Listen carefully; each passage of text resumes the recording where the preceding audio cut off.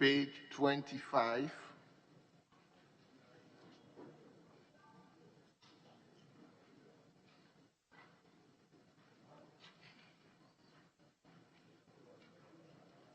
page 26,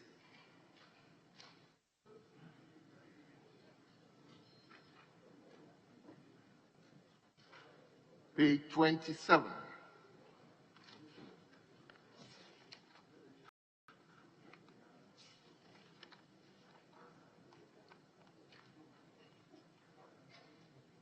page 28,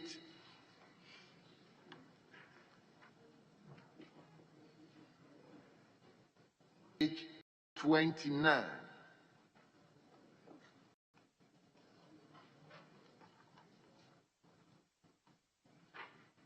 page 30,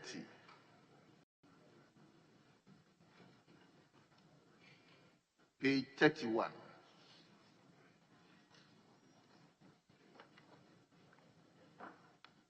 page 32,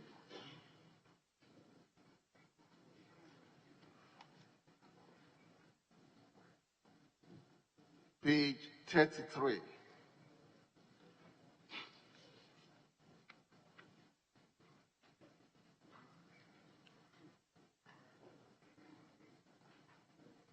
page 34,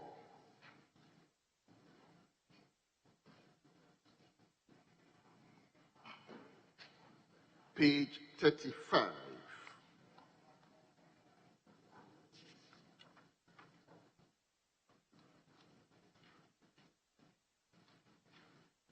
page 36,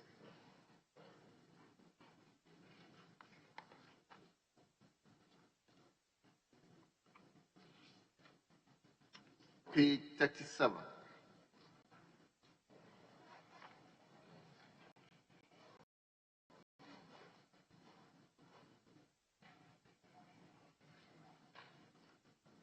page 38,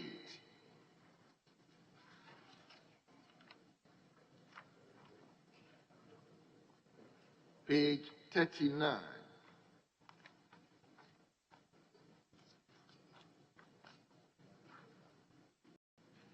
page 40,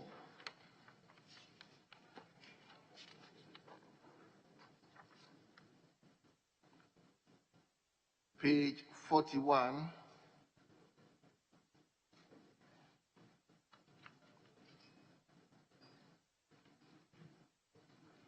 page 42,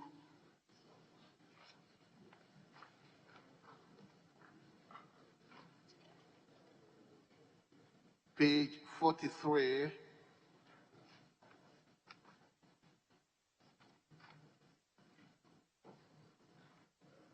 page 44,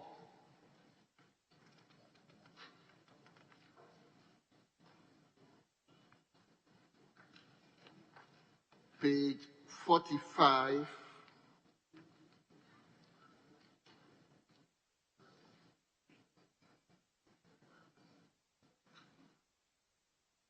page 46,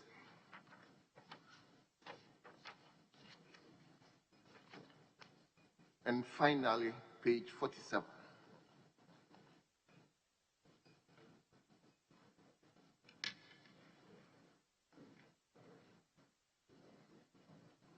Honorable members, in the absence of any corrections, the votes and proceedings of the 31st sitting of the first meeting of the first session held yesterday, Thursday, 25th March 2021, are adopted as the true records of proceedings.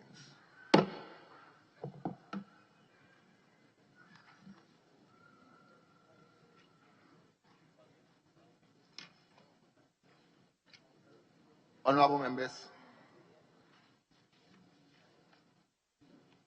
item number 5.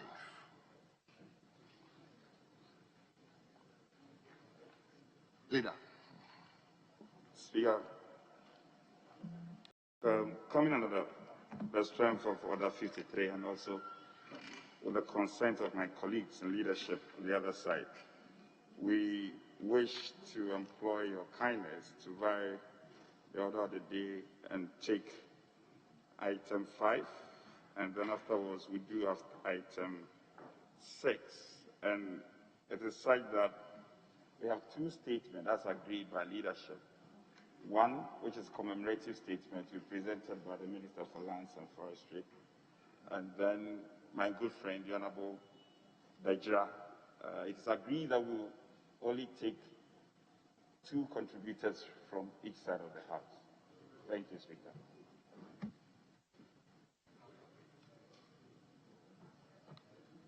So, item number 5.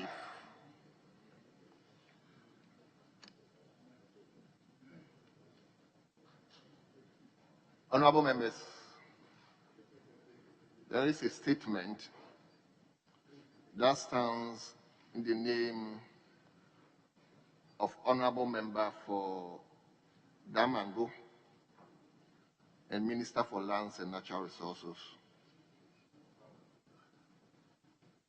on United Nations Day of Forest, which he wants to deliver to the nation. Honorable Minister.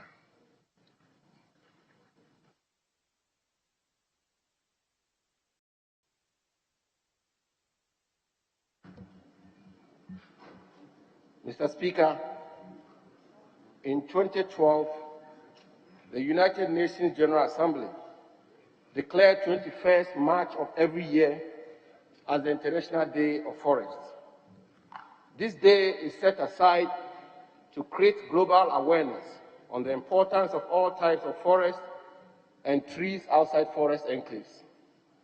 This decision was taken in response to national and international concerns on the high rate of deforestation and forest degradation recorded across the globe. Mr. Speaker, further, the consequential adverse impact of climate change on the livelihoods and economic development of many nations, especially developing countries, contributed significantly to this global consciousness on the need to protect the global ecosystem. On each International Day of Forests, countries are encouraged to undertake local, national, and international efforts to organize activities involving tree planting campaigns.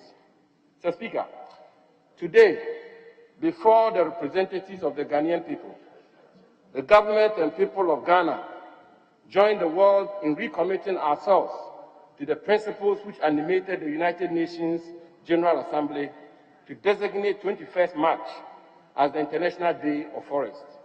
Mr. Speaker, the global theme for the celebration is, and I quote, "Restoration, a path to recovery and well-being," end quote. We in Ghana have, however, modified this global theme slightly to meet our national policy on forestry as, quote, "Forest landscape restoration, planting 5 million trees in a day," end quote. So on this day, not only should we recommit ourselves to plant trees, but we must also commit ourselves to nurture and indeed preserve existing forests and trees outside forest enclaves. Since taking office as Minister for Lands and Natural Resources, I have, in accordance with the vision of the President of the Republic, Nana Addo Dankwa Akufo-Addo, initiated a project dubbed Green Ghana Project. This project will see the planting of 5 million commercial and other trees in all 16 regions in one day. Mr. Speaker, we are all going to plant a tree to Green Ghana. Tentatively scheduled for 11th June 2021, President Akufo-Addo will plant a commemorative tree on this day, with the Vice President, the Right Honorable Speaker of Parliament, and my Lord the Chief Justice, all doing same. Other prominent citizens of our society, such as His Majesty the Asantehene, His Majesty the Yana, and a host of other distinguished personalities will be called upon to support this exercise with their prestige by publicly planting trees on the day. We intend to mobilize the mass of our population to plant trees, nurture them to maturity, and contribute to the preservation of our environment. Parliament, political leaders, traditional leaders, corporate Ghana, activists in the green world, leaders of local government, teachers, nurses, informal sector employees, will be galvanized to contribute their resources, energies, Ghana scheme, and sources, as this will increase significantly the forest cover of our country. In the medium to long term, we intend to ramp up this campaign to result in the planting of 100 million trees. This initiative is aligned, Mr. Speaker, with the Ghana Forest Plantation Strategy 2016 to 2040, thanks to various international agreements, including the Sustainable Development Goals, SDGs, African Landscape Restoration Initiative, AF100, and the Bond Challenge. Indeed, Mr. Speaker, it has been reported that the Prime Minister of Ethiopia, Abiy Ahmed Ali, led more than 20 million Ethiopians to plant over 350 million trees in a day. We should draw inspiration from this ambitious venture of our brothers in the East African country of Ethiopia and strive to replicate same in our country. Implementation arrangements have commenced with the inauguration of a national planning committee to oversee the design and operational activities of this initiative. We, as always, will count on the guidance, experience, and support of distinguished members of this august House. Mr. Speaker, needless to point out that a well-regulated, sustainable, and environmentally sound small-scale mining has a direct impact on the forest cover of our country. In the interim, government, as of Tuesday, 23rd March 2021, has directed the Forestry Commission, except in exception, not to issue forest entry permits for mining purposes until otherwise determined. Collectively, and with a determined resolve, we must and we will enhance our measures to regulate small-scale mining in our country and reduce its adverse consequences on our environment.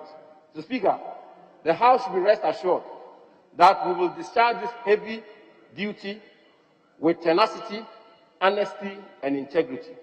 In conclusion, Mr. Speaker, a green Ghana is a wealthy Ghana. A green Ghana is a healthy Ghana.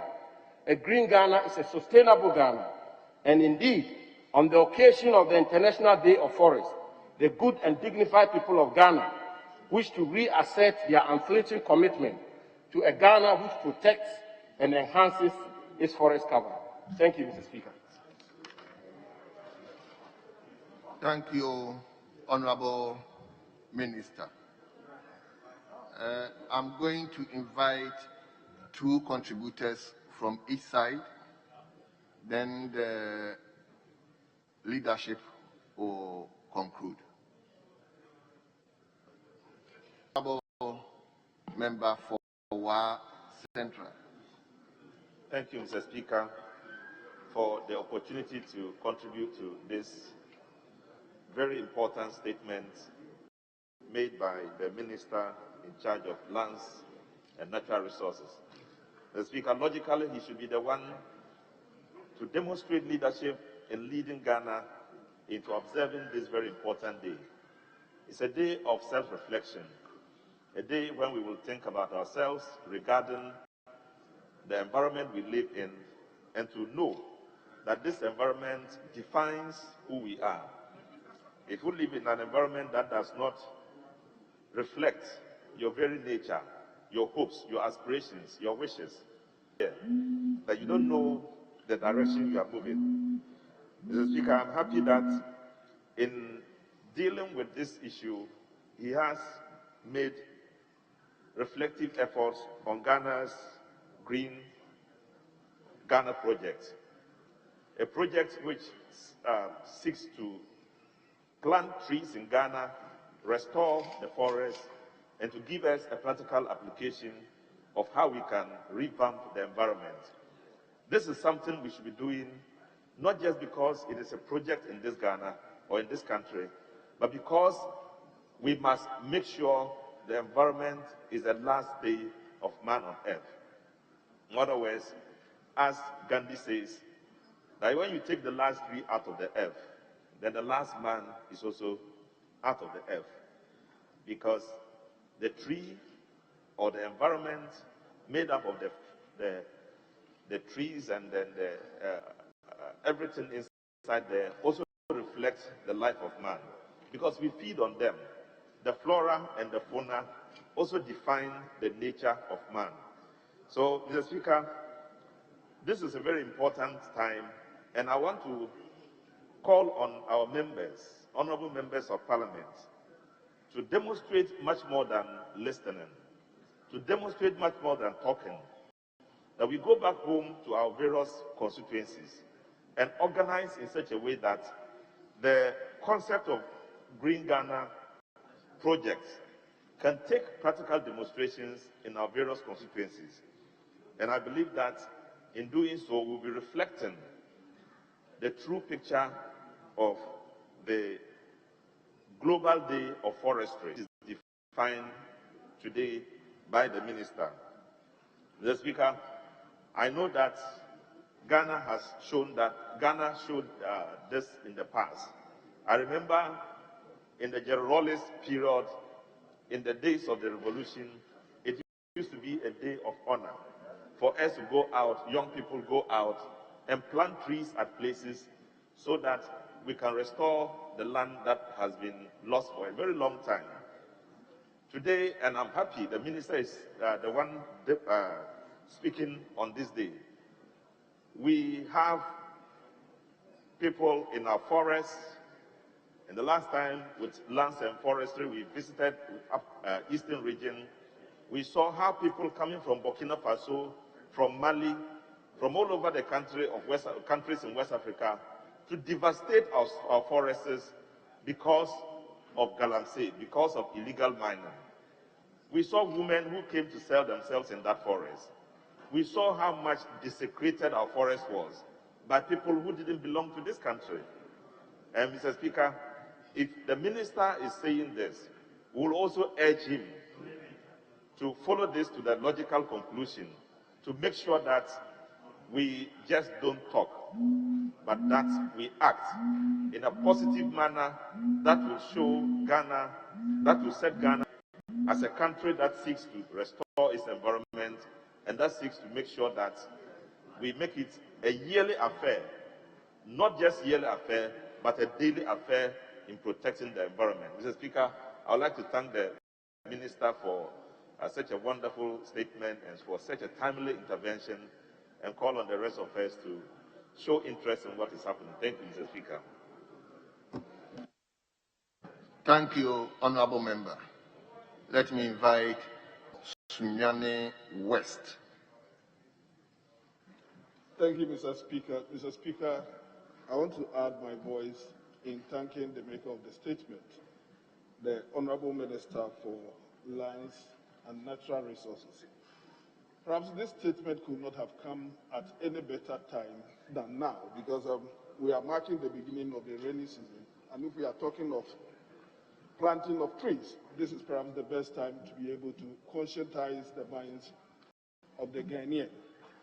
Mr. Speaker, why I say this topic is so important is that I'm just casting my mind back to where I grew up as a young man, the environment around that area then. And then I go back to that same community and I notice that there has been a serious climatic change. Because growing up, I lived in the midst of a very thick forest. But now I go back and the whole area is a savanna area, meaning that within a span of 50 years, the vegetation of the area has. So should we give ourselves another 50 years? What is going to happen?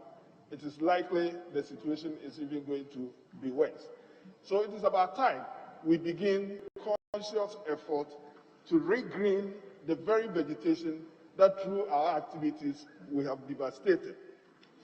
Mr. Speaker, I once took a trip from Sunane to Po in the southern part of Burkina Faso.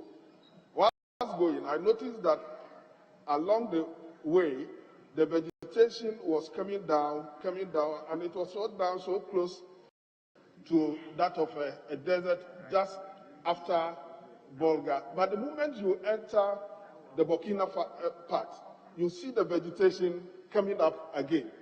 All things being equal, one would have expected that Burkina, being far north from Ghana, their vegetation should be worse than ours. But the converse is the case.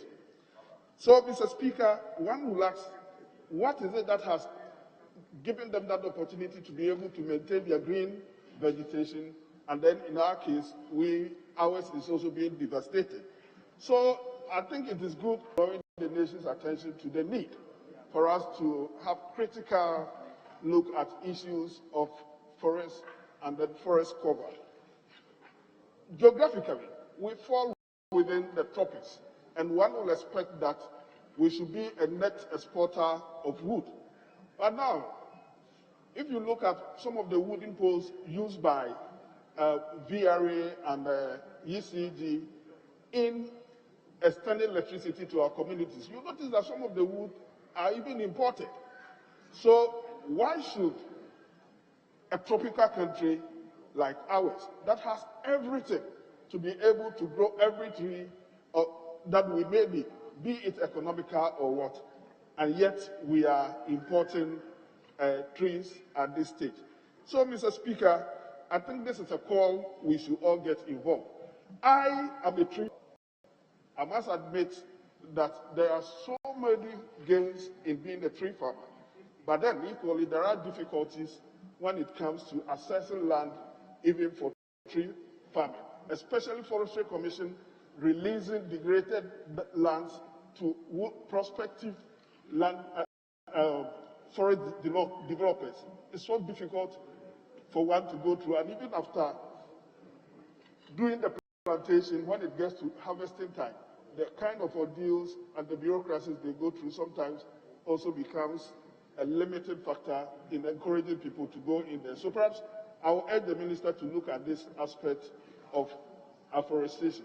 If these bottlenecks are removed, more and more people will go into afforestation, not even just for the fun of it, but also for the business aspect of it. So, Mr. Speaker, on this note, once again I want to thank the maker of the statement to do more for the ministry. Thank you. Thank you, Honorable Member. Honorable Member for Tamale North. Thank you very much, Right Honorable Speaker, for the opportunity to associate myself entirely with the rich and beautifully presented statement by the Honorable Minister to mark the World Forest Day. The Speaker, indeed, it is no gainsaying and reminding all of us that our livelihood and our existence are linked to the forest cover. We, through it, get fuel. We, through it, get the food that we survive on, be it vegetative or even the wildlife that many of us enjoy. Clearly, it is the reason why it is said that when the last tree dies, the last man dies. And it is the reason why this world celebration of the forest must not be taken lightly by all at all. In Ghana, I think that we are at a risk of losing our forest cover. We have lost some large portions in the last couple of years, and as we speak, we are on almost every international agency list as a country that is fast losing its forest cover. And that should be disturbing for all of us, considering the implications that we all know, especially for those of us who come from communities that are closer to the savannah and we live every day the effects of climate change and how devastating it is to livelihoods and even contributing to poverty. So, Mr. Speaker, on this day, as I join the Honourable Minister to support the call for us all to plant trees, I just want to say that perhaps we must begin to go beyond just the planting of trees, but that they are grown, because it is not enough to just plant the trees and not nurture the trees and make sure that they grow into the trees that we can depend on for whatever purpose.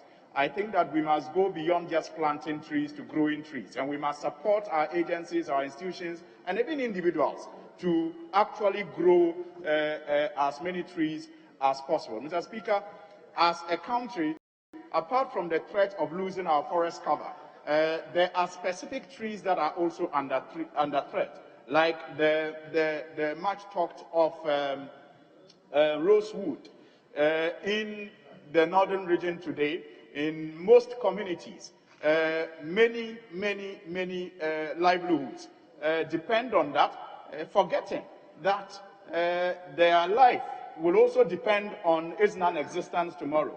And so we need to carry out more education on how we can enforce the laws and ensure that the communities themselves are part of the enforcement of the law, so that the communities do not see these law enforcers as people who are going against their livelihood. It is only through that, the support of the chiefs and the local community leaders, that we can enforce the laws that will ensure that we save rosewood in our communities and save our environment by extension, and improve the climate for our collective survival.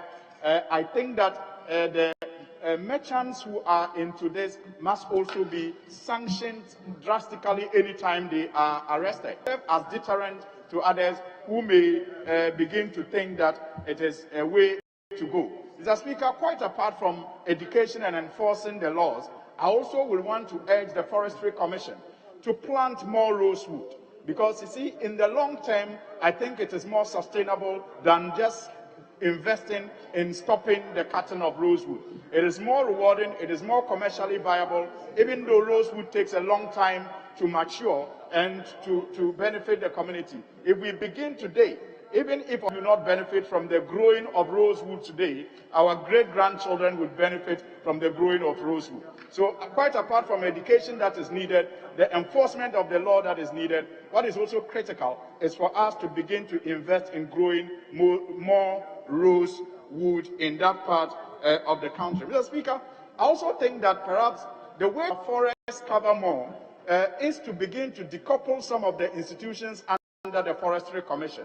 Because when you have a supervisor who also is, an industry player, it creates a conflict of interest. Because here you have the Forestry Commission that is profit, or if you like, revenue minded. So at the end of the day, they are expected to post some profit or revenue through the management of our forests. But then again, they are also supposed to ensure that people do not fell the trees. They do not cut the trees. They do not deplete our forests. So perhaps if we decouple some of the institutions and create a regulating or a regulation body that will be in charge of ensuring that more trees are planted and less trees are cut, it will go a long way to protect our forests, cover them all. So, Mr. Speaker, with these few words, I want to support the call for us to not just plant trees, but to grow more. I also want us to begin to look at the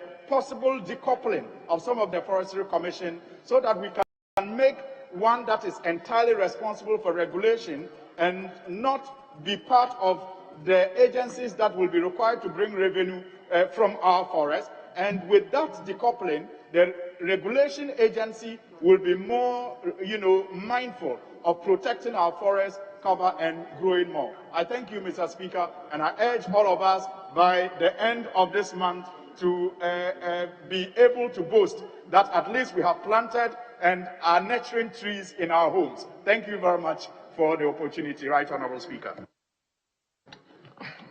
Let me invite Honorable Member for Achuma Wabiejan North. I understand he himself is a forester. He owns large tract of forest. Let him give him the opportunity to speak to the... Thank you, Mr. Speaker, for allowing me the opportunity to add my voice to the statement ably made by the Minister for Lands and Natural Resources, the Honorable Samuel Abu Dinapo. Mr. Speaker, on this important day, I would say that it is very, very, very good that we are having such a statement being made on the way for us to be able to increase our forest cover, and especially with the introduction of the event, the Greening Ghana Day event, which, if we all get involved, it is going to help in decreasing forest cover. Mr. Speaker, yes, I thank you also for saying that I'm a tree planter, a tree farmer. Yes, Mr. Speaker, I am. But then, I would have to acknowledge the role that was played by the Honorable Collins Dowda, who one day, I remember, when I told him that I'm interested in planting trees. At that time, he has just been made the Minister for Lands and Natural Resources. And what he said was that, yes, I think I can get you in touch with the Forestry Commission. They do have degraded lands. And if you are really interested, they can help you to source a compartment for you to be able to grow your trees. Mr. Speaker, lo and behold, they did that. That opportunity exists for members who are interested in planting trees and in growing trees as, I would say, as an economic venture. Mr. Speaker, the new Minister for Lands and Natural Resources would help our members who are interested in doing that. Mr. Speaker, in supporting the statement, I want to say that this particular event and this whole idea of greening Ghana and the fact that on that day we shall be planting 5 million trees will go a long way in augmenting the role that is being played by in afforestation. Mr. Speaker, these youth are doing well. Just last year, they planted over 10,000 hectares of trees, and that is encouraging, except that their allowances are in arrears, and then we will beg that the Minister for Finance would help in releasing funding for their payment. Mr. Speaker, there is one particular, anybody who plants trees, who attains the habit and the culture of tree planting, Mr. Speaker, is always very careful and is always interested in the welfare of trees. Mr. Speaker, when you grow a tree, hardly will you want that tree to be cut by somebody. So it is important that we introduce that culture into our youth, especially our children in the schools, so that as they are growing up, they attain that habit and culture. And this will help that in future generations, they would ensure that our forest cover and our trees are not depleted. Mr. Speaker, yes, the Honorable Suhini mentioned the fact that we should not just plant the trees, but we should also be thinking about how to care for them, nurture them, and to make sure that they attain the age that we all anticipate. Mr. Speaker, it is important. That role of had to be done by all of us as Ghanaians. We are all supposed to help in nurturing the trees. At the same time, Mr. Speaker, the Forestry Commission will also have to play their role very well. But, Mr. Speaker, the Forestry Commission, sometimes I say, is a bit handicapped. Mr. Speaker, their role in protecting the forest or the trees are in the forest reserves. That is where they play that role. But, Mr. Speaker, once you move out of the forest reserves into the off-reserve areas, where we have trees on farms, trees in our towns and villages.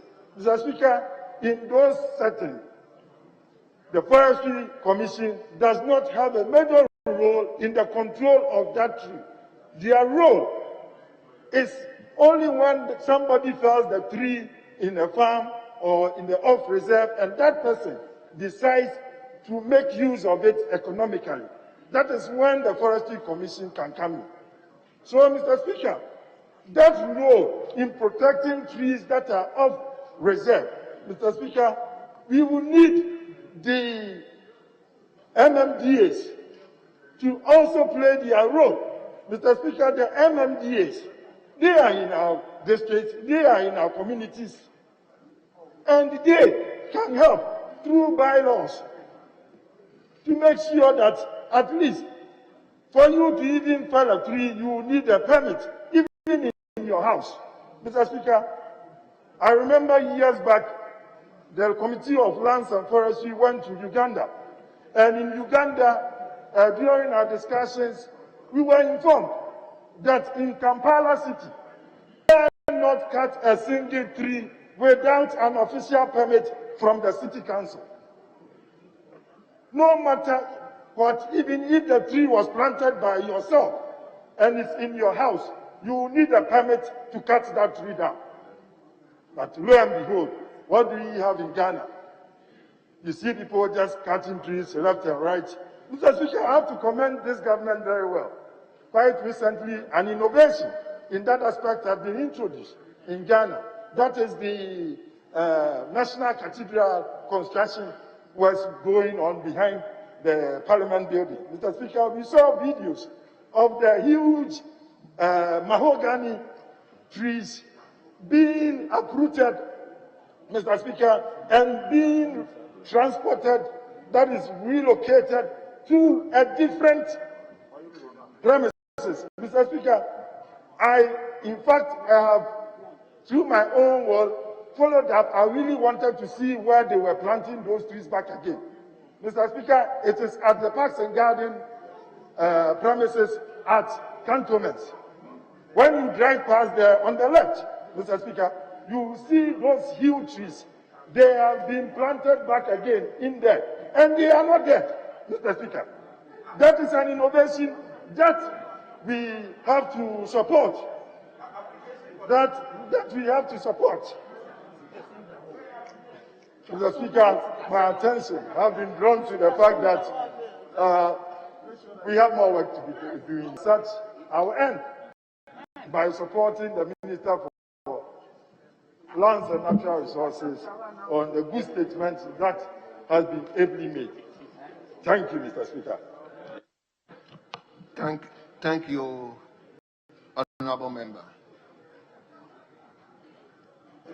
Honourable Leader, hold on. I want to give the opportunity to Honourable Collins Dowda. Thank you very much, Mr. Speaker. Mr. Speaker, I associate myself with the statement made by the Honourable Minister for Lands and Natural Resources, and to say that any call on Ghanaians to plant trees or to grow trees is a call for life. It is said that when the last tree dies, the last man dies. Mr. Speaker, we have a very serious challenge on our hands as far as managing our forest is concerned. We are in a very critical situation now. Mr. Speaker, Ghana used to boast of a forest cover of about 8.2 million hectares. Today, we can only talk about 1.6 million. So 8.2 million hectares of forest cover, down to 1.6 million. Mr. Speaker, it's a very serious matter. And it keeps going at a very fast rate. As has been indicated, in areas where we used to have forest cover, today you don't even find mfufun, but rather you have grass. Mfufun is the secondary forest. But today we have grass. And therefore, we are walking slowly towards getting into a desert environment. The call at this time is a welcome one, and I support. But Mr. Speaker, growing trees is not something that's going to start today. It started long ago. We have grown and grown and grown. Let's ask ourselves, what do we do to those trees? I remember President Kufuor started an afforestation program. A lot of trees were grown by Forestry Commission, by individuals. When Professor Tamils, President Mama also took over, I remember when I was minister, I was privileged to be Minister for Lands and Natural Resources. I also introduced a plantation program. Trees were grown. Mr. Speaker, there are some of the areas where we did a plantation around my constituency that from time to time I visit to check. So to surprise you, Mr. Speaker, the trees that we have grown, we have spent of the state to grow. We allow chainsaw operators to cut these trees. I will invite the Minister for Lands and Natural Resources and, of course, the Forestry Commission to take a visit to the District Forest Reserve, which is near my constituency, between Tepa and my constituency. And I am sure that visit will enable him to appreciate the fact that it is not just growing, but also conserving and protecting. A lot of our trees that we grew during President Kufuor's time, during Professor Tamils' time, are no more. They are all gone. There's motivation for the chainsaw operator to operate. But when he cuts his trees, he has ready market for his trees. When he cuts the trees and mills, there's ready market for him.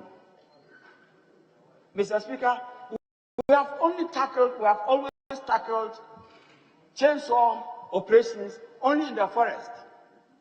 We don't tackle the chainsaw activity in the cities, where the wood ends. The wood is cut in the forest and is brought to the timber market in Accra here. Mr. Speaker, if the Minister for Lands and Natural Resources will be courageous to take a visit to the timber market, you will find chainsaw wood there. Yet, we try to behave like hypocrites. We want to conserve. We are talking about chainsaw. We know the solution to chainsaw. Let's go to the timber markets all over, ransack the timber markets, and see whether the chainsaw operator will operate. Because when he mills, there won't be any place to sell his wood. If we don't do this, Mr. Speaker, we'll grow, but the trees will not get to the limits where we want to harvest. Mr. Speaker, I think that there will be an opportunity for us to exhaustively discuss this matter. And I'm sure we cannot use the floor of Parliament to exhaust this. There's always the opportunity to meet the new minister and to discuss further together to conserve our forest and to grow more. But I will end on the note that the way forward is plantation development. As for the trees, Mr. Speaker, we will always cut, but we need them. As far as population will not stagnate, we'll continue to depend on the forest. And depending on the forest in an unsustainable manner will cause degradation to the forest. Therefore, the move taken by my nephew is a right move. Planting, growing is the way to save this country. Thank you very much. Thank you, Honorable Member. Honorable Leader, I thought you ceded your position to. I thought you ceded your position to Honorable Collins Dowda. Mr. Speaker, I thought that was an ex-officio slot by virtue that is the former Minister for Lands and Forestry. Mr. Speaker, permit me to say one or two things which are very important so long as this statement is concerned. Mr. Speaker, while I associate myself with the earlier comments by my colleagues, I also want to state that, Mr. Speaker, it is not enough in planting trees. When we talk of greening Ghana, we know what to do. When we talk of environmental degradation or land degradation, we know the causes. But, Mr. Speaker, much was said in the 7th Parliament by the activities of the Forestry Commission. May his soul rest in perfect peace. I remember the late Sir John vigorously embarked upon some afforestation program. Mr. Speaker, this House will want to know how many people were recruited into the Forestry Commission to embark upon the National Afforestation Program. Mr. Speaker, if we know that, we must also be interested in knowing how many trees were planted by those people. Mr. Speaker, after knowing that, we must also be interested in knowing the status of those areas and those trees that were planted by now. When you know this, that you'll be able to embark upon this, you've planted this number of trees, you've grown them up to this level, then you can be planting more. Like the former Minister for Lands and Natural Resources said,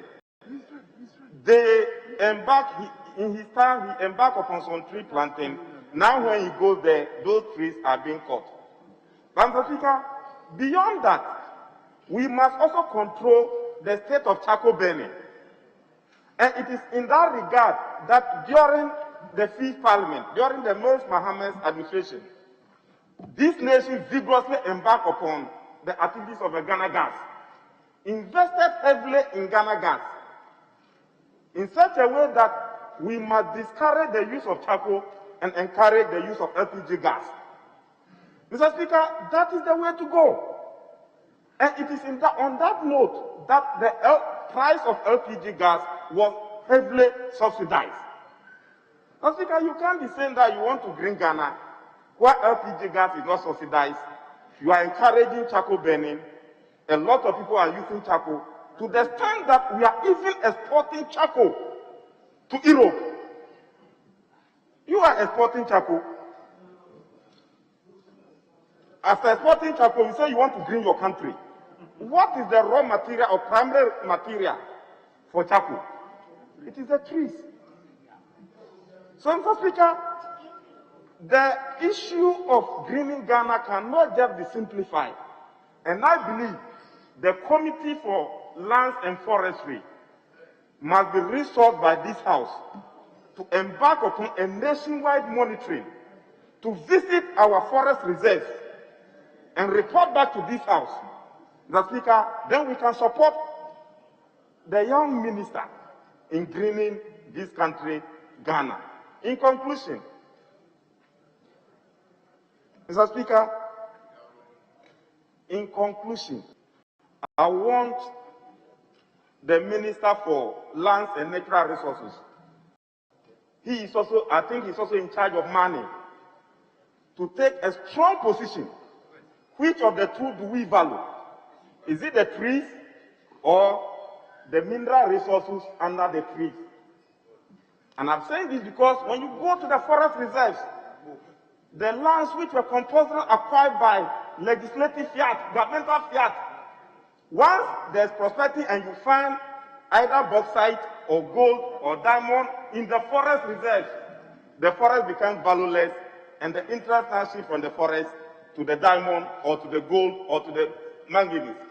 If that is your cherished value, you can't be saying that you want to green Ghana while you are depleting forest resources simply because you are looking for precious mineral under the forest and no more the trees that are giving the vegetation cover or the forest cover.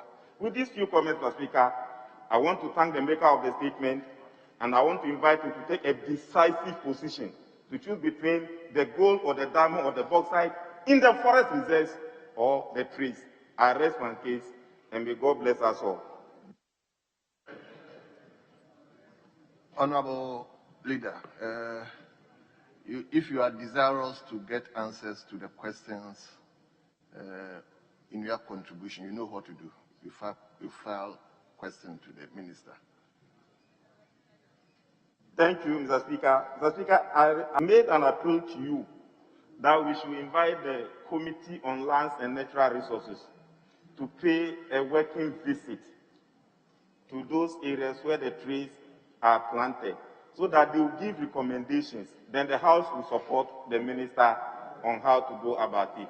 But if it is your wish to indicate that I should file a question, I don't think I want to be so inquisitorial and invite ministers to do this or do that. But I want a collective input so that the minister will get a working document to advise him. So it's a support I'm appealing from the committee, from the members from both sides, because we have, in the members, we have former ministers, former deputy ministers, and long-serving members of this Committee of Land and Forestry in this House.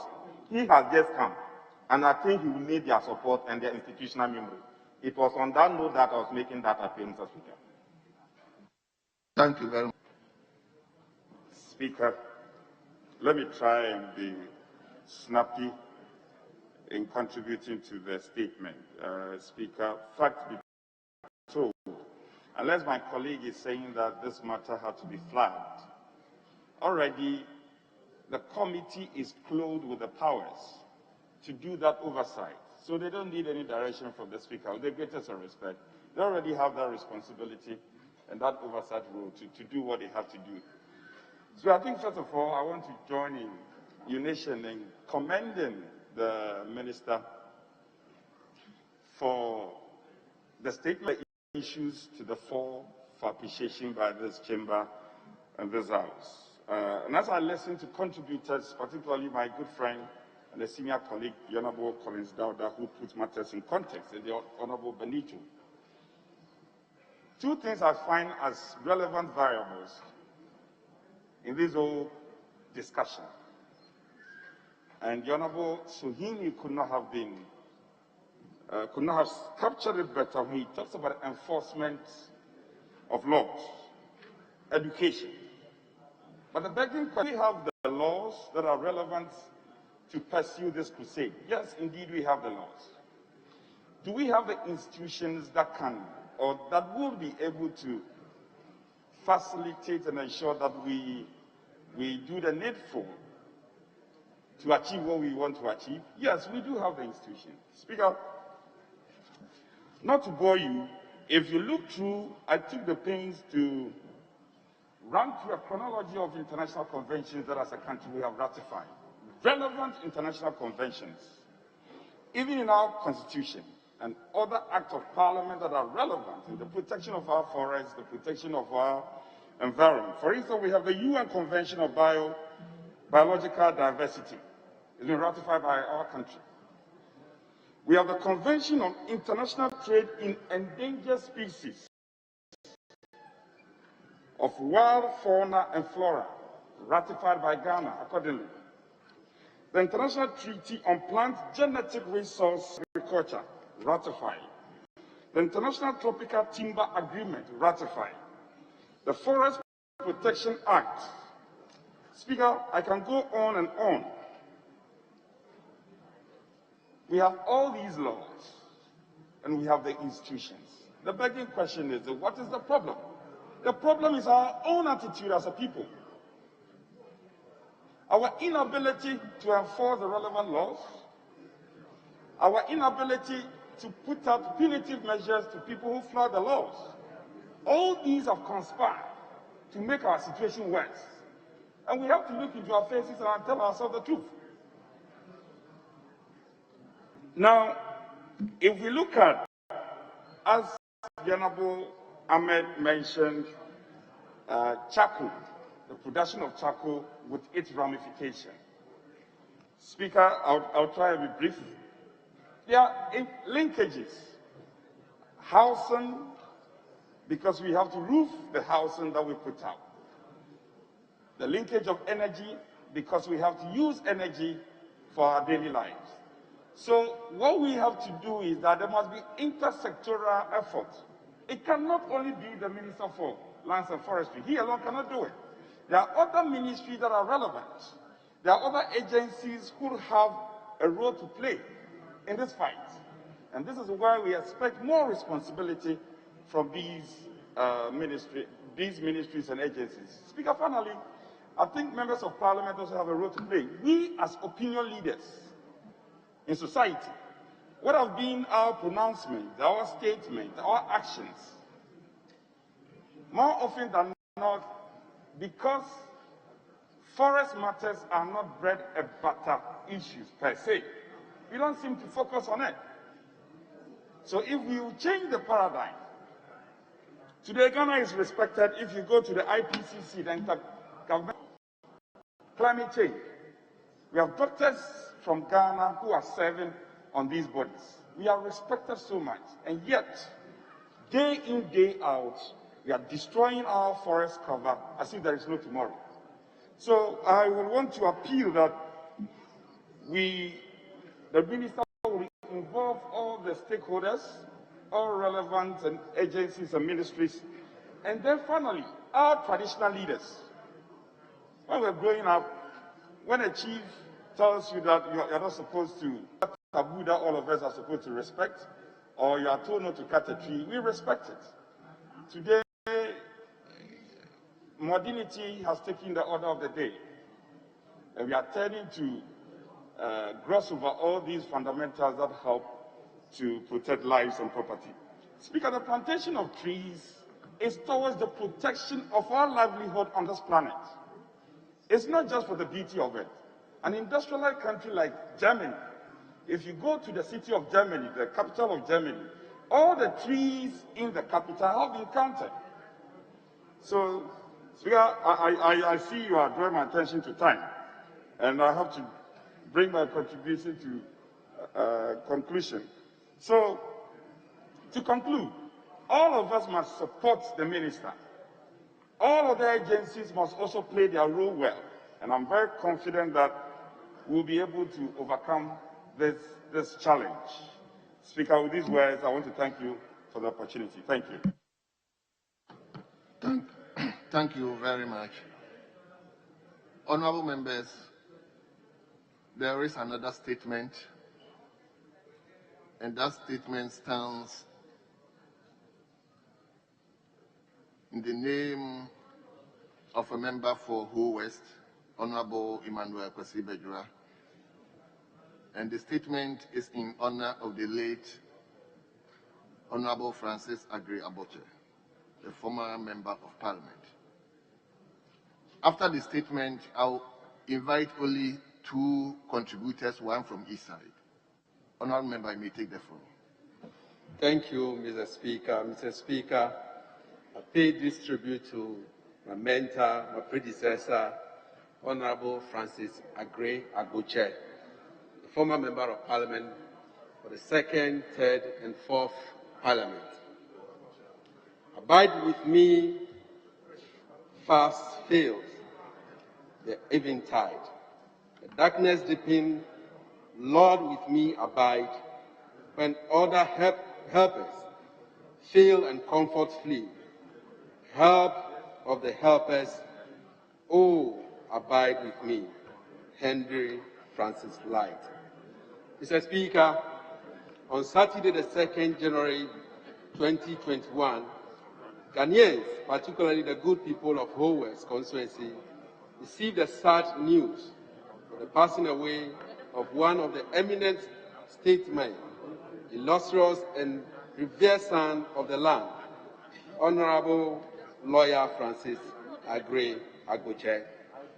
Born on the 10th October 1944, Lawyer Agboche was a revered lawyer, an astute politician who hailed from Peji in the Volta region, and he was a devout Christian.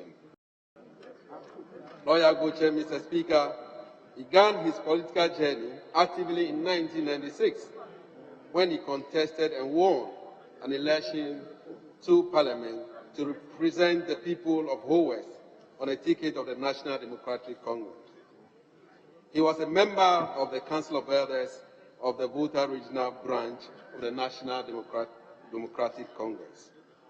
The people of Ho West constituency, in recognition of his amount, in discharging his representational obligation in Parliament, Second Parliament of the Fourth Republic, re-elected Lawyer Agboche in 2000 and 2004 to represent them in Parliament in the Third and Fourth Parliament of the Fourth Republic. During his time in Parliament, Lawyer Agboche served on committees on subsidiary legislation and health. In fact, he was the chairman of the subsidiary legislation. He was also Ghana's representative at the ECOWAS Parliament. Records on parliamentary proceedings during his tenure in Parliament reveal that Honorable Agboche was an MP who asserted legislative oversight to ensure that the executive was accountable to the people through questions and contributions to debates on motions before this August House. Mr. Speaker, Lawyer Agboche's questions to the Minister in Parliament and statements were focused on issues which included the construction of roads, domestic violence issues such as rape and defilement, drug trafficking, and its impact on the youth of this country, the plight of prisoners, pensioners, as well as the role of the radio in public education, promotion of cultural values, and entertainment. Indeed, whenever he had opportunity to make contribution on the floor, he often did so by not only drawing the attention of the executive to development challenges confronting his constituency, but also other parts of the country as well. This was a remarkable attestation of Lawyer Agboche's statesmanship. Mr. Speaker, on Friday, 20th May 2005, Honorable Lawyer Agboche made a statement in this August House on the revival of Volta Star FM station, the only public FM station in the Volta region at the time. The FM station for more than 2 months had not been operational due to technical challenges and irresponsiveness of those in authority at that time, a situation which deprived the people of vital information. He later donated an amount of 10,000 to the station as part of his personal contribution in purchasing a standby generator. Lawyer Agboche's conviction and emphasis while making the statement, which most of his colleagues at the time associated with, was that Ghanaian state should, through its public officials, must ensure that citizens were informed about happenings across the nation through its regional FM station. Many of us in this August House will still subscribe to this conviction as the sustenance of our fledgling multi-party democracy depends on access to information. In this vein, Mr. Speaker, I join others to appeal to the Ministry of Information to assist in reviving all FM stations, either public or private, which may have been non-functioning or closed down for some reason in honor to his cause and memory. Lawyer Goche was a father figure, a unifier, and a constant source of invaluable counsel to many people, particularly those in his political party, the NDC. He was the first point of call whenever there was disagreement in the constituency and any organization that he belongs to. He adjudicated on disputes before him with impartiality and fairness. Being my predecessor in Parliament, it is worth noting Honorable Francis Agboche and I had a great relationship with each other. He nurtured me for many years to become the asset I am today, and I'm privileged to have inherited many experiences from him to guide me in performing my constitutional duties, both in this House and in my beloved constituency. After he left Parliament in 2009, he did not sit idle, but he continued with his practice of law and used his experience both from the legal sector and from Parliament to help maintain social order in the whole West constituency. He was involved as an opinion leader in conducting the 2012, 2016, and even the 2020 election in the constituency, which was undoubtedly a major contributor to the peaceful election in the whole West over the years. Mr. Speaker, Honorable Francis Agboche had indeed his people diligently, and his name has become a house name all over the constituency. We used to call him Agbo, Agbo, as he was affectionately called, but the constituency was indeed a perfect gentleman, served humanity with great joy. He was very knowledgeable and principled person who commanded lots of respect and dignity with his appearance. Indeed, we have lost a true statesman. As we pay this tribute in his memory of our former member, we extend our deepest condolences to the bereaved family, the people of Whole West constituency, and to our great party, the NDC. Parliament shares in their loss and pray with them in this difficult moment as they bid farewell to this statesman. May the soul of Honorable Francis Agboche and that of the faithful departed rest in the bosom of the Almighty. Thank you, Mr. Speaker. Amen.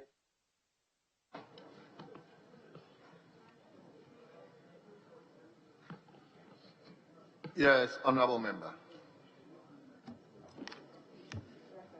Thank you, Mr. Speaker, for the opportunity to add a little to the tribute that was ably read by the Member of Parliament for Whole West, eulogizing the departure of Honorable Lawyer Agboche. Honorable Speaker, those were the days when some of us were in business and others schooling, and had very good and wonderful friends in the August House that from time to time we paid visits. Among those stalwarts is the man we are eulogizing today.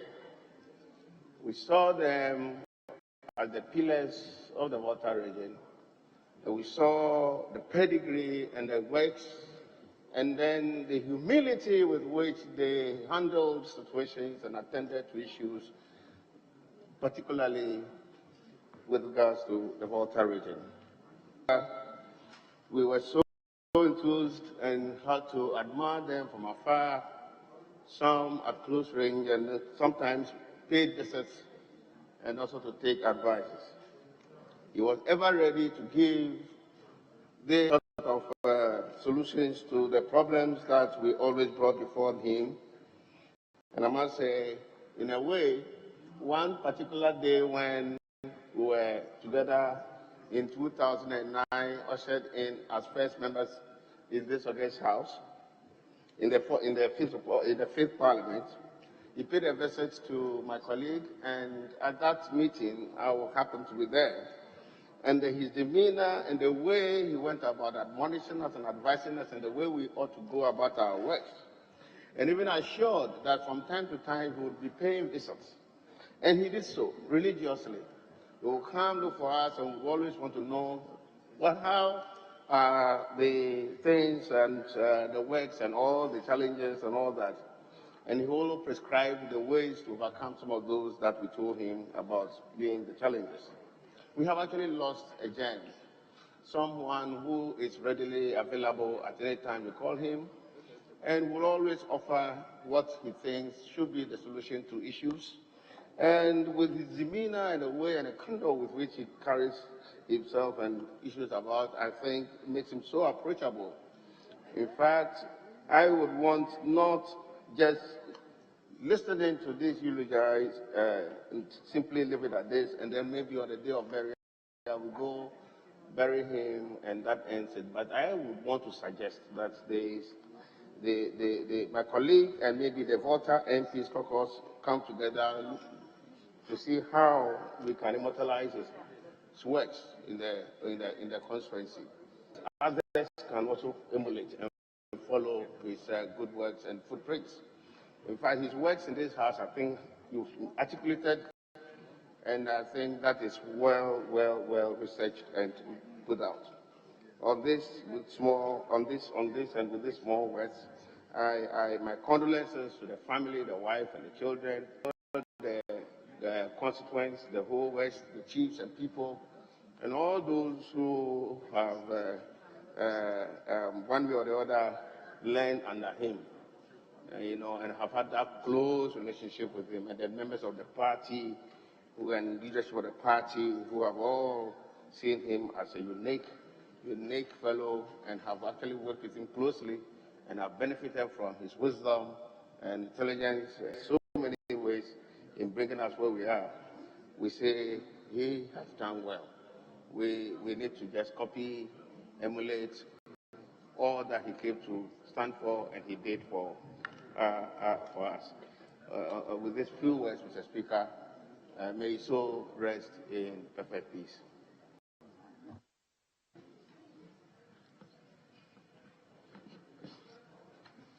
Honorable Leader. Thank you, Mr. Speaker. Mr. Speaker, I write to support the statement made by Honorable Member for Ho West, Honorable Bajira, in honor of the late Member of Parliament for Ho West, Honorable Francis Agboche. Mr. Speaker, my contribution is also to add to the condolences that we are paying to the people of Ho West and the immediate family of the late colleague.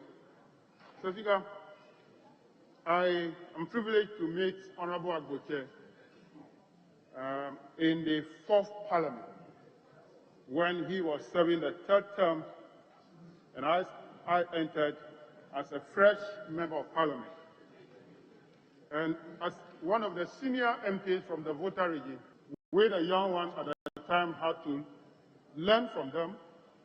And there were a lot that we took from the work he did as a Member of Parliament, his contributions on the floor on issues that are tabled on the floor, his contribution in the form of statement that he has made on issues that affect his constituency as well as the nation as a whole. So, Mr. Speaker, personally, I have learned a lot from Honorable Francis Agboche. And, Mr. Speaker, he was also a member of the ECOWAS Parliament. And it is not surprising that his successor, Honorable Bajira, is also a member of the ECOWAS Parliament. Probably the ECOWAS Parliament is meant for the MPs coming from Ho West. So congratulations, Honorable Bajira, for following the steps that your predecessor had laid before you. As a servant of the people, he played his role to ensure that development projects are brought to the people of the constituency. And as I keep saying from time to time, that is all everybody can do. At the point, you cannot satisfy everybody in your constituency, and you cannot meet the needs of your constituency. As human beings, once you are living, once you are alive, your needs are unsatiable. Your needs cannot be completed. Today you need this, tomorrow you need a different thing. Because if you're walking on the road and you see somebody riding bicycle to bypass you, you wish you have that bicycle. The following day, if you are given a bicycle, you'll be the happiest person. And if a motor rider passes you, wish you have the motorbike. So it continues like that. So he plays his role as a member of parliament, and he left it off after 3 terms, and a new person has taken over. He lived on this earth for 76 years,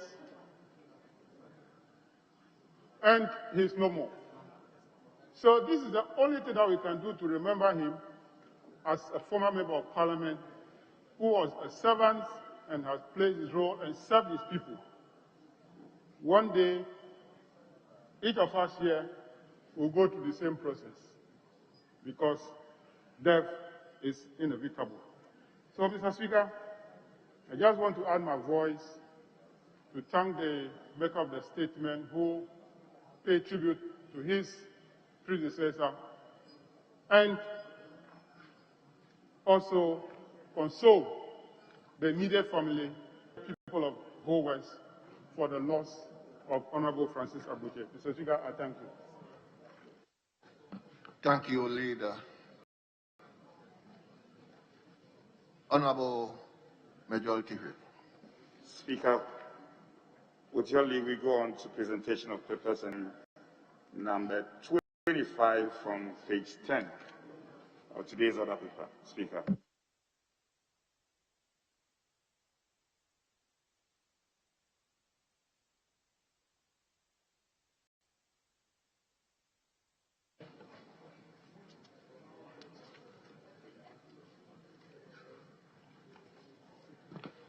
Honorable members, item number 25, page 10, motion, Minister for Lands and Natural Resources.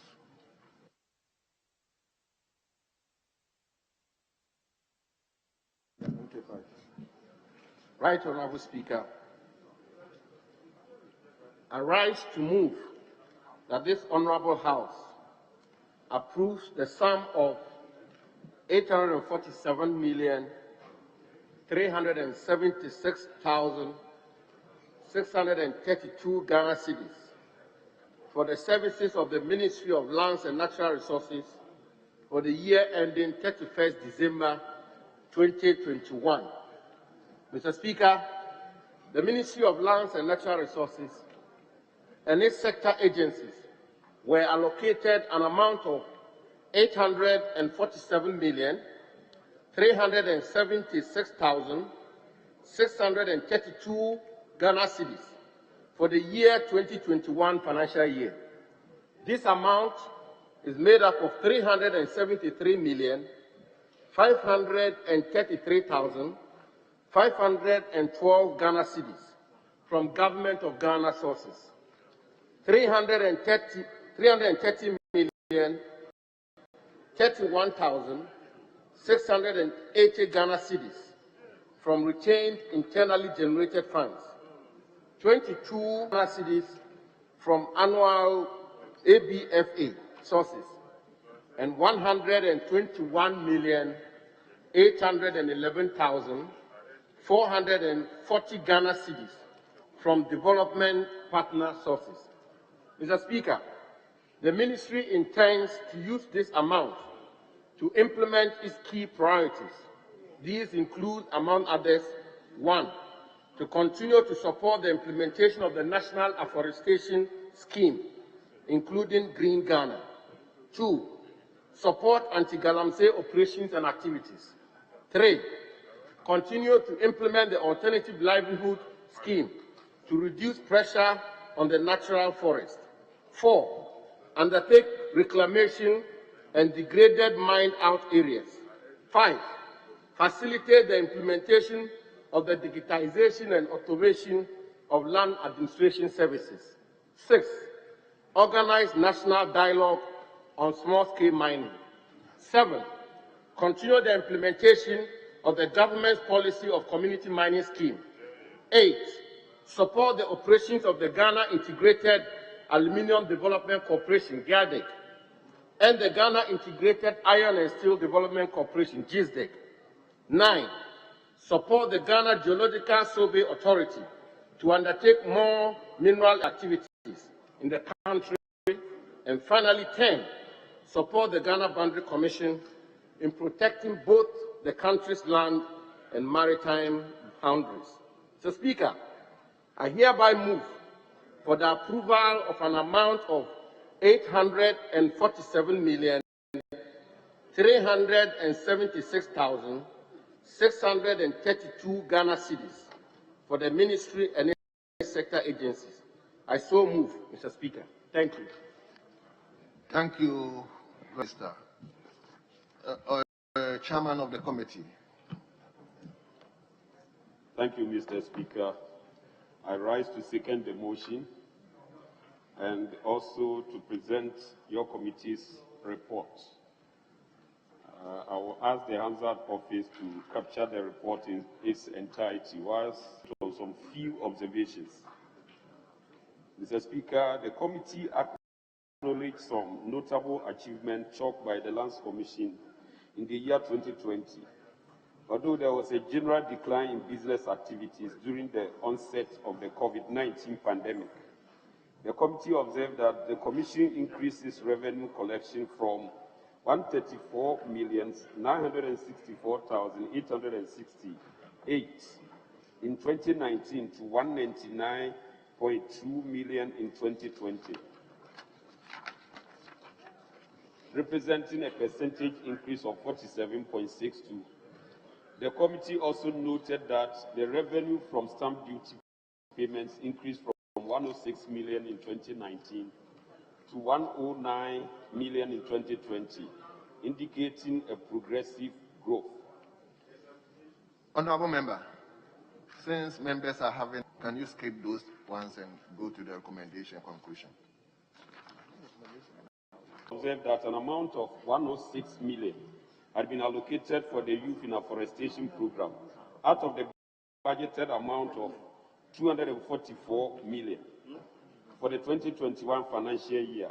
According to the ministry, the amount allocated to the program was woefully inadequate and could only cover approximately 6 months' compensation of the officers of the. The committee was informed that salaries of the officers of the program were in 3 months' arrears.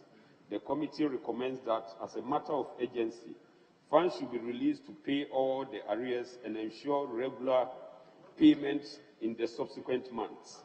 The committee again recommends that, given the importance of the youth in afforestation program, which is not only for employment generation but also to restore the degraded landscapes, the committee should identify an alternative source of funding to help sustain the program.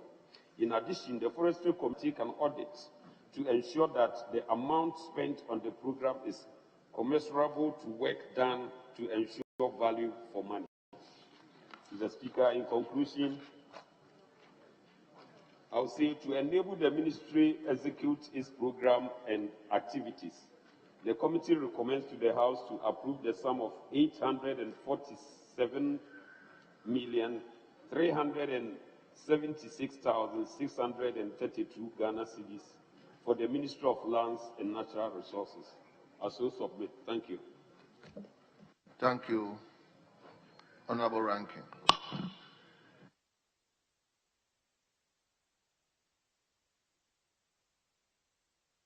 Thank you, Mr. Speaker. Mr. Speaker, I also rise to support the motion to approve an amount of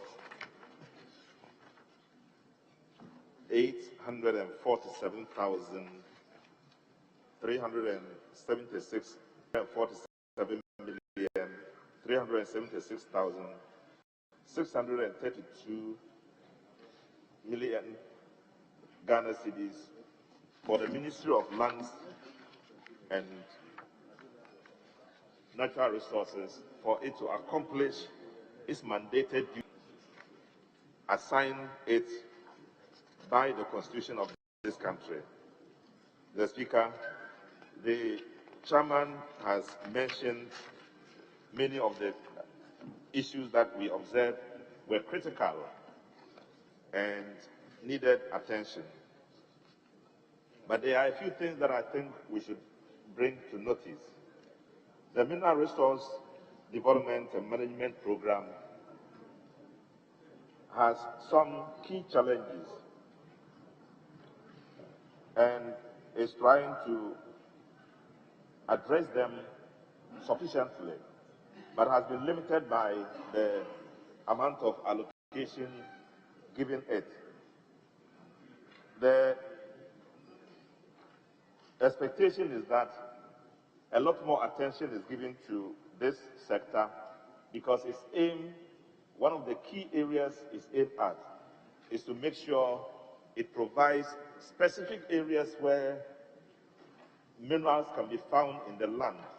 So we don't have people guessing and digging everywhere in order to find gold and then destruction of the land. And its about duty was recommended generally by the committee. And Mr. Speaker, in the recommendations, there are a few of them that I need to just mention and put emphasis on. The one on Boundary Commission. We noticed that the Boundary Commission is very limited in the provision of resources. And so the committee was alarmed at the equipment they are using, at the personnel at their disposal, another small amount of money allocated to them. And we know that if we want to make sure we have our Ghanaian boundary properly demarcated and controlled, we need to put more emphasis on this area of endeavor so that we can have more resources and control of our boundaries. But essentially also is the reduced turnaround time for land title registration, which is of concern to us and had been raised last year, and with the expectation of the ministry to take it up much more forcefully. The ministry did not appear to have responded to our request that the turnaround time for registration of land and getting the documents available to you is still extended, and people can spend awful length of time trying to register land and take the documents. So, Mr. Speaker, one of the areas we emphasize on is for the ministry to make sure this is addressed adequately and sufficiently so that when people go in to register land, they don't spend too much time there. But essentially also is the fact that we observe that only an amount of 106 million Ghana cedis is allocated for the Youth in Agriculture program. In our station, we thought that we should have had much more input in this area, given the huge number of our young people who are all about looking for jobs to do, and the need for us to have more commitment in the provision of such kinds of services to them, where they can go in and make a living. So we were urging for more effort to be put in securing this opportunity for our young people, so that we can have more and more young people going in protecting the land and also getting a job for themselves. The last one, Mr. Speaker, I made observation is in the underfunding of capital projects of Ghana Geological Survey Authority. It looks like this is a very critical area. It's an area that is capable of defining the land areas where minerals can be allocated. It's an area that can also generate a lot of income to the ministry, and yet funded. And we think that part of the effort we seek to make, is to make sure a lot more effort is given to this commission so they can expand their operation and be able to function well. In the end, we hope and pray that the minister who is coming in fresh into the system and demonstrating a lot of commitment will do more to show distinction, given the fact that last year and this year there has been an increase in budget allocation of about 2.8%. And so with that and with the expectations from us, the minister is going to demonstrate much more forcefulness in making sure we observe the very core functioning duties of the ministry. Thank you, Mr. Speaker. Thank you, Honorable Member. Honorable Members, the motion has been moved and seconded. It's for the consideration of the House. However, I would like to say that when you look at the other paper for the day, there are so many things we need to attend to. And therefore, I will invite a contributor from each side, and perhaps if the leadership may also conclude. So I'll take one from this side. Honorable Member for Subin. Most grateful, Right Honorable Speaker. I also rise to contribute to a motion on the floor, seeking to approve the sum of 347,632 for the Lands and Natural Resources Ministry. Mr. Speaker, I wish to add my voice to the call for support for the Youth in Afforestation Program. Right Honorable Speaker, the Ghanaian youth have excellently and marvelously done well in ensuring that our country is and will be green again. These are tough times for everyone, and government has excelled in giving all the financial constraints. I would like to make a special plea to our MPP government led by His Excellency Nana Addo Dankwa Akufo-Addo to settle their 3 months salary arrears and also do well to pay them on time for this 2021 financial year to boost their morale to work harder. With these few words, Right Honorable Speaker, I want to support the motion. Most grateful for the opportunity, Right Honorable Speaker. Thank you very much for making it very short. Honorable Member for Temale North. Thank you, Right Honorable Speaker, for the opportunity to associate myself with a call for the House to approve for use of the Ministry of Lands and Natural Resources an amount of 847,376,632 Ghana cedis.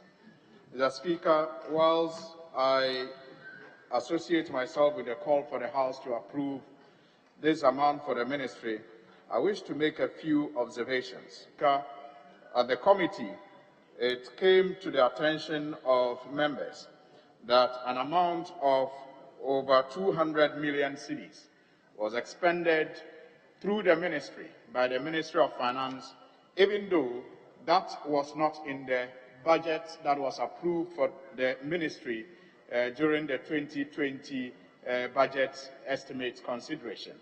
Mr. Speaker, the report seemed to have suggested an overspending of the ministry's budget, and we at length went through what led to this expenditure and came to the conclusion that perhaps the problem may be reporting staff, or more seriously, the discretionary power of the Ministry of Finance, which we think is too much and must be checked.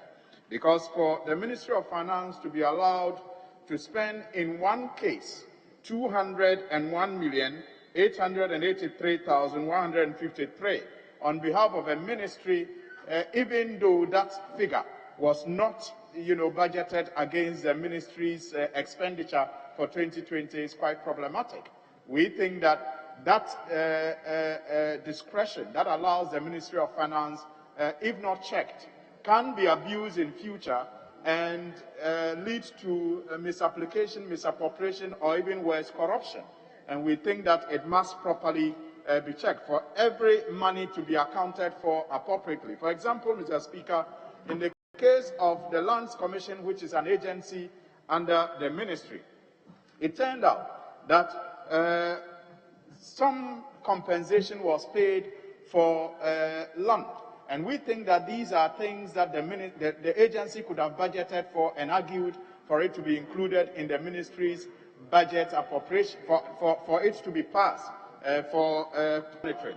But for that discretion to be allowed the finance minister to determine as and when he releases funds to settle such liabilities, we think it is problematic. And moving forward, we think it must be checked. Mr. Speaker, the committee commended the land sector for its achievement chalked in the year 2020 by way of revenue mobilization, although there was a decline or general decline in business across the country. But we also had issue with the agency's attitude towards reducing the turnaround time for land title registration. We think that as a country, we have invested so much money over the years to achieve 30 days turnaround time for land title registration. And we, by now, should be getting results for the amount of money that have been spent towards this target. But it seems to me that, Mr. Speaker, we are moving at and the land title registration is at the heart of most of the problems that we have with land ownership in this country. And we believe that the Land Commission can do better and should do better, especially when there are reports that suggest that payment of bribes at the Lands Commission continue to be a major motivation for land administration officials in processing title registration. According to a World Bank report in 2013, for example, it was said that 69% of respondents who were sampled received their certificates between 3 to 5 months and 6 to 8 months, respectively, and each of them, that is 69% and 9%, paid bribes to middlemen of staff of the Commission to facilitate the titling process. We have come far, Mr. Speaker, from 36 months to about 3 to 5 months, even though people have had to pay bribes.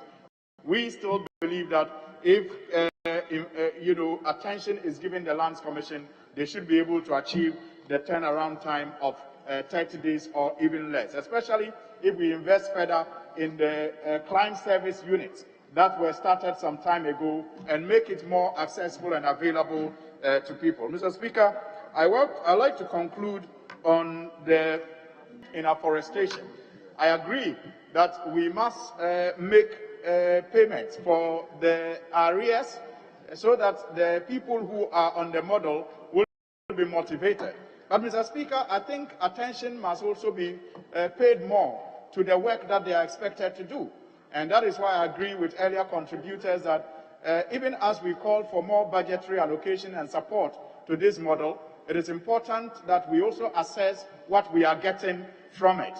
We must be concerned about the work that these people are actually doing. It's a good model, but the focus seems to be on just employment for people without the output that they actually give. And I think that perhaps, Mr. Speaker, moving forward, we should be looking at assessing the impact of the youth in afforestation model on our forest cover. I thank you, Mr. Speaker, and I also call on the House to support the call for the approval of 847,376,632 Ghana cedis for the Ministry of Lands and Natural Resources. I thank you, Mr. Speaker, for indulging me. Thank you very much. Honorable members, Leader, do you want to have a bite? Thank you, Mr. Speaker, to support the motion for approval of the amount stated on the other paper. But, Mr. Speaker, there is a serious issue that I want to draw your attention to. Mr. Speaker, the 2020 budget approved for the Ministry of Lands and Natural Resources under IGF was 272,329,915 Ghana cedis. Mr. Speaker, according to them, all these funds have been released to the ministry. And I want the minister to listen to what I'm saying. We should pay attention here. Minister should pay attention. This is your budget. Attention should not be somewhere else. It should be here, because this is your budget. The amount approved according to the report before us on page 7, that is financial performance by economic classification as of December 2020. IGF, total amount approved for IGF is 272,329,915 Ghana cedis, 29 pesos. And all these funds have been utilized, which means that even IGF, when you collect the fund, you spend everything. But that is not the issue. Mr. Speaker, 255 of 2021 budget statement, page 255, Appendix 11B, 2020 non-tax revenue actuals and 2021 projections. Now you will see the third paragraph, Ministry of Lands and Natural Resources. Under the 2020 actuals, you will see clearly that first, the projection was 418 million. The actual collection was 438.4 million. Retention, what they're supposed to retain, is 330.5 million. Which means that, Mr. Speaker, they have collected 38 million, they have retained 330 million, yet the report is telling us that they have retained 272 and they spent all. Mr. Speaker, what are they telling us? Which of the two reports should we take? This is coming from the Minister of Finance, that they have retained 330 million. The report of the committee is saying they retained 272 million and they spent all. Which of them should we take? That is one. Number two, that is one. Page 255. 255, sorry. 255. Now, at the same page 255, under the Ministry of Lands and Natural Resources, the retention percentage, this is very serious one. The retention percentage for the ministry, the agencies under the ministry, if you take Forestry Commission, they have to retain 66% of their collection. 66% of their collection. Forestry Commission, in actual fact, collected 103.7 million Ghana cedis. And Mr. Speaker, they retained all the 103.7 million, which is a violation of the Capping Act. They are supposed to retain 66% and lodge 34% to non-tax revenue account. But they retain all. Mr. Speaker, that is not all. If you look at Timber Industry Development Division, They are to retain 66%. They 5.9 million. They retain all the 35.9 million. Mr. Speaker, it's a complete violation of the Act. What do? We pass the law here. The minister brought the law here, we pass it. The agencies are supposed to collect 100%, maintain, keep 66%, and pay 34% to government. They decided on their own to keep all the 100%. And if you go to section 96 of the public finance, as a punishment for the violation of the Public Financial Management Act.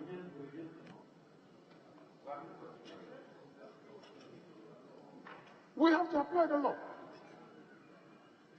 If we don't want to do it, we want to fold our arms, then nobody to take anybody to anywhere if anybody offends the law in this country.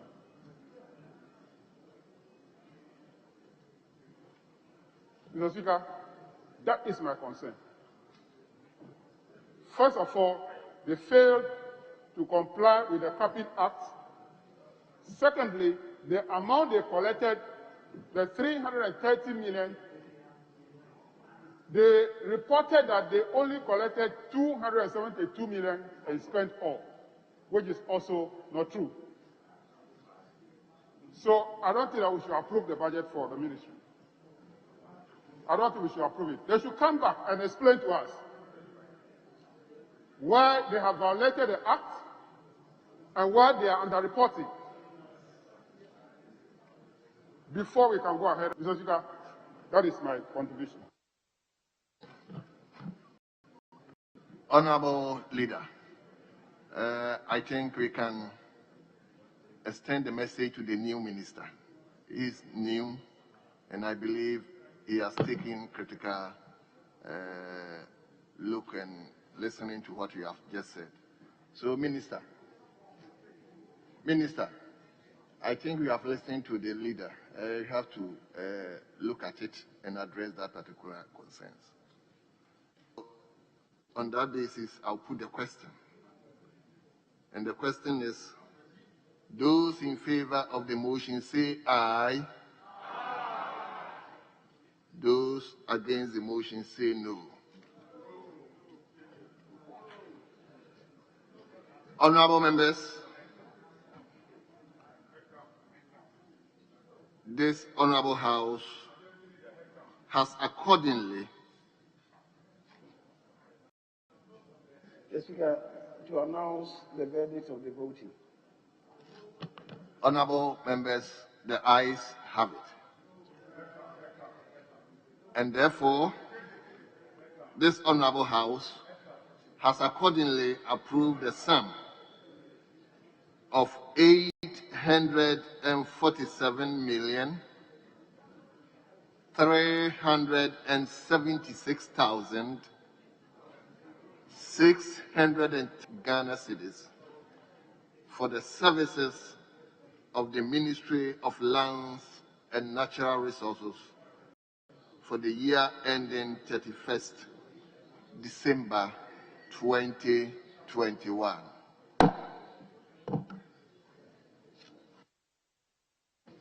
Respectfully, Majority Leader. Speaker, item 23. Item 23. Mr. Speaker, if I may, before we get there, seek your indulgence to have some of the reports that are ready presented to the House. So, item 6, D as in Daniel.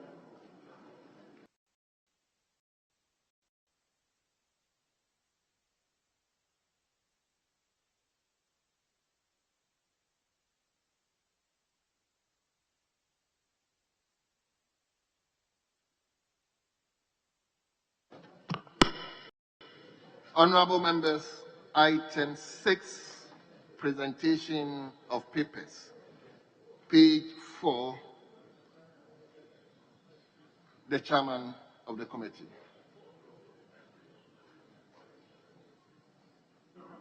The Speaker, 6D, there's a report of the Committee on Health on the annual budget estimates of the Ministry of Health.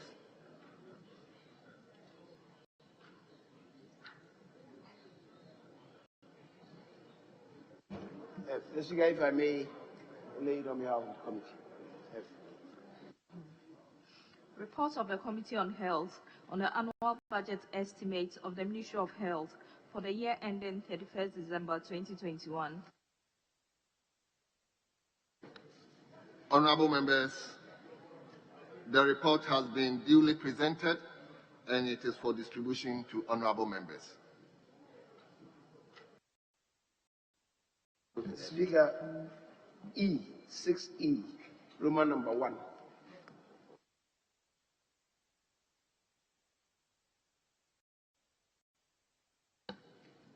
Honorable members, item 6, presentation of papers, page 4. Item E1. Report of the Committee on Communications on the annual budget estimates of the Ministry of Communications and Digitalization for the year ending 31st 2021. Honorable members, the report has been duly presented and it's for distribution to honorable members. The Speaker, F, report of the Committee on Food and Agriculture. F. That is so, Mr. Speaker.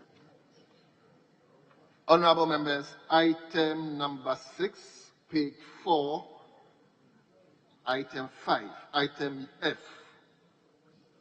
the chairman of the committee. Committee on Food, Agriculture and Cocoa Affairs on the annual budget estimates of the Ministry of Food and Agriculture ending 31st December 2021. The report has been duly presented and it is for distribution to honorable members.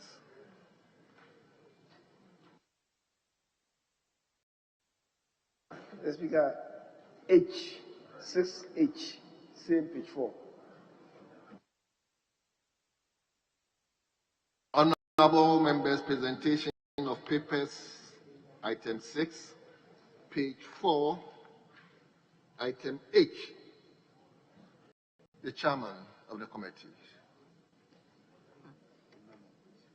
Report of the Committee on Education on the annual budget estimates of the Ministry of Education for the year ending 31st December 2021.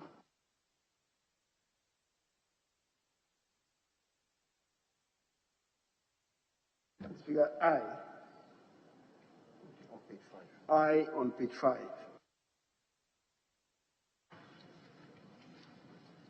Item number of papers, page 5.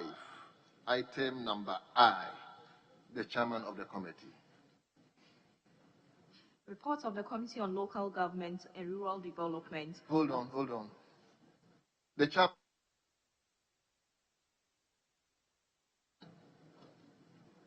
Report of the Committee on Local Government and Rural Development on the annual budget estimate, issue of local government, decentralization and rural development for the year ending 31st December 2021. The report has been duly presented and is for distribution to honorable members. Speaker, item 7. Page 6, item 7.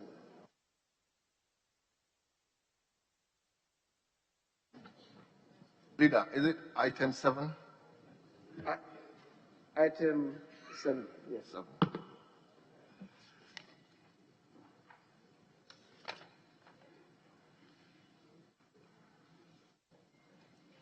Leader, which item 7, which one? Speaker, A to E. A to E.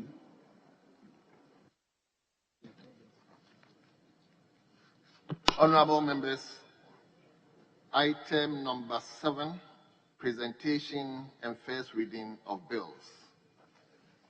Page 6, A, the minister responsible for Ministry of Finance. An act to impose a special levy to be known as the Financial Sector Recovery Levy on banks to raise revenue to support the financial sector reforms and provide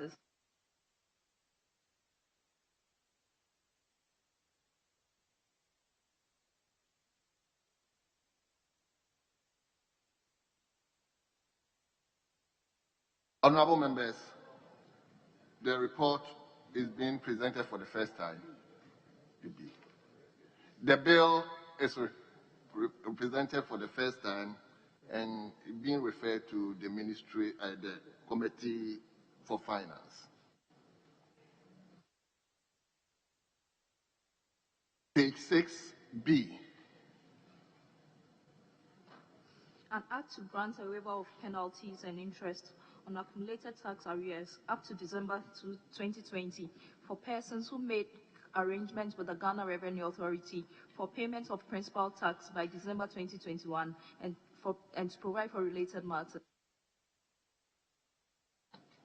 Honorable members, the bill is read for the first time and is referred to the Committee of Finance.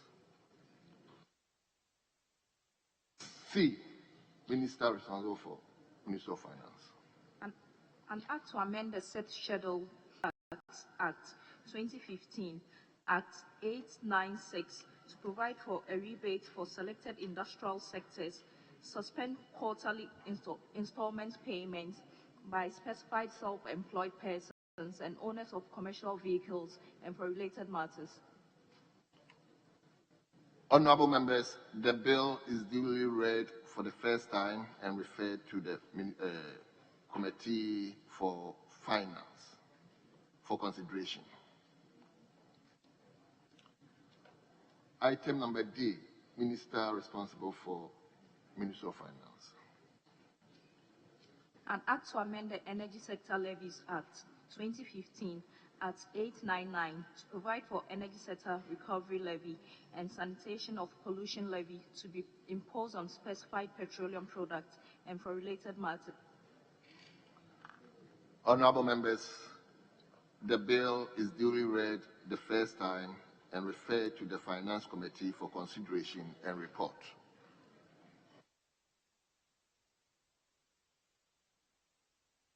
E, Minister responsible for Ministry of Finance.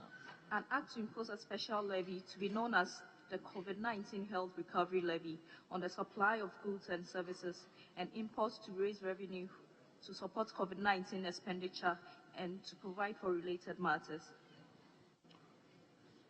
Honorable members, the bill is duly presented for the first time and is referred to the Committee for Finance to consider and report. Petri, Majority Leader. Speaker, if you may deal with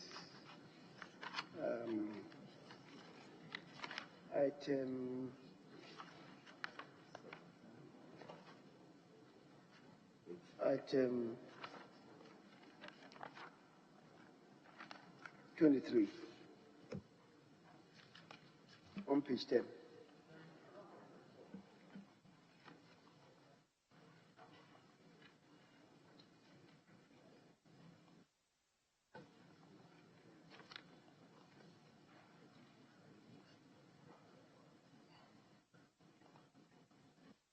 Honorable members, item 8, page 10, motion, Minister for Gender, Children and Social Protection.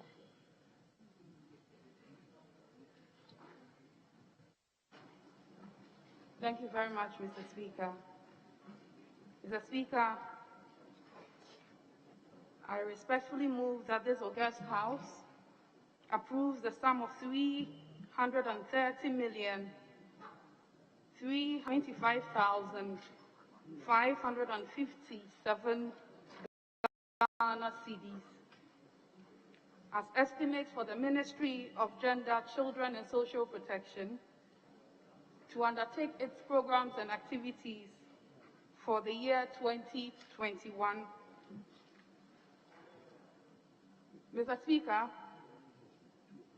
in 2021, the Ministry will continue to implement its planned programs and projects in line with its sector objectives and in line with the National Medium-Term Development Framework and that of the President's coordinated programs of economic and social development policies as follows. Mr. Speaker, we shall focus on the following programs and areas: gender equity and equity programs, child rights protection, promotion and development programs, social development, inclusion of persons with disability, social protection, human trafficking and domestic violence, the Ghana School Feeding Program, and the Livelihood Empowerment Against Poverty, the LEAD program. Mr. Speaker, I therefore humbly move that this august House approves the Ministry's budget estimate of 330,325,557 Ghana cedis for the fiscal year ending 31st December 2021, captured as motion number 23 on page 10 of the order paper. I so move, Mr. Speaker. Thank you very much, Honorable Minister. The Chairman of the Committee, Chairperson of the Committee. Thank you, Mr. Speaker. Mr. Speaker, I second the motion, and in so doing, I'll proceed to present the committee's report. I will urge the Enhancer Department to capture the entire report in its entirety on the observations and recommendations, as well as the concluding part.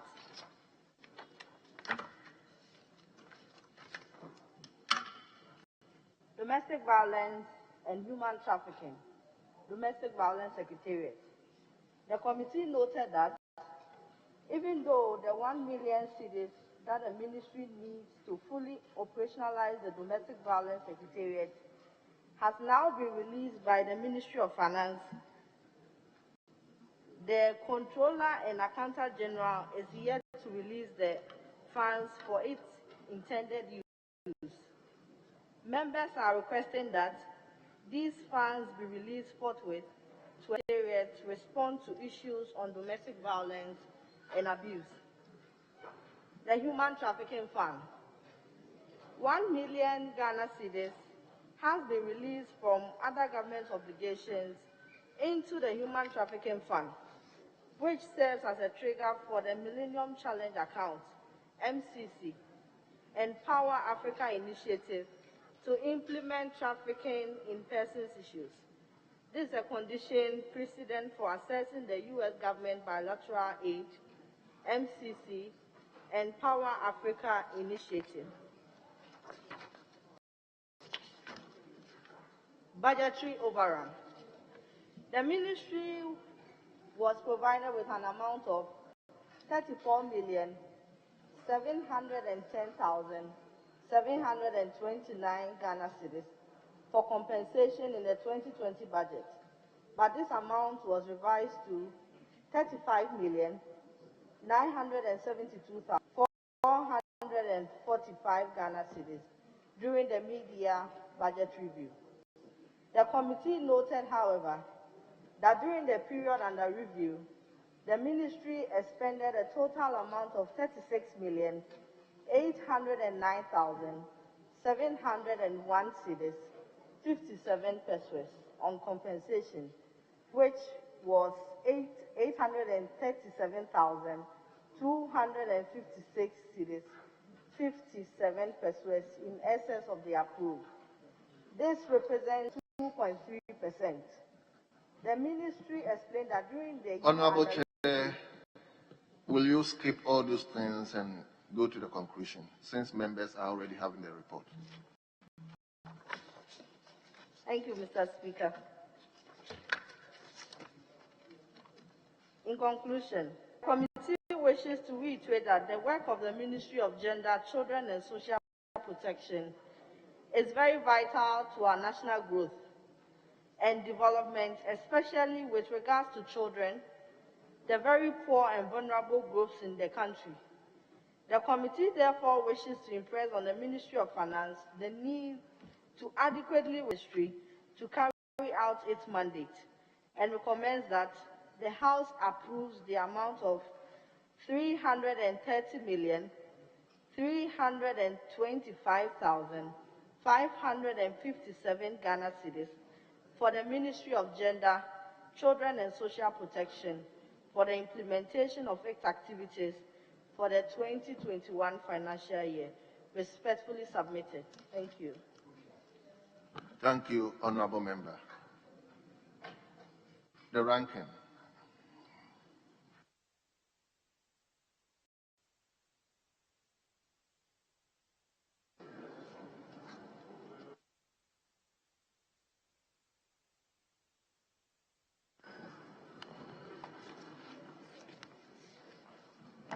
Thank you, Mr. Speaker, for the opportunity given me to contribute to the motion on the floor for the approval of the sum of 330,325,556 Ghana cedis for the Ministry of Gender, Children and Social Protection for the year ending December 31st, 2020.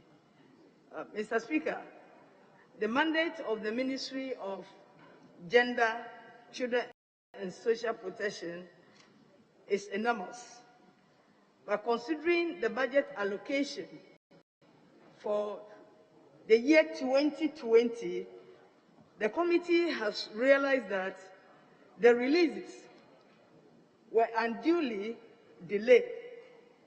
As a result of that, if you look at their budget for donor, their budget was 30 million. But then, an amount of 127 million was donated to the Ministry of Gender, Children and Social Protection. It means that they had to overspend their approved budget. And this was as a result of the Ministry of Finance, the delay in the release of the approved budget for goods and compensation.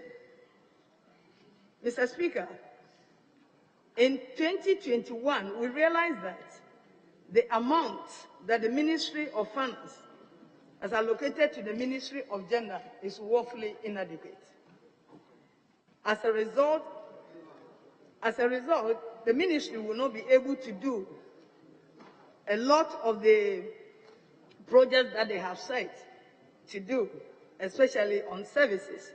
For instance, for LEAP, Livelihood Empowerment Against Poverty, 2020, the release was 200,746,481, and in 2021, the figure has been reduced to 197,534,538. Mr. Speaker, in considering the condition in which we are now with COVID-19, a lot of people are affected as a result of their livelihoods, especially women and children.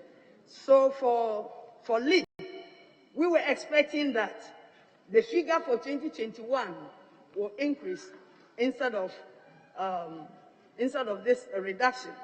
So we are urging the Ministry of Finance that in the mid-year budget review, this item should be considered for the amount to be increased.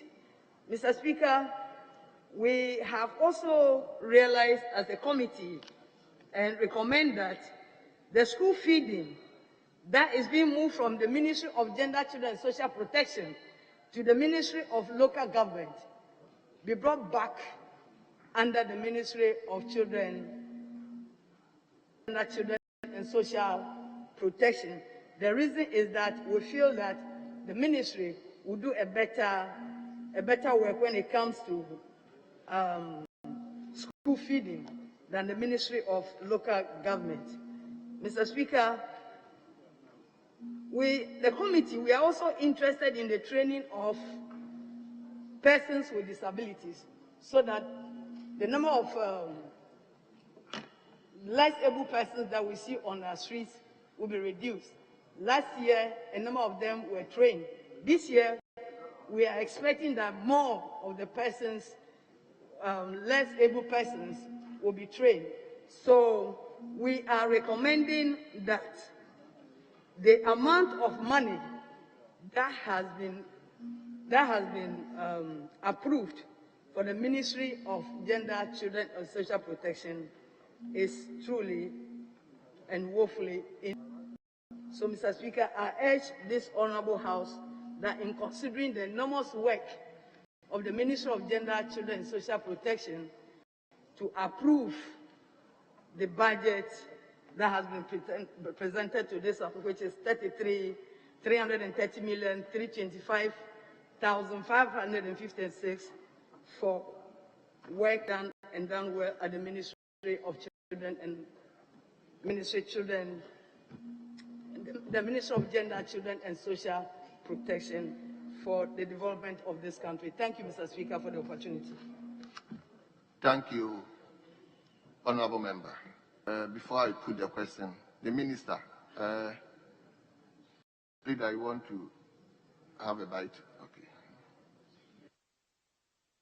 Mr. Speaker, thank you for the opportunity to contribute to the motion and to draw your attention to page 8 of the report on the Ministry of Gender, Children and Social Protection. Mr. Speaker, page 8 of the report, Table 4, 2020 Budget Performance, donor. Mr. Speaker, this is donor fund. We don't know which item on which the money has been spent. You just say donor. Whether it is spent on item 2, which is the goods and services, or item 3, CAPEX. It is not indicated in the report at all. But if you look at the previous tables, you see for GOG, you see the breakdown of compensation expenditure, goods and services expenditure, and then CAPEX expenditure. But for donor, we don't know. So if the minister can provide that information, that the amount spent on the donor funds is spent on goods and services X amount, CAPEX X amount. We don't have that information, and it doesn't help at all. But Mr. Speaker, more importantly, the budget approved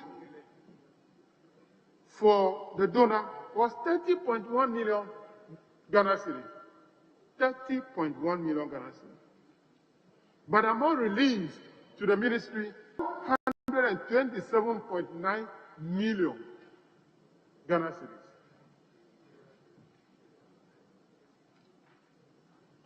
From the Ministry of Finance. This is another serious issue. The House approved 30 million. The ministry went and released 127, almost 128 million. Yet, how they spend that money is not here. Should we go ahead and approve this report?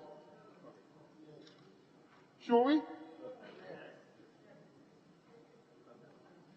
First, a violation of the Appropriation Act that we passed in this House, where we approved 30 million. Then they went and gave them 27 million. It's a minister for defense. You cannot say they did firemen.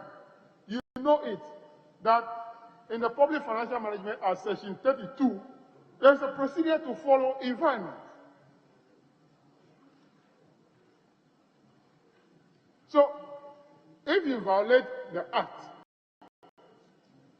by giving them more than the House has approved, tell us how you even spend the money. So, without this information, I urge the House to reject this report until better particulars are. The minister should be able to give us how the 127.9 million was spent. She was not.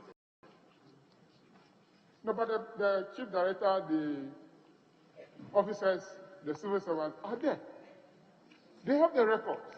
They should give us. Again, it looks as if I'm lamenting too much. That I need this. We should do the right thing.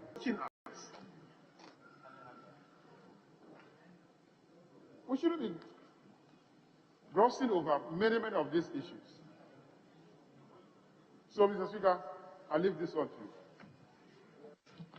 Thank you, Leader.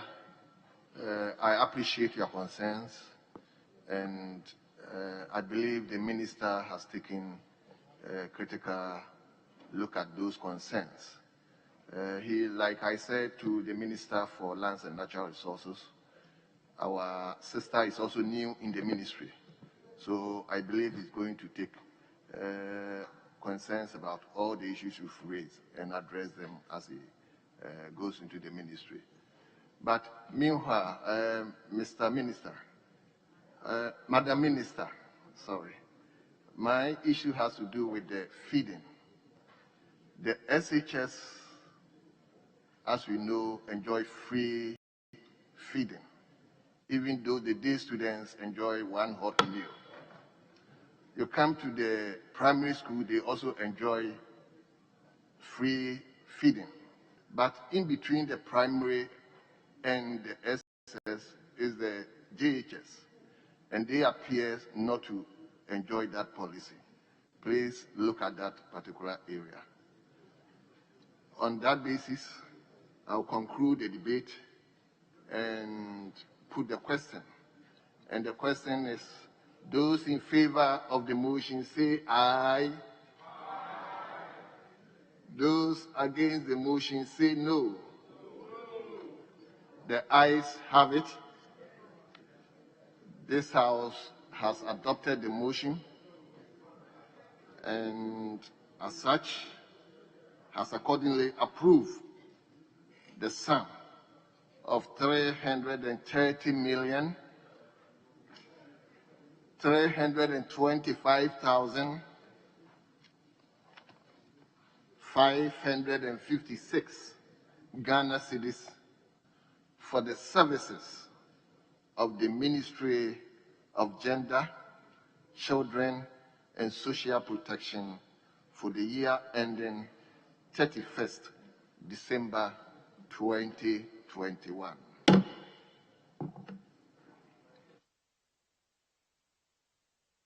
Leader. Mr. Speaker, I hope you directed the minister to bring the details of the expenditure to the House. I just want to confirm that that is a directive. That she should bring the details of the expenditure of 127.9 million Ghana cedis from donor to this House.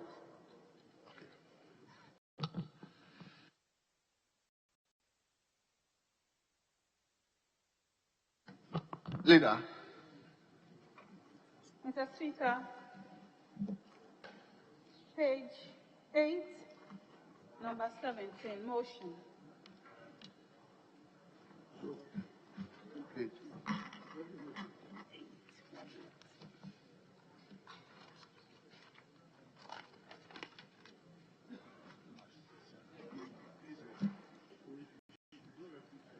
Fisheries.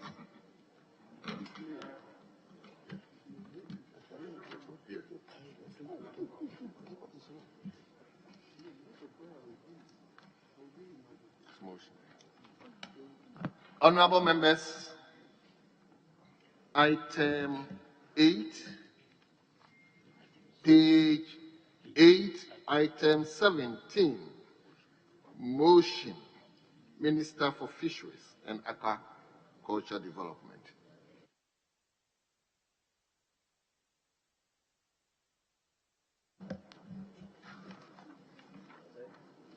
Thank you, Mr. Speaker. Mr. Speaker, I move that this Honorable House approve the sum of 374,592,104 Ghana cedi for the services of the Ministry of Fisheries and Aquaculture Development for the year ending 31st December 2021. Mr. Speaker, this will enable the ministry to formulate and implement sector development policies and strategies in line with the National Development Policy Framework, and also coordinate all development interventions to accelerate the transformation of the fisheries and aquaculture sector. I so move, Mr. Speaker. Thank you, Honorable Minister. Before the chairman seconds the motion, I would like to extend sitting beyond the hours of 2. The chairman of the committee. Thank you, Mr. Speaker.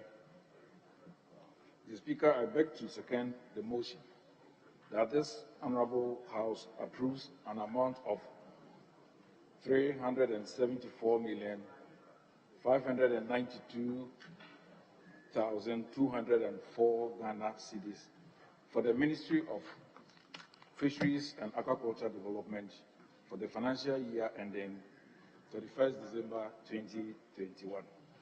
In so doing, Mr. Speaker, I present the committee's report and urge the Hansard Department to capture the entire report as having been read, while I focus on and recommendations. The emphasis will be on the 2020 program implementation challenges. The committee observed that the ministry was not able to achieve its planned target for the year under review.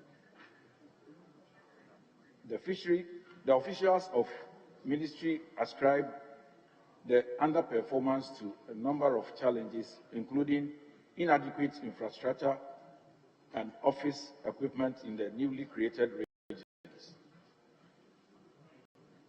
inadequate economic incentive to stimulate private sector investment in the aquaculture,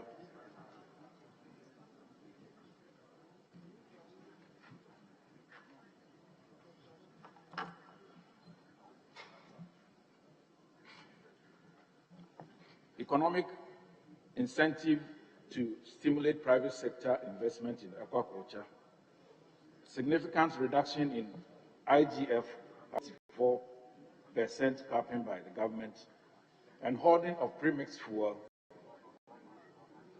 to create official shortage.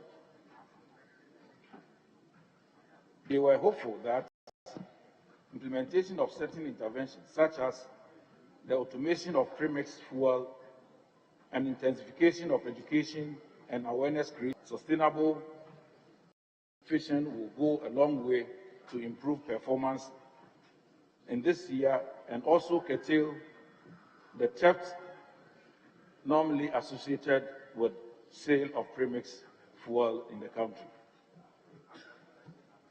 Mr. Speaker, in conclusion,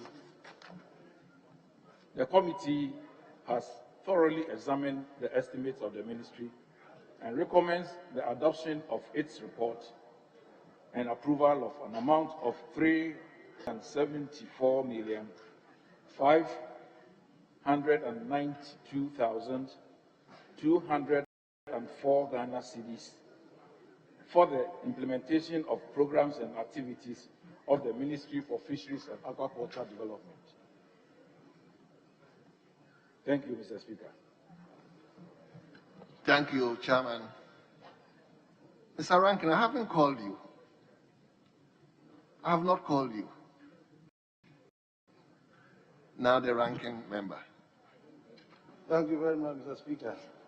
Mr. Speaker, I rise to second the motion. And in doing so, I would like to make some few comments. Mr. Speaker, when you look at Table 1, page 3 of the report, in 2020, the approved budget for the ministry was 10,487 cedis. At the end of the period, the ministry exceeded its compensation budget by a whopping 1.2 million Ghana cedis. Mr. Speaker, the simple explanation was that in course of the year, some salary arrears were paid, and that was not budgeted for. In the view of the committee, that is inappropriate. The ministry should endeavor to capture all salary arrears into their compensation budget, so that some of these budget overruns will not occur again. Mr. Speaker, apart from that, we are told that the Anamabu Fisheries Storage is at 93% completion. This was initiated by Professor Mel somewhere in 2011 to provide the needed expertise that will use fisheries to transform the Ghanaian economy. Unfortunately, we have not been able to complete this project, even though there was a promise last year to complete and operationalize the facility.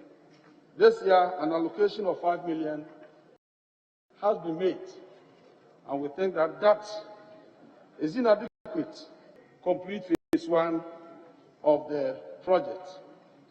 Mr. Speaker, another important area is point 3.33, fisheries law enforcement.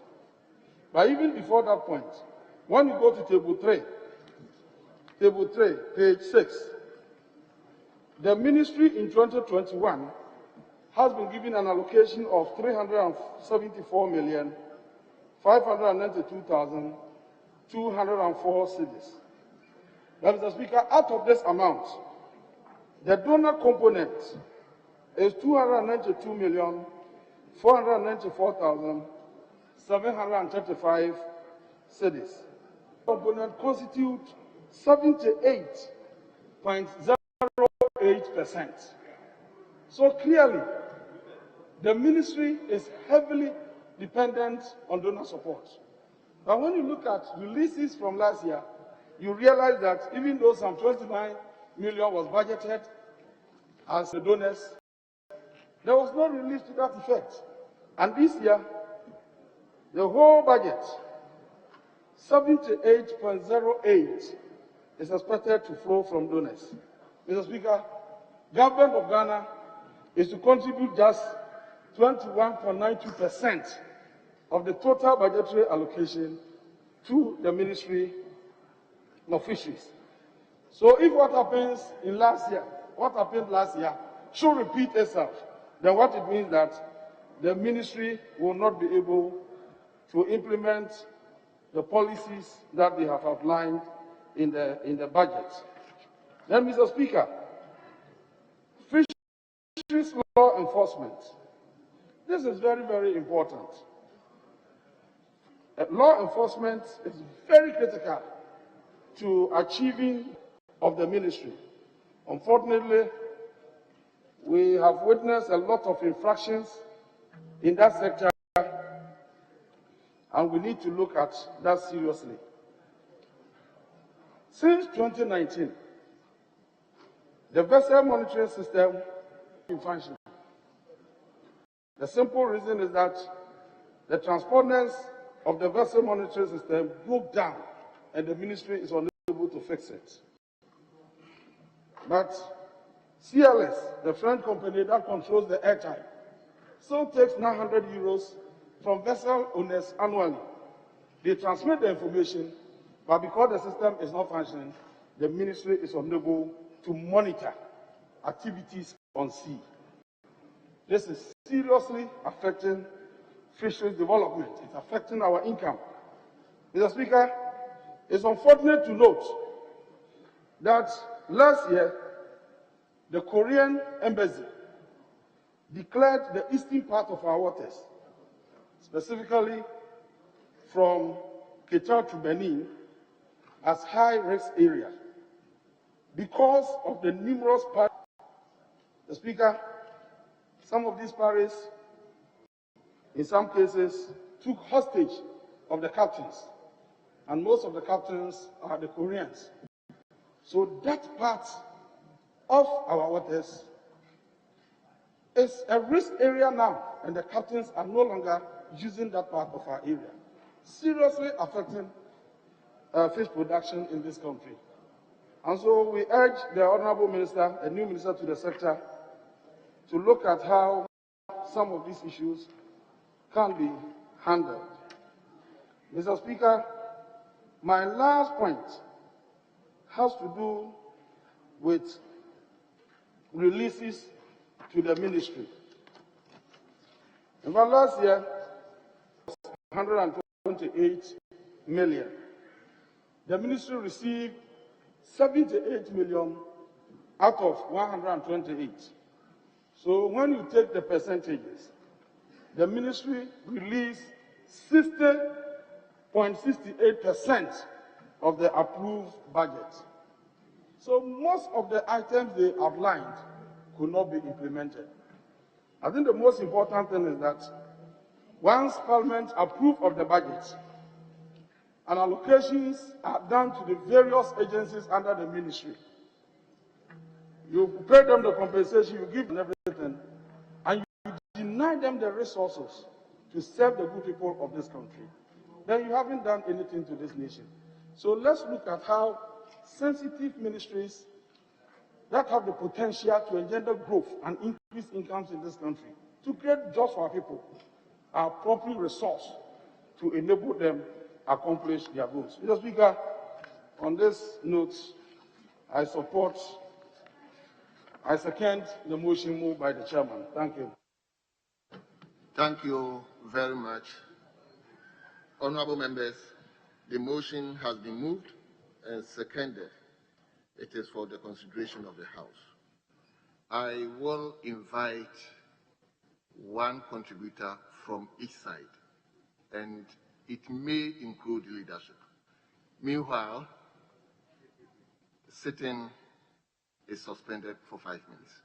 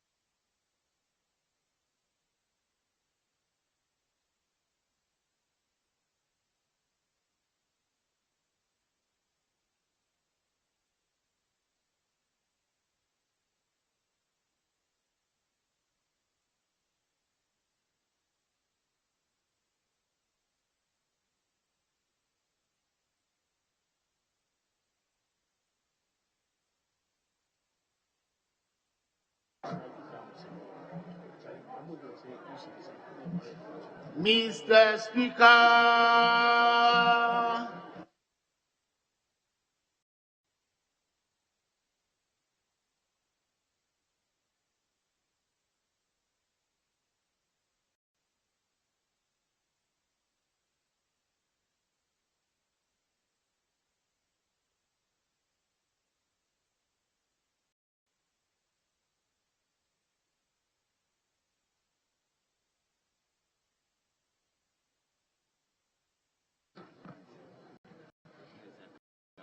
Thank you very much. Honorable Member for Achuma Mwabieja South. You're right, sir. Yeah. Okay, you can take the floor. Thank you, Mr. Speaker, for the opportunity to contribute to the motion on the floor regarding the budget approval of the Fisheries Ministry. Mr. Speaker, I rise to support the motion of the budget for the Ministry of Fisheries. Mr. Speaker, the fisheries industries sought cabinet approval of amendment to the Fisheries Legal Review, the Act, to seek approval to amend the Fisheries Act. And Mr. Speaker, the ranking member, Honorable Poku, reiterated the fact and reinforced the fact that there is a need to review or to seek amendment to the law. Mr. Speaker, the amendment to the law will ensure the sector, give the sector the flexibility in responding to emerging technical fisheries issues. Mr. Speaker, Mr. Honorable Poku, in referring to the Act, the Fisheries Law Enforcement Act, he was of the view that the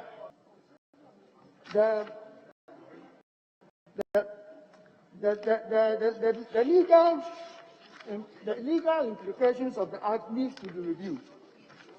And I also want to state that the Act needs to be looked at. So my concern to the Minister of Fisheries, I urge, as he assumed the ministry as the sector minister for the ministry, she exercised action in seeking the amendment to the Act so that the fishery industry will get the full benefit of the Fisheries Ministry. By so doing, I urge the House to support the budget approval for the ministry so that they could commence with the operations. I thank you, Mr. Speaker. Thank you very much. Honorable Member, are you up? Which constituency? Why East, Right Honorable Speaker. Okay. For the committee.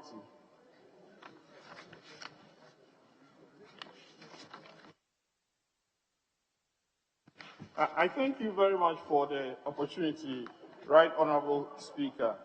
I rise to support the approval of the budget for the Ministry of Fisheries and Aquaculture Development.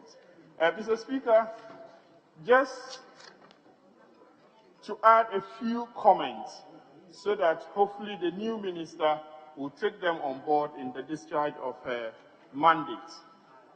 We appreciate that fish is an important commodity, especially in the opening market of AFTA.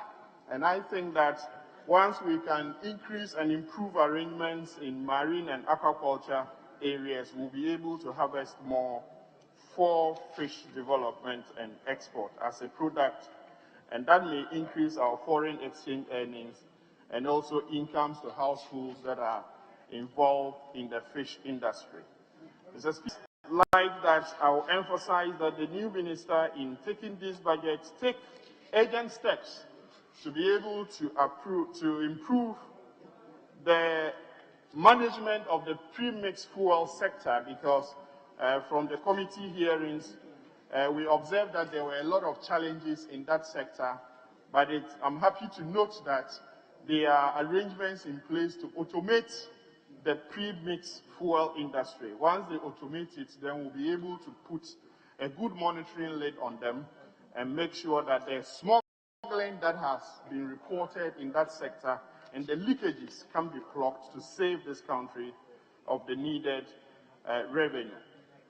Mr. Speaker, the other issue that I think that the ministry will have to take very urgent steps again to avert further trouble, distribution of the outboard motors to fisherfolk.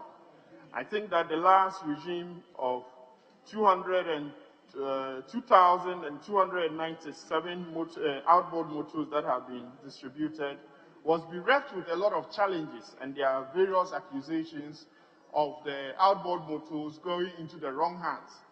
In some cases, party executives were selling them, and so on and so forth. Some investigations, we are told, have been carried out in that respect, and we hope that the minister will take steps to streamline that industry and open the distribution to be fair to everybody that is a fisherfolk in the respectful areas. Mr. Speaker, the other observation that is of interest is the vessel monitoring system, where they call it observations. We noticed that in the ministry undertook 519 observations. What is not pleasant is the financial arrangements of compensation for these vessel monitoring. Largely, they take some support from the vessel owners, who may even be foreigners, to be able to pay for those people who are observing them. And I think that is an area that we have to look at the arrangement properly.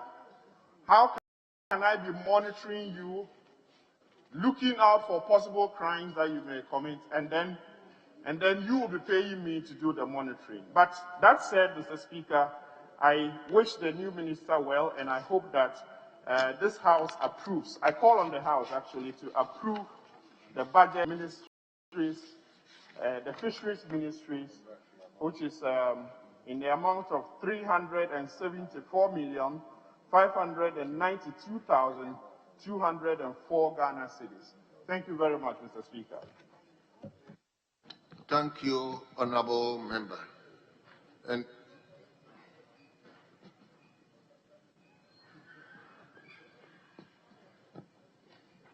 Leader. Thank you, Mr. Speaker. Mr. Speaker, I've gone through the document and I rise to support the motion. But in supporting it, I want to make few comments. Mr. Speaker, I've gone through the ministry's 2020 budget, and I compared it with the 2021 budget.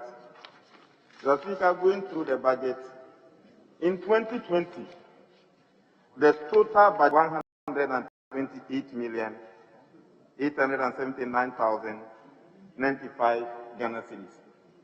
However, the actual release was only 202,582 Ghana cedis. Mr. Speaker, the question is, and when you go through the 2021 budget, Mr. Speaker, government is budgeting to release 374,592,204 Ghana cedis. My worry is, it is not enough to budget just by writing figures.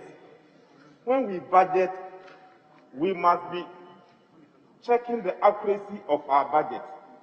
How can you budget for 128 million throughout the whole year, you were able to release only 78 million. And this year, just a year, you are now budgeting to release 374 million for the same ministry. Mr. Speaker, we hear a lot of comment and a lot of talk about the Ministry of Agri. Aquaculture is part of Agri. We hear of planting for food and jobs, rearing for food and jobs, what for food and jobs. Mr. Speaker, look at the amount that government released to the Ministry of Aquaculture, Fisheries and Aquaculture Ministry. Mr. Speaker, only 78 million out of 122. And I'm not surprised, Mr. Speaker, as for fishermen, they are not interested in this figure we are approving. No. They are interested in their actual life, what goes to the coastal areas. And Mr. Speaker, you are now that the non-release of the 50 million by government to the Ministry of Fisheries and Aquaculture reflected in the election results in the coastal areas. Mr. Speaker, we must take our fishermen very serious. So this 374, I pray that government should walk the talk and make sure that he releases these 374 million for the Ministry of Aquaculture to make a positive impact on our fishermen along the coastal areas. Thank you, Mr. Speaker, for the opportunity. Thank you, Honorable Deputy Whip. Honorable members, at the conclusion of the debate, I'll put the question. And the question is, those in favor of the motion, say aye. Those against the motion, say no. Honorable members, the ayes have it. The motion has been adopted. And this House, therefore, has approved the sum of 374,592,204 Ghana cedis for the services of the Ministry of Fisheries and Aquaculture Development for the year ending 31st December 2021. Honorable Minister, will you have a conclusion message?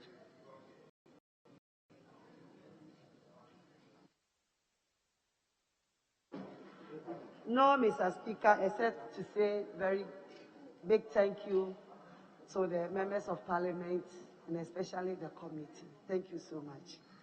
Thank you, Honorable Minister. Leader.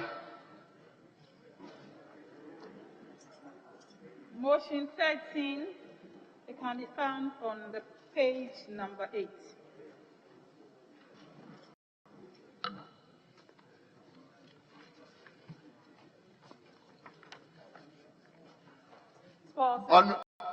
Honorable members, item number 8, page 8, item 13, motion, Minister for Youth and Sport. Thank you so much, Honorable Speaker. Honorable Speaker, I rise to move that this Honorable House approve the sum of 34,412,812 Ghana cedis for the service of the Ministry of Youth and Sports for the year ending 31st December 2021. Mr. Speaker, this budget will help to implement the policies, program and projects of the ministries and also its agencies, namely the National Youth Authority, the National Sports Authority, and the National Sports College. Mr. Speaker, in the year, the ministry will focus on key priority projects and programs, finalizing the regulation on the Sports Act and also finalizing the regulation on the Youth Act. We will continue with the preparation and activities towards the hosting of the 2023 African Games and also the implementation of the national youth policy. Mr. Speaker, I so move that this House approve the sum of 34,412,805 services and programs of the Ministry of Youth and Sports for the year ending 31st December 2021. Thank you so much. Honorable Member, thank you very much. Now, the committee chairman. Thank you, Mr. Speaker. I second the motion. And in doing so, Mr. Speaker, I'll present the committee's report. And I will also ask the Hansa Department to capture the report as having been read in its entirety, whilst I list a few highlights. Honorable Chairman, members are having the report, so let's jump into the salient area and conclusion. Very well, Mr. Speaker.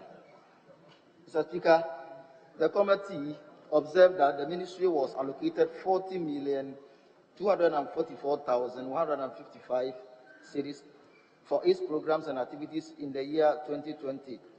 But for 2021, this has decreased to 34,402,806 Ghana cedis, a budget cut of 14.5%. The committee is worried about this reduction because the ministry has made capital-intensive projects and activities to carry out this year. The Black Stars alone has 8 World Cup qualifier matches and 2 African matches, which can consume all the allocation, leaving other sports activities to suffer. The financial burden placed on the ministry as a result of the activities of the national teams is enormous. And over the years, most of the ministry activities have been sacrificed on the altar for financing the participation of our teams in mandatory qualification matches and tournaments. This year, the ministry is faced with the challenge of facilitating the following activities: qualifiers to 2022 FIFA World Cup, 2 AFCON qualifiers, Olympic Games in Tokyo, 13 African Games in 2023, construction of 9 additional youth resource centers in the newly created regions and some identified communities, completion of Abreu and new Edubiase Sports Stadia, completion of Accra Babayara and Esipon Sports Stadia, renovation of the ministry block, and what have you. In conclusion, Mr. Speaker, members wish to reiterate their call for the Finance Minister to give clearance for the Ministry of Youth and Sports to recruit the necessary staff, because its activities are vital and improving the lot of the youth who in various ways contribute to the national development. The committee therefore recommends that this August House approve the allocation of 34,412,805 Ghana cedis for its programs and activities for the year 2021.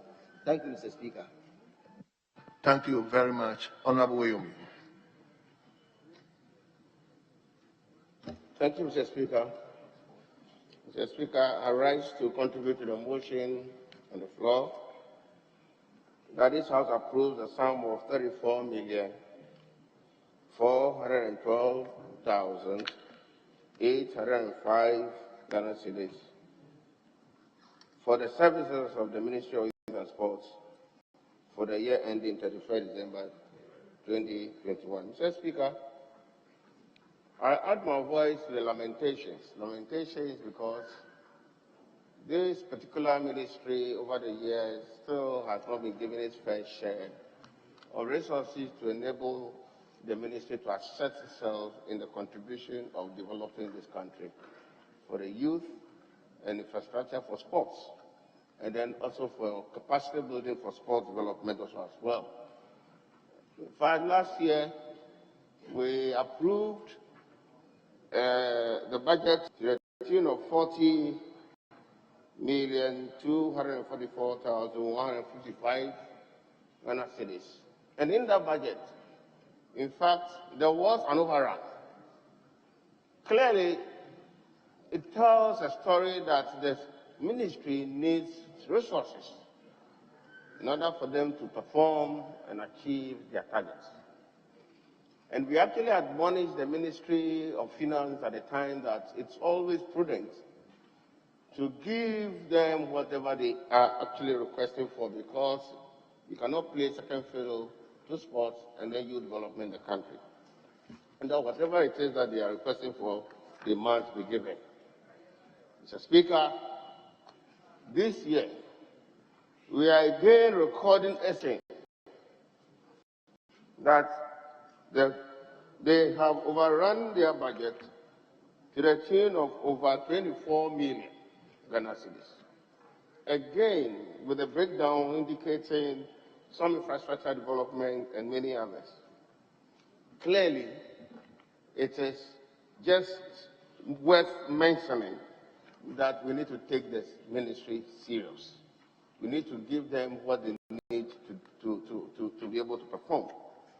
In fact, if you look at the programs they have been putting out virtually in every budget to undertake, which maybe for lack of resources have not been able to be executed, and are finding space in the current budget that we are currently approving, gives an indication that this, if there should be any consideration for a mid-year review, what is currently being allocated them should be increased.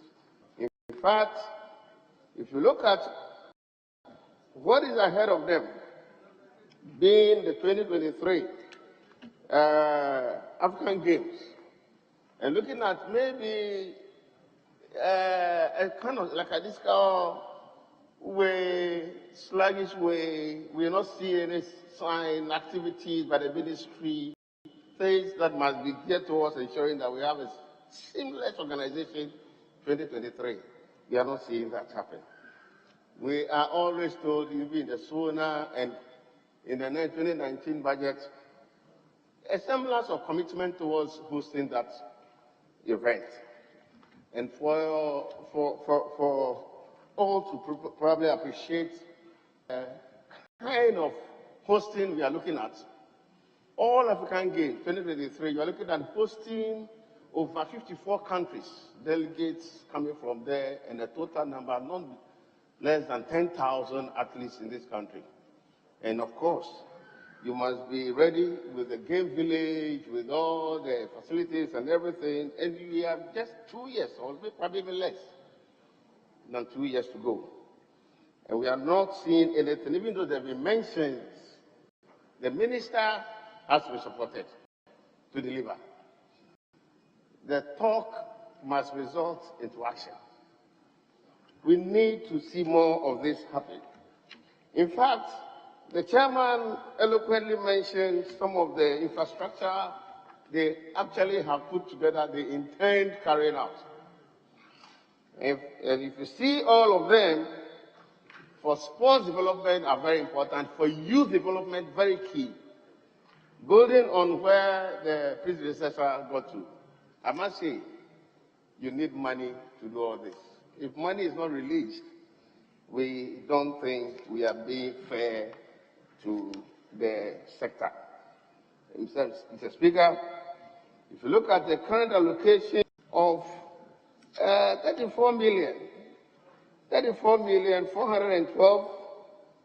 412,805 Ghana cedis.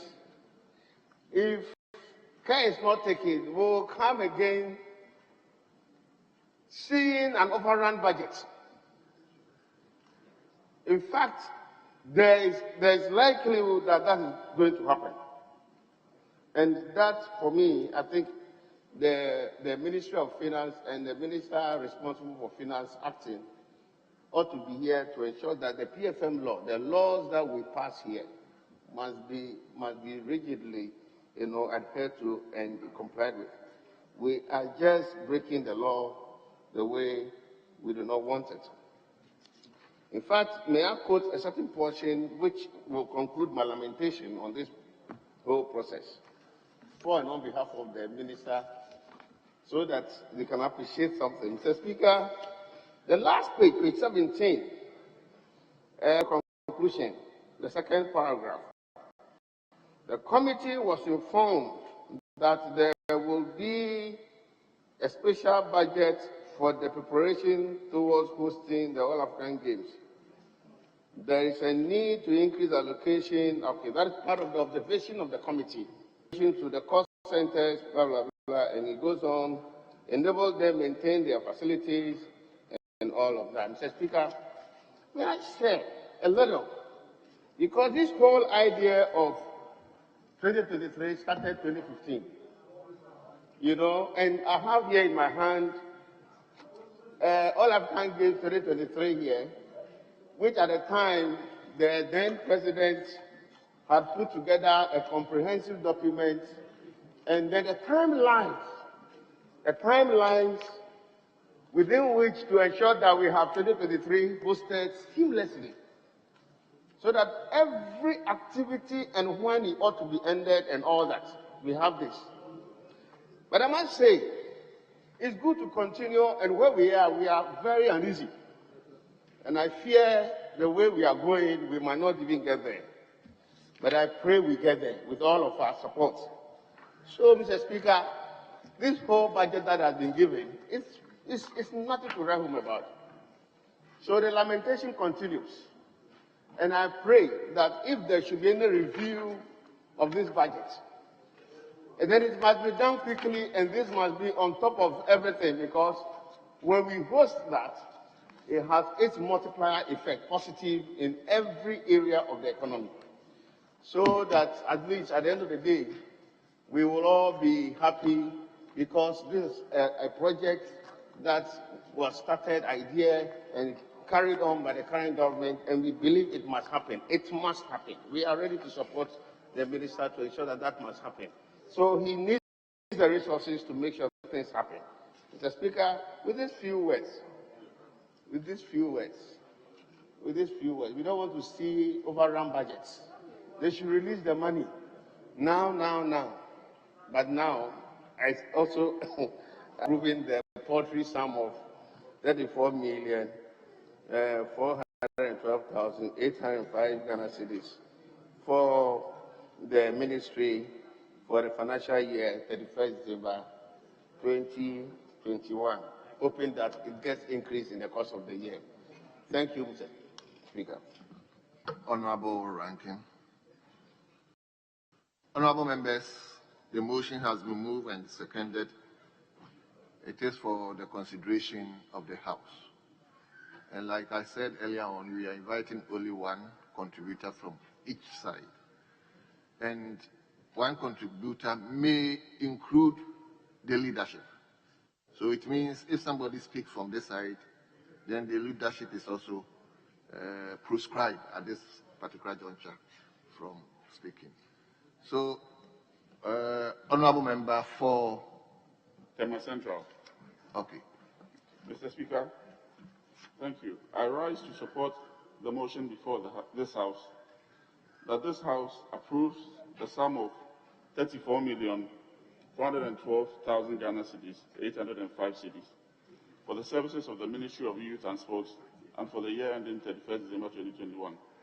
Mr. Speaker, perusing through the budget, it's obvious that the sum that has been approved, or that the sum before us, is woefully inadequate for the litany of capital-intensive projects that the ministry wants to undertake within this fiscal year, namely, most especially the 13th African Games for 2023.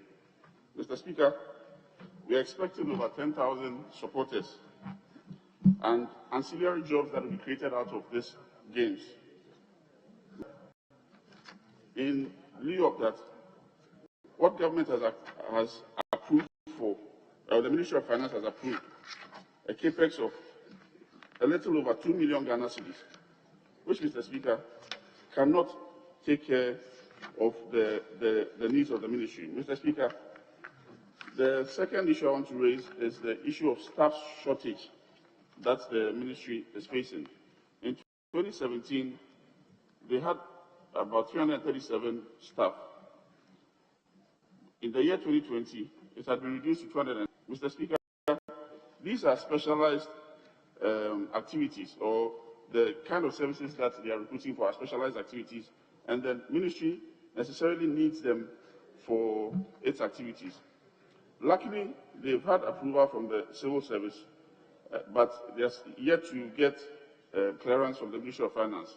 And therefore, we'll be urging the Ministry of Finance to take a look at this situation. Mr. Speaker, also present through the budget, you realize that IGF that was approved was 2.5 million. I think page 12, 2.5 million. 500,000, sorry, 500,000, little over 500,000. Mr. Speaker, the ministry was able to raise over 2.5 million, which was a little bit over 2 million more than they had been approved for them. Mr. Speaker, it means that there's room for more improvements. They have the capacity to raise more, and that will be urging them to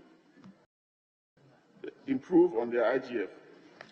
The National Sports College didn't break in any IGF whatsoever. But Mr. Speaker, they have a whole complex in the central region, and they have facilities that we keep maintaining.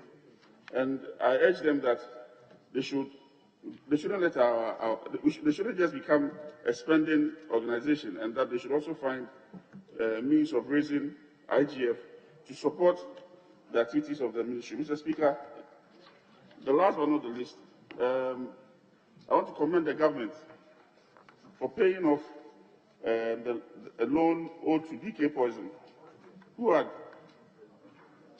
given a loan to the government of Ghana about 40 years ago. Mr. Speaker, I believe that the National Sports College, if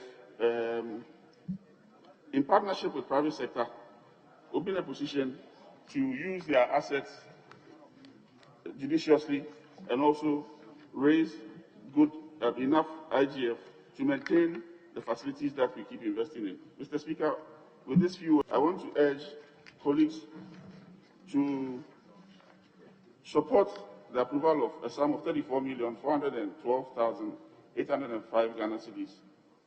Thank you, Mr. Speaker. Thank you, Honorable Member. Honorable B.T. Baba. Thank you very much, Mr. Speaker, for giving me the opportunity to contribute to the motion number 13 on page 8 and to support for the approval of this House an amount of $1,412,805 Ghana cedis to the Ministry of Youth and Sports. Mr. Speaker, it is abundantly clear that year in, year out, the allocation given to the Ministry of Youth and Sports are always inadequate. And that has resulted into the ministry always going in for extra funding, which we have termed as overrun of the budget. Mr. Speaker, it was because of this that the idea of sports fund was muted and factored into the last budget statement in 2020. I want to urge the ministry that they should bring to conclusion the promulgation of an LI which will cure this problem. We need to have other sources of funding. There's no government anywhere in the world that can fund sports on its own. The examples are there even in the most advanced countries, like the United States. In London 2012, the City of London derived their money for the hosting of the Olympic Games and the construction of sports facility through sports funding via the route of sports lottery. Mr. Speaker, it appears that we are giving half-hearted attention to sports. The policy that should regulate the operations of the youth and sports and their agencies have still not been passed, even though the act for the ministry was passed in 2016. Mr. Speaker, I'm referring to the Sports Act of 2016, Act 934, and also Youth Authority Act 2016, Act 939. If you want to develop sports, then you must have the appropriate regulations governing the operations of the sports. Mr. Speaker, another important issue is the lack of facilities. We thought by this time, since Ghana will be hosting the 2023 All-African Games, some of the facilities, the construction of the Olympic Sports Complex would have taken off. You don't use the year of the games or a year to the games, then you start the construction. It looks like we don't know the value of African Games as a host nation. May I say that it is a qualification tournament or games for all the disciplines. And for that reason, all the international federations, the IOC, the Commonwealth Games Secretariat, and the continental federations will all be trooping down to Accra or Ghana to ensure that the facilities meet the requirements for it to be classified as a qualification tournament for the All-African Games. Mr. Speaker, even the logo which will be used to attract sponsors is not yet ready. If we want to move forward and to get the support of the private sector, then some of these activities should have been concluded. Mr. Speaker, looking at the composition of members of the local organizing committee, I wish to recommend that if we want to successfully host the games, then the membership should be expanded to include other professionals who have the expertise to support us in the successful hosting of the games. Most of the members cannot be jack of all trades. They have their specialization. But I think that there are other specialized agencies that can play a very useful role for the hosting of the games. I'm dwelling too much on it because that is my passion. Mr. Speaker, I have been the president of the Ghana Olympic Committee the longest for almost 15 years. I have seen different types of countries hosting All-African Games and what it means to host an All-African Games. The Ministry of Youth and Sports need to be encouraged, and the people of Ghana need to be carried along, because it is Ghana Games, Ghana hosting, and so everybody in Ghana must be carried along. Mr. Speaker, another important thing is that because we don't have a policy, we don't even have coaches. Coaches at the National Sports Authority. Sorry, Mr. Speaker. The Sports Authority has virtually depleted their human resource in the technical department. most of them have gone on retirement. And there's the need for replacement of technical and administrative staff. But how can you do this if your sports college, which was established as an institution to train coaches and to train technical men, is no longer functioning? Mr. Speaker, with these few words, I would like to conclude by saying that the ministry needs adequate resources by way of funding, and I therefore urge this House to approve 24,412,805 and to take into consideration that when there is a review of the budget, additional funding should be granted to the ministry. With these few words, thank you, Mr. Speaker, for giving me the opportunity. Thank you very much, Honorable Baba. Honorable members, I think listening to the motion and the contribution from both sides, one thing is clear, and that is inadequate funding or budgetary allocation to the ministry. Unfortunately, the minister responsible for finance is not available.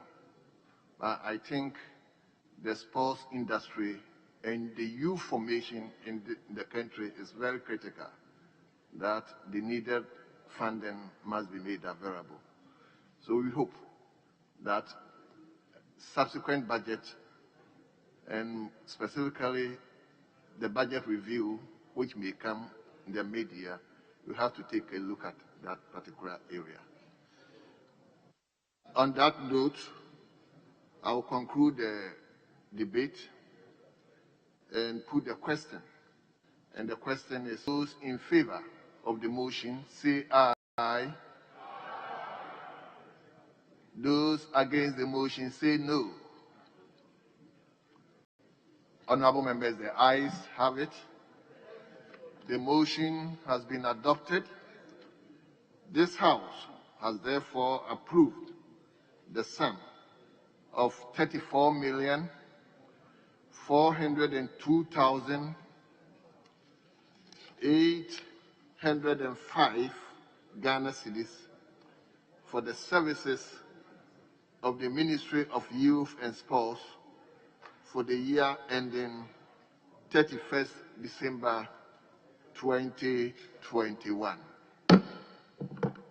Honorable Minister, will you have any concluding message? Thank you, Mr. Speaker. Mr. Speaker, just to thank the committee for the effective work done, and also members of Parliament, and also to assure members of Parliament that the African Games Camp 2023 government is on track, and we've secured land at Botima. Currently, the protocol agreement between the AU and also the government of Ghana is being worked on. So actions have started. Very soon you will see the fiscal project being done. And with these few words, I thank you so much for the work done. Thank you, Minister. Honorable Leader. Mr. Speaker, motion number 18. It can be found on page 9.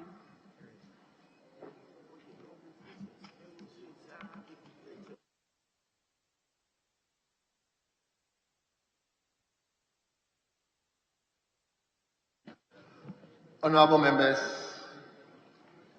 item number 8.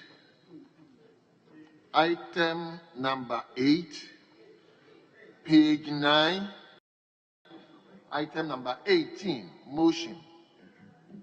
The Minister for Interior. Thank you. Right, Honorable Speaker. Right, Honorable Speaker.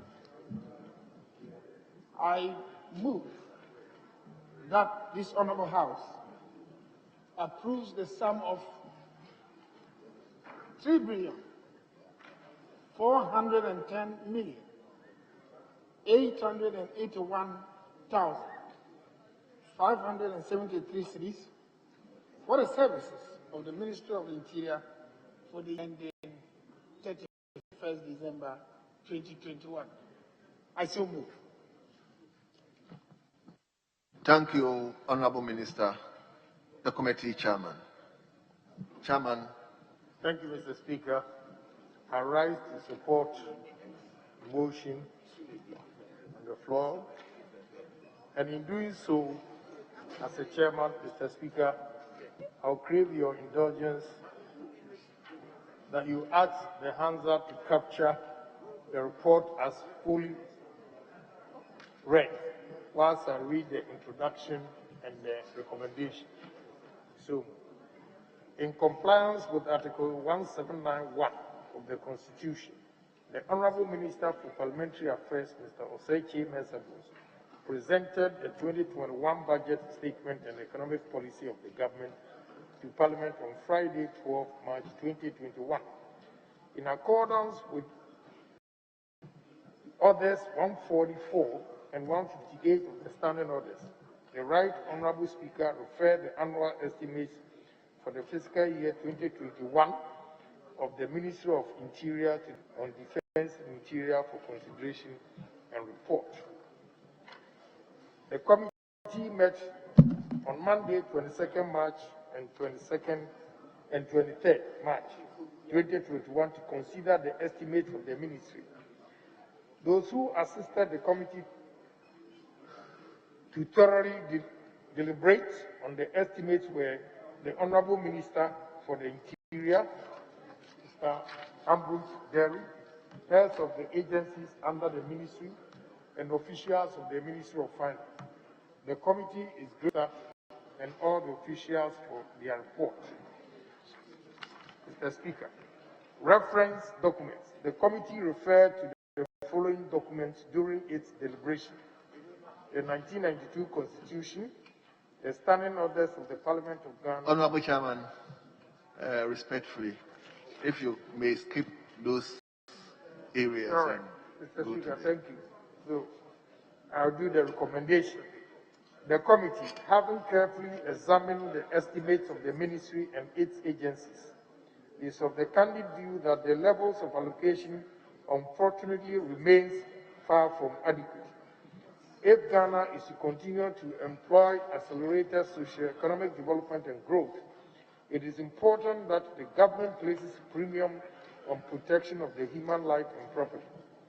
It is therefore imperative that the budgetary allocation is reviewed with the agency that it deserves to improve the effectiveness and efficiency of the ministry and its agencies. This notwithstanding, the committee recommends to the House for appropriate approval, of the total of 3,410,881,573 Ghana cedis made to the Ministry of Interior for the financial year ending 31st December 2021, respectfully submitted. Thank you. Thank you, Honorable Chairman. The ranking. Okay. Honorable, your constituency. Wawes. Thank you very much, Mr. Speaker, for the opportunity to contribute to the debate on the floor of the House.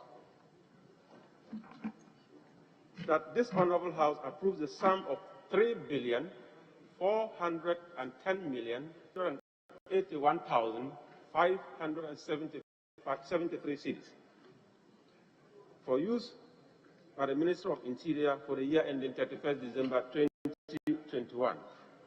Mr. Speaker, we all do know that without security, we cannot have development. And when we are talking about the Minister of Interior, which happens to be the lead agency on matters of internal security, it is of great importance for us to take a look at what is the budget for this huge ministry with several agencies serving under it. The Constitution provides in Article 200, Clause 3 and Article 205, Clause 2, that the state shall equip and maintain the Ghana Police Service, the Ghana Immigration Service, and all the services under the Minister of Interior. The state shall equip and maintain. On many occasions, Mr. Speaker, we provide a few vehicles, a few logistics here and there, and we go say have been adequately equipped. But we never talk about maintenance. When you look at the budget is just 97% of the budget is compensation. 3% will go into goods and services. What can 3% do in a huge ministry like the Ministry of Interior? Mr. Speaker, we are optimism biased of the performance of security services when we procure and supply a few vehicles, and we want the whole world to know that these services are being equipped. The Ghana Police Service, for instance, has just a little over 1,000 police stations. And if they have just less than 1,000 vehicles, and there is no vehicle in the police service that can run more than 4 years, within 4 years, the vehicle is written off. So at any point in time, we should endeavor that these services are really very equipped. Maintenance, Mr. Speaker, is a huge challenge in this country. And in any budget that you find, goods and services actually goes to address the issue of maintenance. If you look at the goods and services budget for the Ministry of Interior, it will tell you the root cause of the culture of lack of maintenance of this country. We don't have enough to maintain our vehicles. We don't have enough to maintain our personnel. We don't really have enough to maintain many of the government institutions. That is why maintenance is a huge challenge, Mr. Speaker. If you look at the ceilings, sometimes you wonder how these agencies will survive with such rigorous ceilings that are cut off for them. It is very important for us to note, Mr. Speaker, that the low capacity of the Ghana National Fire Service, for instance, you get to a scene of accident, and if the fire machine will even move, we are very lucky. It moves to the ground, and they do not have the required equipment to extricate and save lives. They can stand and watch people who die in mangled vehicles because they do not have what it takes to save lives. Mr. Speaker, if you go to the Ghana National Fire Service, it is important to note that sometimes commanders are even required to service these vehicles and service the engines from their own pockets because there's no budget for maintenance. Mr. Speaker, internal generated fund is one of the challenges. A percentage is maintained. In the Ghana Immigration Service, 15% is retained, and it is the hope of this committee that this House supports us, that the percentage of 15% be increased to at least 30%. They generate a lot of money, and I'm sure that if IGF maintenance, the IGS retention is increased, they will be motivated to generate enough internal revenue to be able to guide their operations. Mr. Speaker, community policing in this era is a very serious thing if you want to address the issue of terrorism. Youth radicalization can actually be dealt with if community policing is working effectively in this country. But look at the budget. The budget, like my Nigerian brothers will say, the budget is suffering from some level of paralysis. And I will pray that this House support us, that for us to approve the budget, though not enough, of 3,410,881,573 cedis, hoping that in the media review, the Minister of Finance will take a second look at what is provided for the Minister of Interior to be able to perform its role effectively as a lead agency in matters of internal security. I so submit. Thank you, Mr. Speaker. Thank you, Honourable Member. Honourable members, the motion has been moved and seconded.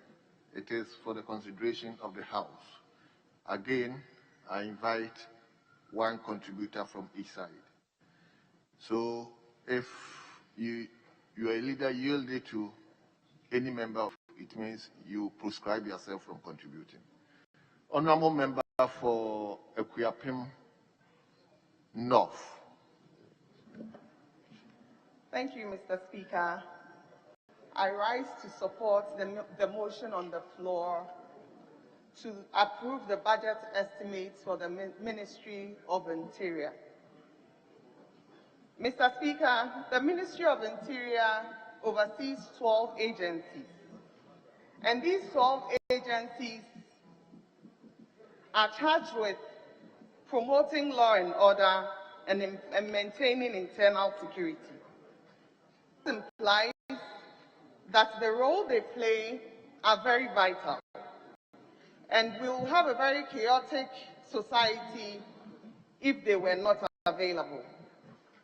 Mr. Speaker, permit me to commend them for the key roles they play, for their proficiency, for their professionalism, for their resilience, and in some cases, extreme cases where they do not have the adequate gadgets, for their innovation in pulling through.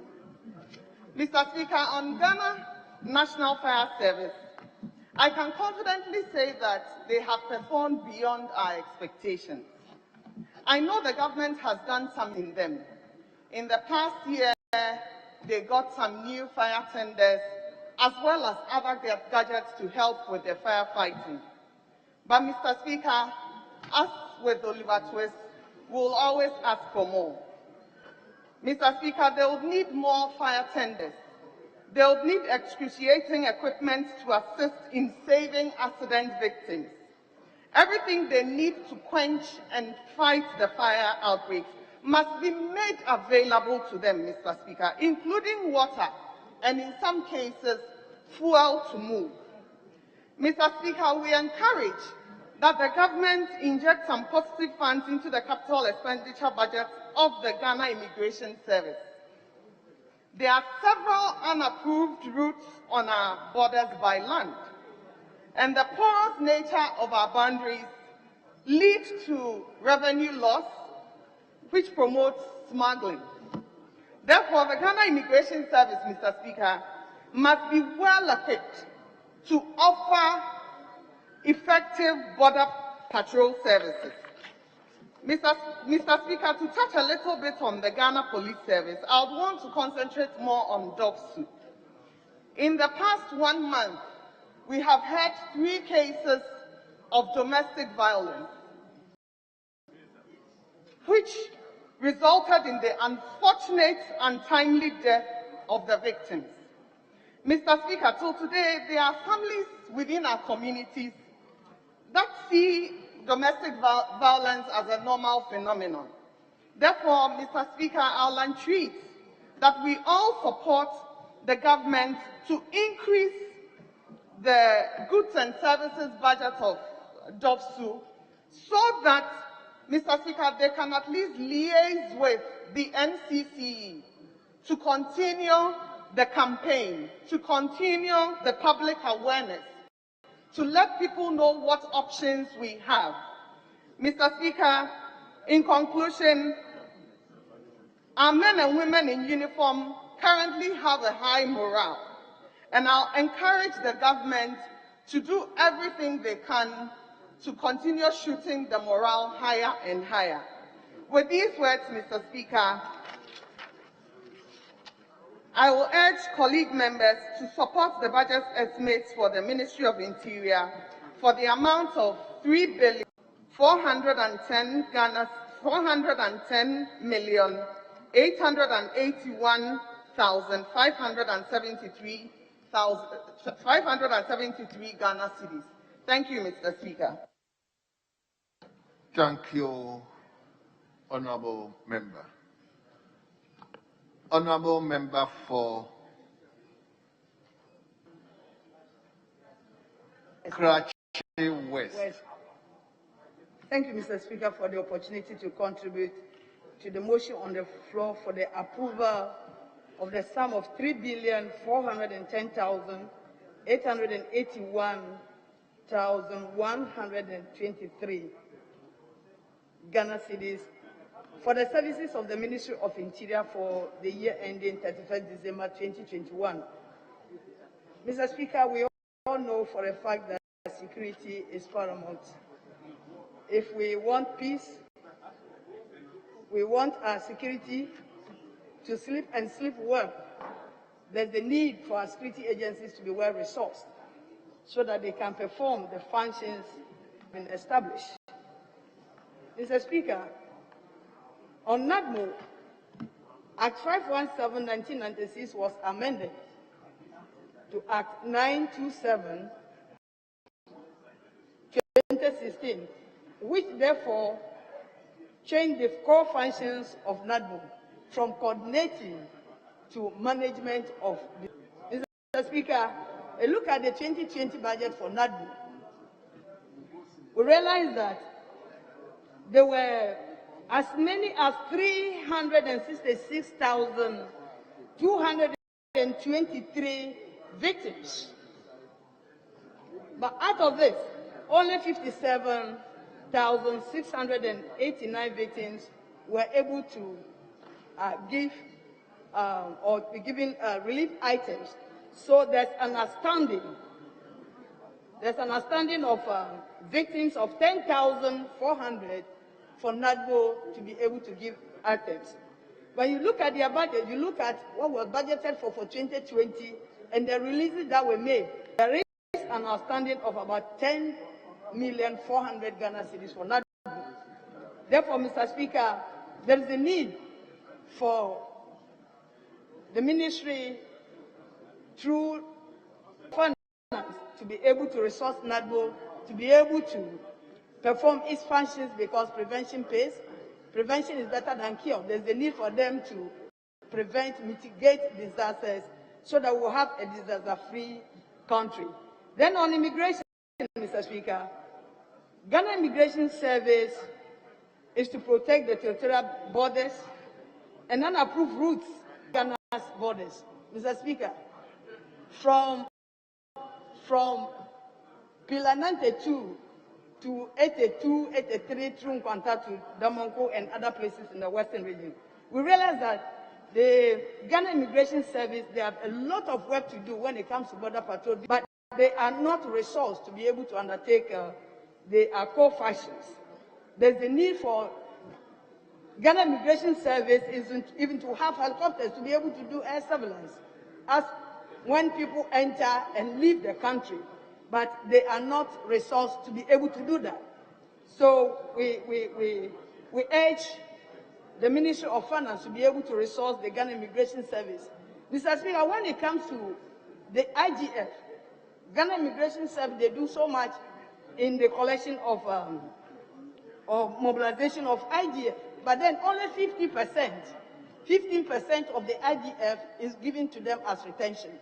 Mr. Speaker, I urge this Honorable House to join the Defense and Interior Committee to advocate for an increase in the retention of the IGF for Ghana Immigration Service from at least 15% to 30%, if not even 50%, so that they will be able to, if the Ministry of Finance is not able to release resources to the Ghana Immigration Service, then they can use their IGF to be able to resource the administration to be able to do what they want to do.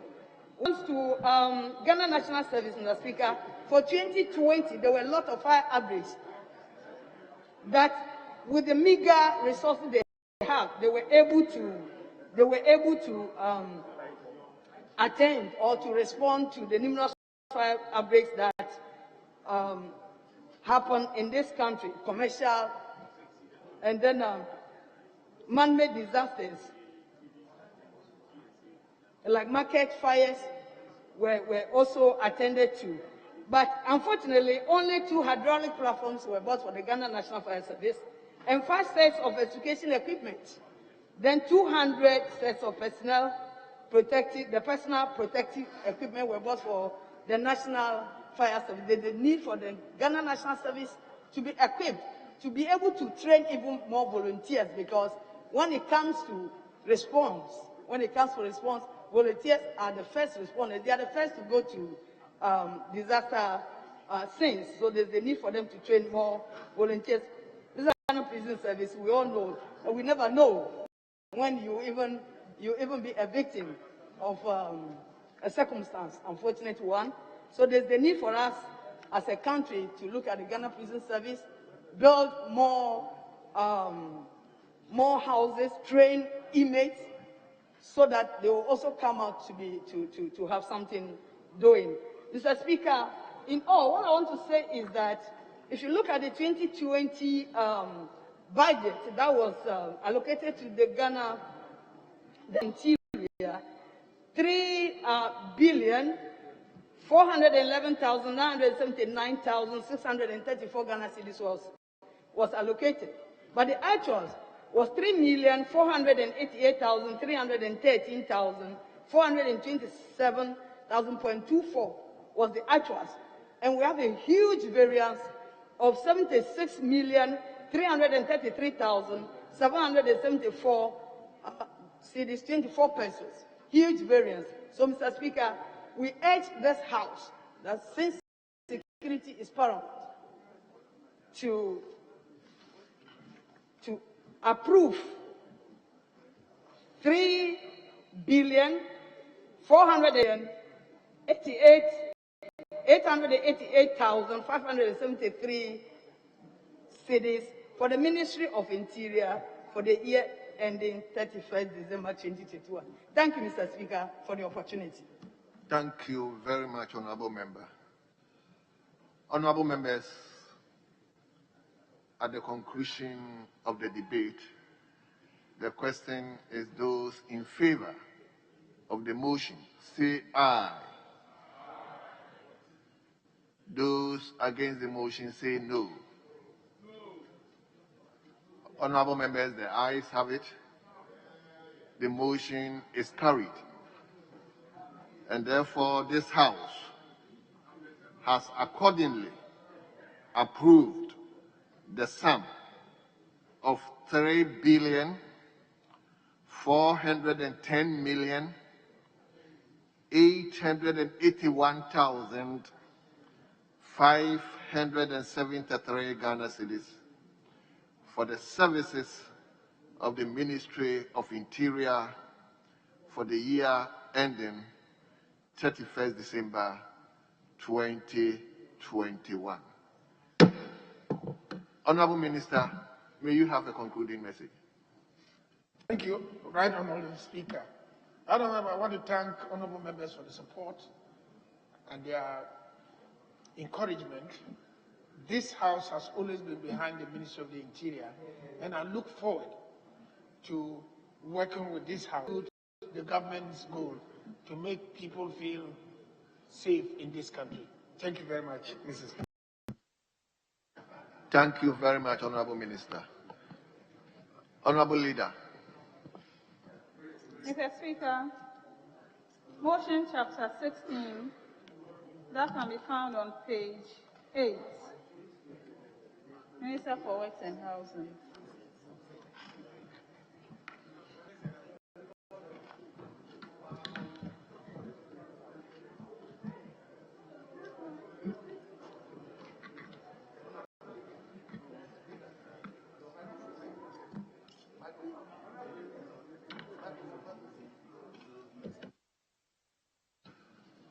Honorable members,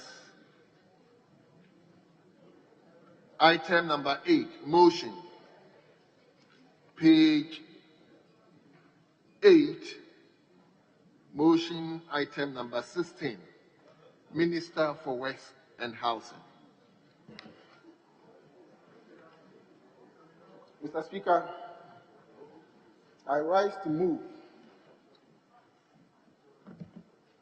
that this honorable House approves the sum of 175,046,585 for the services of the Ministry of Works and Housing for the year ending 31st December 2021. I so move, Mr. Speaker. Thank you very much, Honorable Minister. Honorable Chairman. Thank you, Honorable Speaker. I rise to second the motion moved by the Honorable Minister for Works and Housing. Honorable Speaker, for the sake of time, I will raise some few issues with regards to observation and, of course, recommendations, and conclude. And I'll urge the Housing Department to capture the full report as having been read. Mr. Speaker, this issue of inadequate resource allocation continues to plague the Ministry of Works and Housing. Their share of the infrastructure budget for 2021 is a meager 4.1%, representing an amount of 175,046,585 Ghana cedis. This, we believe, as a committee, will not enable the ministry to carry out its mandate to the people of Ghana. We therefore urge the Minister for Finance to do something about this mega budgetary allocation to the ministry. Mr. Speaker, on the issue of the completion of the stalled Sagleme affordable housing project, the minister assured the committee that all the necessary efforts are being put in place to ensure the completion of that very important national project. Mr. Speaker, in conclusion, with regard to the strategic role of the Ministry of Western Housing in terms of national development, the committee recommends to the House to approve the sum of 175,585 Ghana cedis for the implementation of the ministry's work programs for the year 2021. Thank you. Thank you very much, Honorable Chairman. The ranking. Right, Honorable Speaker, I rise to support the motion ably moved by the chairman of the committee for the approval of the sum for the minister for the sum of 175,046,585 Ghana cedis for 2021. Mr. Speaker, just like the chairman said, 2020, the year 2020, 226 million was allocated to that ministry for their activities.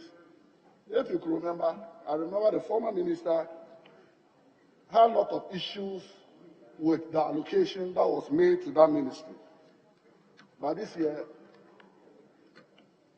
the allocation has been reduced to 100, and we all know how important that ministry to the country.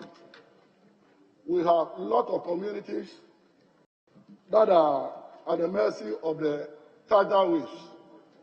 Coastal protection, we need to protect our coastal countries, communities. Besides that, you all know the problem we have with housing in this country. Chairman made mention of that. We have a debt overhang of almost 1 billion as a ministry. And if allocation of 175 million Ghana cedis is made to a ministry that had a debt overhang of about 1 billion, I wonder how the ministry is going to run. We all know the onset of the rainfall, Accra, flooding situation in Accra. And we need to desilt the major drains in Accra and most of the major communities. Looking at an allocation that has been made to the ministry, I think the government should have considered that. And most of the promises that were made in our budget statement, there are a lot of short-cutting that were made in the budget statement. And if you made a promise and you don't even have allocations that will be able to fulfill those promises, a time will come everybody will be thinking that politicians, you cannot even trust politicians. So in going forward, I believe that Accra drainage system is so important so that we can reduce the flooding situation in Accra. Besides that, we all know most of the high capital intensive projects that are going on at most of our coastal communities, Keita, Ada, and other places. We need to ensure that a lot of investment goes into that area. Chairman mentioned it. Out of the infrastructure budget, we only had 4% to works and housing. So if our minister will be very effective and the people will benefit from that ministry, I believe that we have to make local allocation to this important ministry. On that note, I would suggest to the House to approve the sum of 175,468,585 Ghana cedis for the 2020 year, so that we'll be able to implement most of the programs and activities that have been lined up for the year. I so move. Thank you very much, Honorable Member. Honorable members. Honorable Member, are you on your feet? Yes, Mr. Speaker. Okay. Let me hear you. For this opportunity to contribute to this very important matter before you. I want to thank my ranking for good guidance. And I want to thank the chairman of our committee. Mr. Speaker, he was very good at the meeting. I recommend that he's giving more of that opportunity. Mr. Speaker, I would want to look at page 9 of the report. And when you look at the figures that are allocated to this budget, is 175,046,500 Ghana cedis, Mr. Speaker. Mr. Speaker, look at 2000 budget, 2020, sorry. If you look at 2020 budget, you're looking close to 230 million Ghana cedis. Mr. Speaker, when you look at what this budget was able to do, the 2020 budget, Mr. Speaker, you realize that Osei Tutu housing was completed, and some houses were also completed and handed over to TDC. Mr. Speaker, that is what they did with that kind of money, almost 230 million. I wonder how 175 million is going to do something more appreciable in this budget, Mr. Speaker. So I submit that the Ministry of Finance will want to look at the budget again, see what we can, because you see, works and housing is a very important area in our economy, Mr. Speaker. And so, because our budget for that and this ministry is very small, I believe that the ministry would want to engage in so many strategic approaches in order to get very good impact, Mr. Speaker. I take the rural housing project, for example, Mr. Speaker, and I would want to recommend that we'd want to engage in building houses for the local environment. When you take the districts, for example, why don't we go for bricks, Mr. Speaker, which is relatively cheaper, where we can build houses for our tutors, our nurses, and government workers and all that. Mr. Speaker, the local or the rural area housing deficit is really alarming, and it is important that we invest in products that are local products in order to go for these expensive housing materials and all that. We're not going to go anywhere, Mr. Speaker. Mr. Speaker, I also want to recommend that the ministry will want to look at GREDA, the Ghana Real Estate Association, and invest in them. Zone the country, give it to them. Let them build houses all over the affordable houses with our local materials. And I believe that we're going to go very far, Mr. Speaker. Mr. Speaker, it is also very important to look at our road networks to where our houses are built. Yes, Mr. Speaker, I know you are signaling me for time. Mr. Speaker, when you look at Central University Road, Pram there, Mr. Speaker, the traffic is unbearable. So, Minister, if you can liaise with your colleague, Minister, Road and Highway Minister, and get that job done, so that we can give meaning to the agreement housing. Mr. Speaker, go to Cape Coast Road, Bujumburam, terrible. And so if you put any houses out there, because we must expand our economy, Mr. Speaker, so that when you look at my constituency, for example, Chifoetimokwa, we only need bricks houses for our people. And I believe strongly that it's good, because the budget is very small, we must invest strategically in meaning for the money and what we want the money to do. The housing ministry would want to invest in digitization. Make sure we number our houses in the cities and be able to locate them properly. And also make sure that we prevent building on waterways and causing flood and all that. And I believe strongly that when we do that, our housing project would go forward. Mr. Speaker, I thank you very much for these few words. On that note, I support the budget and hope more will be added so that we can have meaning for our housing deficit in this country. I thank you, Mr. Speaker, for the opportunity. God bless you. Thank you very much, Honorable Member. Yes. Honorable Member for Empraeso. Thank you very much, Mr. Speaker. I support the motion as tabled by the Honorable Minister for Works and Housing. Mr. Speaker, clearly, housing is essential in achieving the SDG Goal 11, which clearly states that there's a need to make cities and human settlements inclusive, safe, resilient, and sustainable. Mr. Speaker, during the President's State of the Nation's address to this August House, he made it clear that he is going to throw more light or is going to support the ministry in achieving this very goal. Mr. Speaker, my very good friend and brother, Honorable Asensu Boakye, who is the sector minister, during his vetting, also gave some solid assurance that he's going to ensure that the perennial flooding that we experience in Accra will be stopped. So, Mr. Speaker, I'm a bit worried looking at the allocation as assigned to the ministry. And I'm using this occasion to urge the government, especially the finance ministry, in ensuring that in the mid-year budget review, some more allocation is given to the ministry to ensure that the very vision that the young minister has will be attained.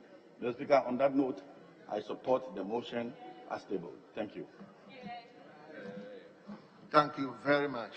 Honorable members, at the end of the debate, I'll put the question, and the question is, as many as are in favor of the motion, say aye. Those against the motion, say no. Honorable members, the ayes have it. The motion is adopted. And therefore, this Honorable House has accordingly approved the sum of 175,046,585 Ghana cedis for the services of the Ministry of Works and Housing for the year ending 31st December 2021. Honorable Minister, may you conclude, taking into cognizance some of the contributions members made. Thank you very much, Honorable Speaker.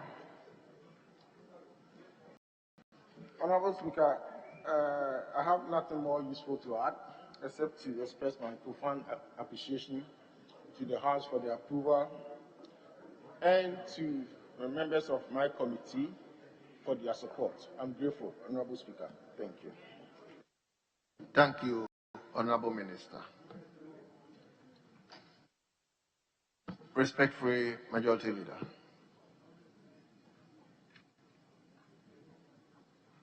Speaker, item 29, on page 11,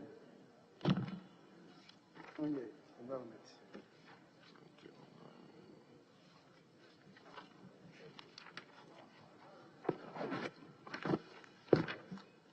Honorable members, item number 8, motion, page 11, motion item number 29, Minister for Local Government, Decentralization and Rural Development. Thank you, Right Honorable Speaker. Honorable Speaker, I beg to move that this Honorable House approves the sum 599,322,557 Ghana cedis for the service of the Ministry of Local Government, Decentralization and Rural Development for the year ending 31st December 2021. I so move, Mr. Speaker. Thank you, Honorable Minister.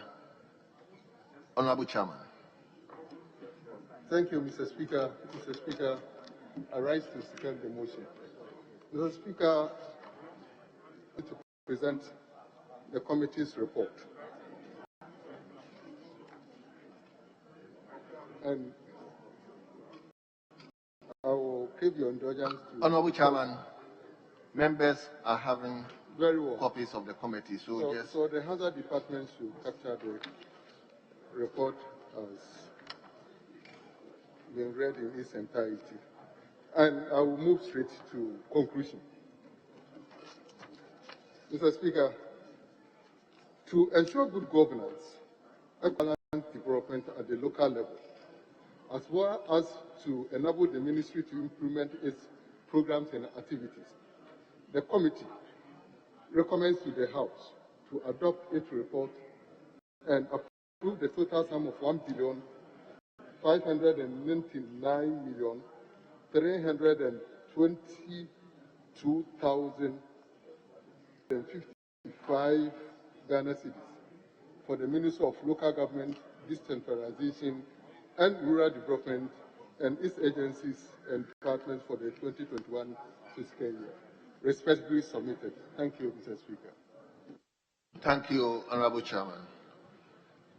Honorable Member. Mr. Speaker. For your constituency is S.O. Jaman. S.O. Jaman. Mr. Speaker, I support the motion for this House to approve the sum of 1.5 billion and all services of the Ministry of Local Government, Decentralization and Rural Development for the year ending December 31st, 2021.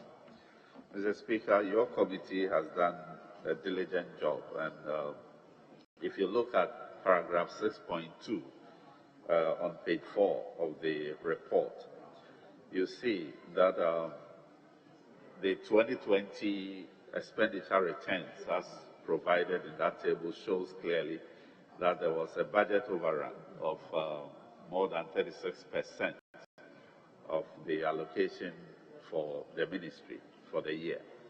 And this is becoming a trend that, if you listen to honorable members on this floor, it is something that is becoming repetitive. So this House will have to take a critical look at this new trend that is happening. But, Mr. Speaker, it was interesting to note here from the ministry that the ministry provided a budget for DP funding, and the Ministry of Finance reduced the ceilings. But at the end of the day, because they received the money, they went ahead to spend far in excess of the ceilings that this Honorable House approved.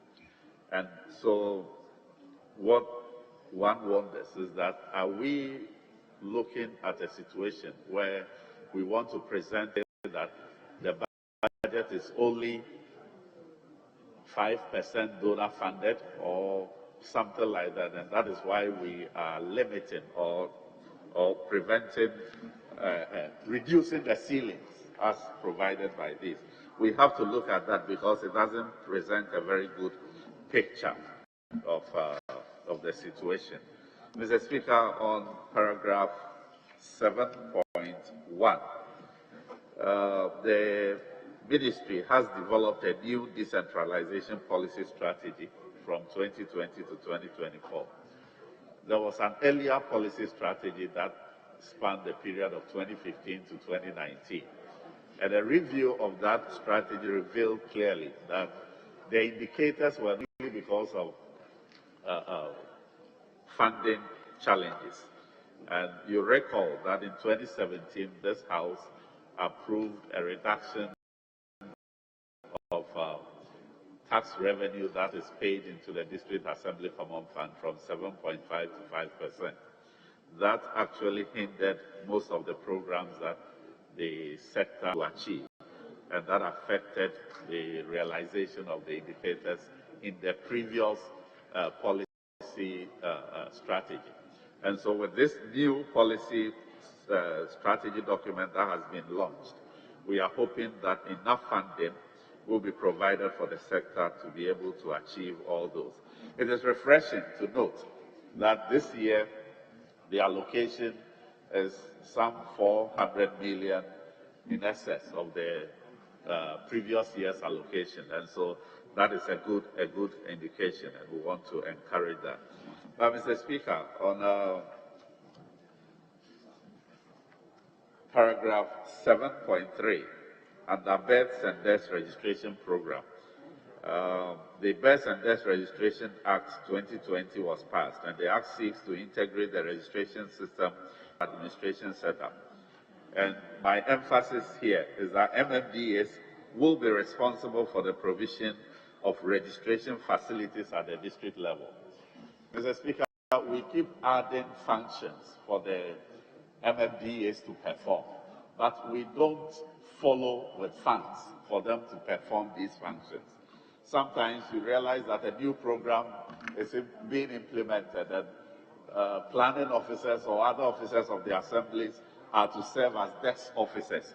But funds are not followed up for them to be able to perform these additional functions that are being given to them. So it is important that if we expect MFDAs to provide registration facilities at the district levels, we must send funds for them to be able to do that.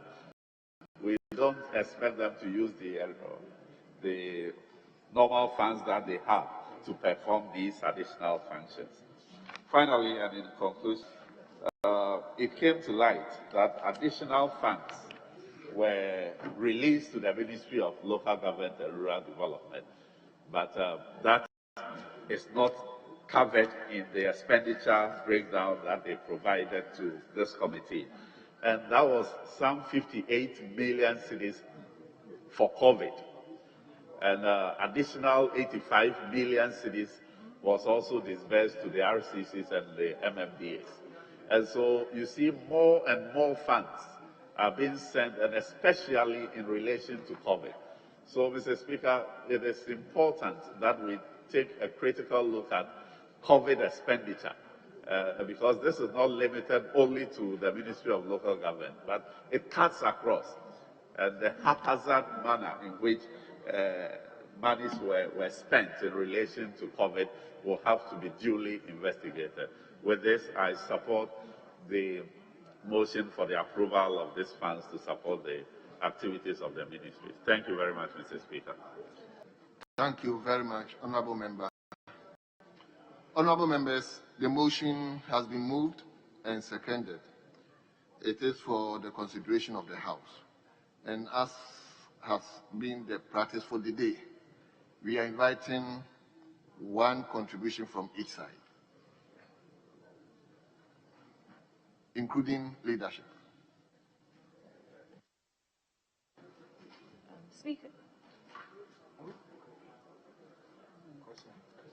Speaker, I'm grateful for the opportunity. Hold on. Your constituency? My name is Mavis in Kamtetre East in the Ashanti region. Okay. Speaker, I'm grateful for the opportunity to contribute to the approval of the sum of 1,599,000,000.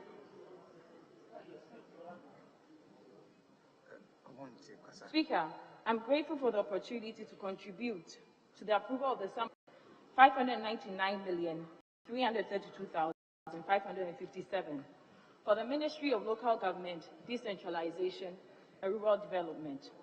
Mr. Speaker, I will start by commending the then Minister and the government for ensuring the passage of the Registry of the Birth and Death Act, Act 1027. Mr. Speaker, and also commend the government for decentralization efforts, especially in the area of birth and death. Mr. Speaker, birth certificate is one of the most important documents to every nation. Unlike our country, it's close to impossible to obtain a birth certificate, but in Ghana, it hasn't been so. I believe that with the approval With the approval of this act, with the passage of this act, it will make it very easy for us to reduce the fraudulent nature associated with people acquiring our birth certificates. Mr. Speaker, in the same vein, it will reduce the bureaucracy in attaining such a certificate.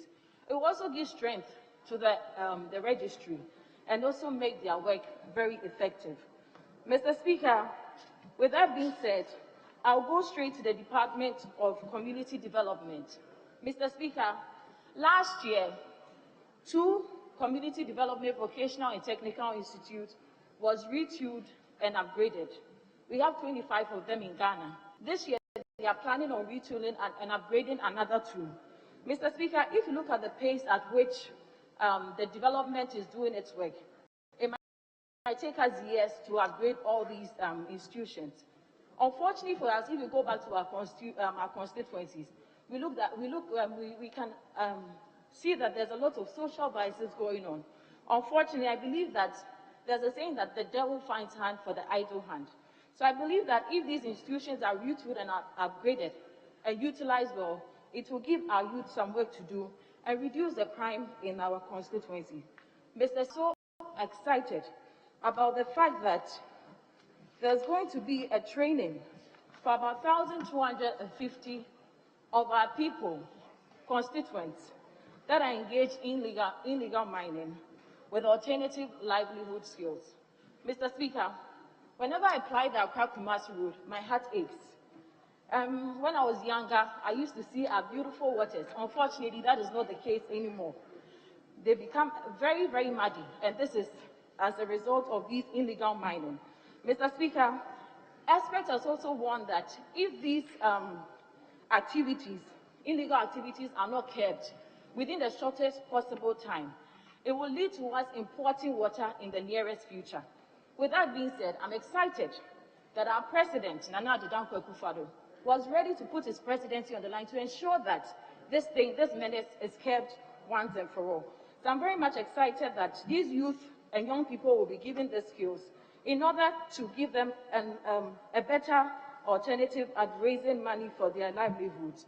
Mr. Speaker, with that being said, I will thank this House and urge their support in approving the sum of 1,559,332,557 Ghana cedis for the Ministry of Local Government, Decentralization and Rural Development. Thank you.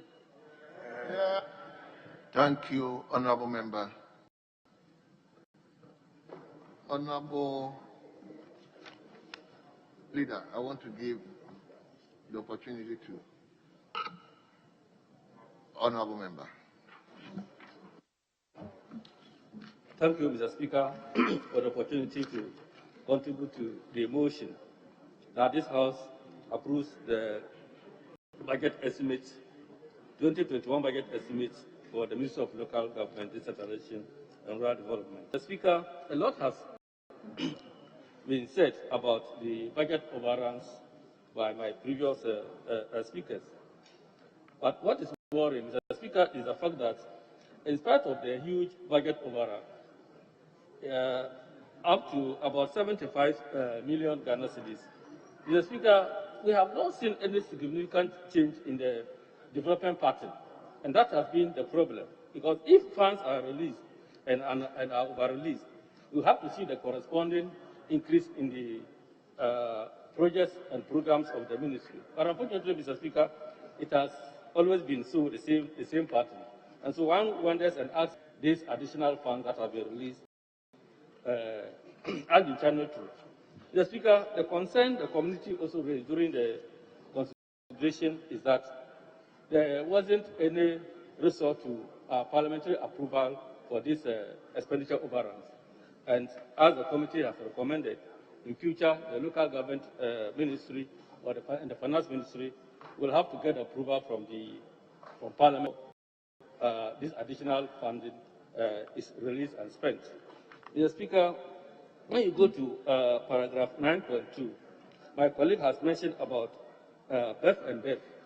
Mr. Speaker, the committee noted that the birth and death agency are facing accommodation challenges, and it is noted that they are temporarily being housed at a place which is not facilitating effective performance of their duties. And last year, they were to be relocated to a new site. But when the committee requested to know the state of preparedness of the new place, the committee was informed that nothing so far has been done. It is the belief of the committee that something will be done looking at the importance of the birth and death registry with regards to data collection, which has its positive impact on the development of the country. Mr. Speaker, one thing we also mentioned last year, which hasn't been taken care of, is allowing these income-generating agencies, their IGF, for development. And we believe that when that is done, these agencies will be more willing to generate a lot more revenue. Some of these agencies is the birth and death, as I've mentioned, and then the Department of Gardens. We have noted that Parks and Gardens have increased their revenue generation from 400,000 last year to 600,000 this year. The committee noted that they have a lot more capacity to generate more IGF. Mr. Speaker, the fact is that when they generate this IGF and it is sent to the Minister of Finance, what is given to them for their performance, Mr. Speaker, has been woefully inadequate. And for that reason, they don't have the edge to generate more revenue. And so we are appealing that, Mr. Speaker, the Minister of Finance considers permitting these agencies to retain part of their IGF so that they will be able to embark on more development programs. With this, Mr. Speaker, I thank you and urge the House to approve the budgetary estimates for the Ministry of Local Government, Transition and Local Development. Thank you, Mr. Speaker. Honourable members, at the conclusion of the debate, the question is those in favour of the motion say aye. Those against the motion say no. Honourable members, the ayes have it. The motion is carried, and the House has accordingly approved the sum of 1,599,322,557 Ghana cedis for the services of the Ministry of Local Government, Decentralization and Rural Development for the year ending 31st December 2021. Honourable Minister, conclusion. Thank you, Right Honourable Speaker. I thank the honourable members of the committee for the valuable contributions they made, promising that we've taken all on board, and we have regular meetings to make sure that some of the concerns that have been raised and suggestions will put into the ministry's operations and its implementation. Thank the House very much. Thank you, Mr. Speaker, for approving this sum for the Ministry of Local Government, Decentralization and Rural Development for this year. Thank you so much, Mr. Speaker. Thank you very much, Honourable Minister. Respectfully, Leader of the House.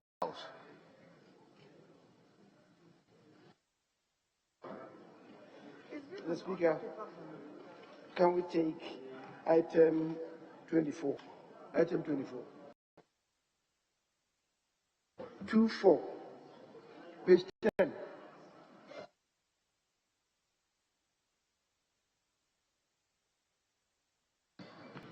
Honourable members, item 8, motion.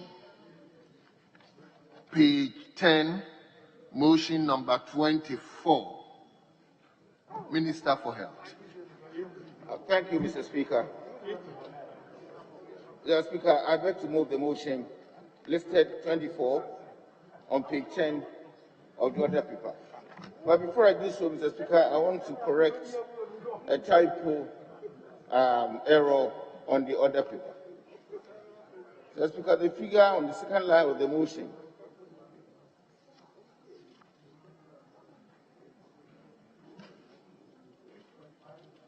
$261,640,223 is the correct figure, not what was already typed as 224. Thank you, Mr. Speaker. Mr. Speaker, I move that this Honorable House approve the Honorable Minister, may you come up with the figure again, please? Mr. Speaker, the figure 8,533,590,223.00. That is the correct figure.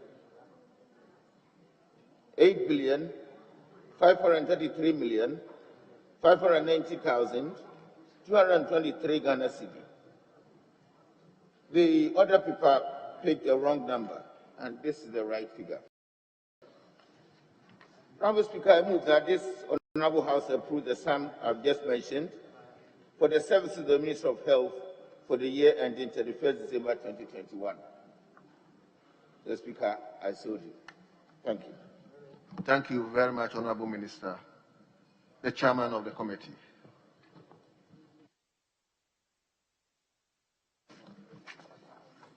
Yeah, right, Honorable Speaker. Yeah, thank you for giving me the opportunity to present the report. Honorable. Yes, thank you for this opportunity to present the report of the Committee on Health on the 2021 annual budget estimates for the Ministry of Health. Mr. Speaker, in doing so, I ask the Hazard Department to capture in full details the content of this report. But however, because we are not in normal times, absolutely because of COVID, so however much I crave the indulgence of you to allow the Hazard Department to capture this, I may have to stress some areas here. Mr. Speaker, the Ministry of Health in 2020 was able to undertake some activities, many of which had to be pushed into financing of COVID and COVID-related expenditures. Mr. Speaker, I would also want to say that going to 2021, they highlighted the implementation of Agenda 111, accelerate the construction of community-based planning services and that's the CHIP compounds, completion of some existing health infrastructures, establishment of a national database for medical equipment, in addition to the reconstruction of the central medical stores, and the development and implementation of hospitals and other infrastructures. Honorable Member, not hearing you. I see. Mr. Speaker, in 2021, an allocation of 929,296,610 has been earmarked for vaccine operation, procurement, and related expenses. Mr. Speaker, the insurance packages for health workers, however much it is so, the committee realized that not all hospitals staff who contracted COVID have been able to claim with regards to the health workers who were insured, about 10,000 of them. This was because of bank details and other disparities which they are sorting out. But however, some persons have been paid their claims having COVID, who are health workers. Currently, which is of interest for you to know, the number of cases of COVID so far is 89,999. The recovered cases are 86,621. Severe cases are 33 currently, 13 most critical, and the active cases now. Honorable members, we have the report. Just go to the recommendation conclusion for us. Yes, Mr. Speaker, thank you very much. But I know we were not in normal times, and it was important for me to have updated you on this. But Mr. Speaker, in as much as I run quickly to the conclusion, It is of importance for us to take, again, a look at the workforce of the health sector. Currently, a size of 251,527, which in 2016, as of December, was 103,440, with a budget of 114. Currently now is around about 500%, and stands at 64.5% of allocations to the health sector. It is worrisome to take note of that. But, Mr. Speaker, in concluding, I want to say that it's not still, we still think it's not appropriate to be capping health regulatory agencies, especially that of FDA. And I think something must be done, as we are not in normal times, and they have to be working to ensure efficacy of drugs taken and food-related and drug-related stuff. So in conclusion, the committee recommends to the House to adopt its report and approve the sum of 8,533,590,223 Ghana cedis for the activities of the Ministry of Health for the 2021 fiscal year. Thank you for giving me the opportunity to make this submission. Thank you very much. Thank you very much, Honorable Member. Honorable Rankin. I'm most grateful, Mr. Speaker, for the opportunity to contribute to the motion that this Honorable House approve the sum of 8,533,590,223 Ghana cedis. Mr. Speaker, at the committee sitting, we detected a lot of discrepancies in the figures, allocation of figures, as that contained in the main budget, that's the 2021 budget, and the medium-term expenditure framework. And so the committee directed the agencies and the ministry to go back and reconcile the figures to tally with what was contained in the main budget that has been approved by the House. The Speaker, I cannot debate the budget estimates of the health sector without reference to the Abuja Declaration. The Speaker, it requires that as a country we invest not less than 15% of our annual budget, not less than of our annual budget in the health sector. The Speaker, sadly, now the 15% is supposed to be around 16.5 billion Ghana cedis. But now we are struggling to do about 7.8%, which is around 8 billion. Mr. Speaker, it is important to note that we have a very weak health sector, especially that has been exposed by COVID-19, and therefore we need to invest more in the health sector. Mr. Speaker, the capex, which probably I think that would drive a lot of infrastructure in the Ministry of Health, is quite inadequate. Mr. Speaker, if you look at the capex, government's contribution to the capex, the Speaker, it is around 13 million, which is around 1.29% of the total amount allocated to the capex. And we are relying so much on foreign donors, which is not reliable. And therefore, Mr. Speaker, in future, we recommend that government pump more money into the health sector by way of capex. Mr. Speaker, there was a profound statement in the medium-term expenditure framework, which I wish to quote, page 18, and the second paragraph, line 6. And Mr. Speaker, it reads that the proportion of Government of Ghana being the major component of the budget from 2018 to 2020 is mainly due to the compensation of employees.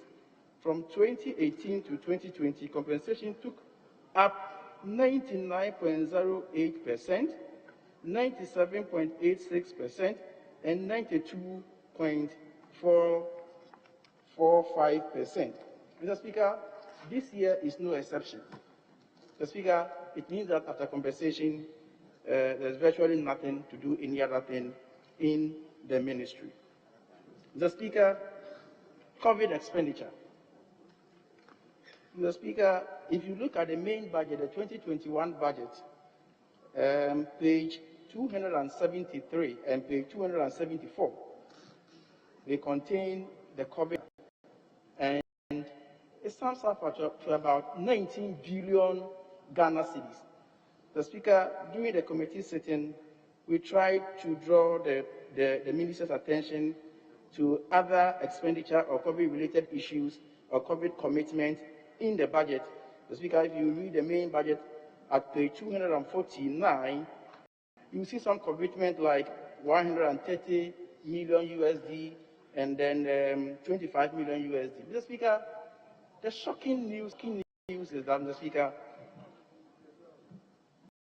the main ministry, the parent ministry leading the fight against COVID-19 could only account for 600 million Ghana cedis out of the 19 billion Ghana cedis. Mr. Speaker, 600 million Ghana cedis out of the 19 billion. Mr. Speaker, to be fair to the minister, he indicated to us that he could only account for that money because some of the monies was released to other ministries. So, Mr. Speaker, it is very important. We should not end at the budget estimate. It is very important that I'm inviting this House to constitute a bipartisan committee to investigate the expenditure on COVID. Mr. Speaker, it is very, very, very, very important because a lot is expected of us as members of Parliament. Mr. Speaker, the state of our teaching hospitals in this country is also nothing to write home about. They lack a lot of things. MRI, irregular supply of water, irregular supply of oxygen, even CT scanners. Mr. Speaker, if a teaching hospital and you don't have CT scanners or MRI, you don't even qualify to be a teaching hospital. Mr. Speaker, that is exactly the situation we find ourselves as a country. And therefore, there is a need, Mr. Speaker, for us to invest more in the health sector. Mr. Speaker, with these few words, I urge the House to support the allocation of 8,533,590,223 Ghana cedis. I thank you. I thank you, Ranking Member. Honorable members, the motion has been moved and seconded. It is for the House to consider. Meanwhile, as today we have arranged the House, we are inviting only one contributor from each side. Honorable member for Mentionoff.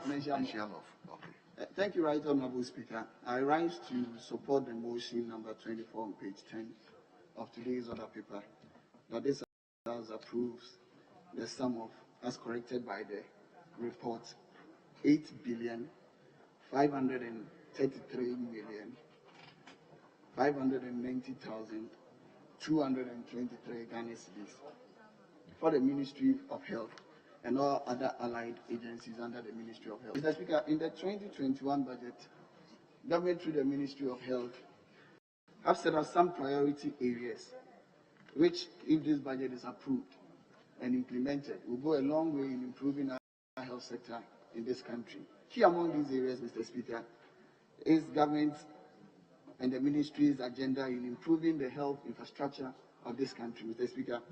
Driving this agenda is Agenda 111, which seeks to improve the spatial distribution of, Mr. Speaker, our health facilities, as well as also addressing the travel times that people would have to travel in accessing health facilities in this country, as well as also giving people an opportunity to have specialized care in some of these institutions.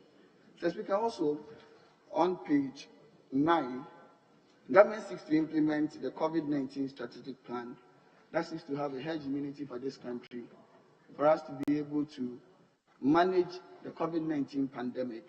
Government seeks to allocate about 929,296,610 Ghana cedis for the procurement of vaccines and its distribution for this country.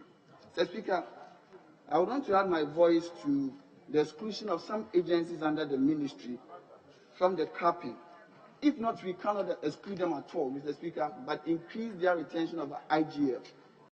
Key among these institutions or authorities is the Food and Drugs Authority, which has an attrition rate that is very high. Currently, the authority says they don't have a legal representative in the authority. And for a regulatory authority that do not have a legal representation, Mr. Speaker, it's very worrying.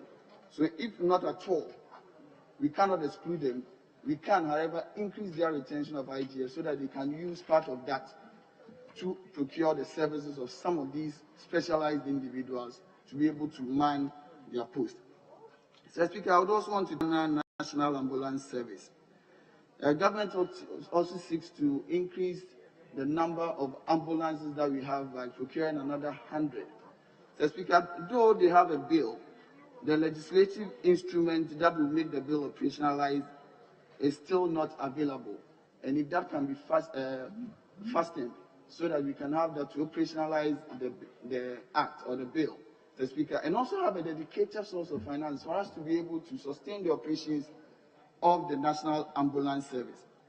I would also want to bring to the attention of this House the role that the National Blood Service played in the treatment of COVID patients, together with the Food and Drugs Authority, where they were able to have the convalescent plasma treatment for critically ill COVID patients. Mr. Speaker, I believe that went a very long way in helping us manage the situation at that time.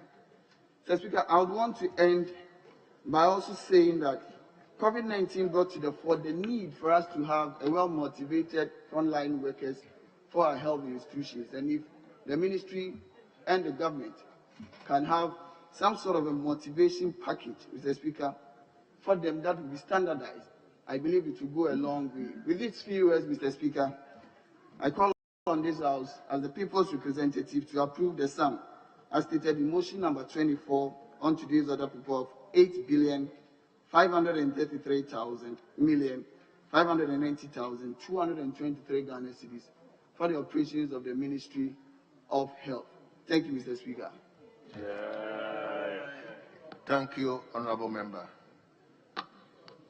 Honorable Member for Techiman North. Thank you, Mr. Speaker, for the opportunity.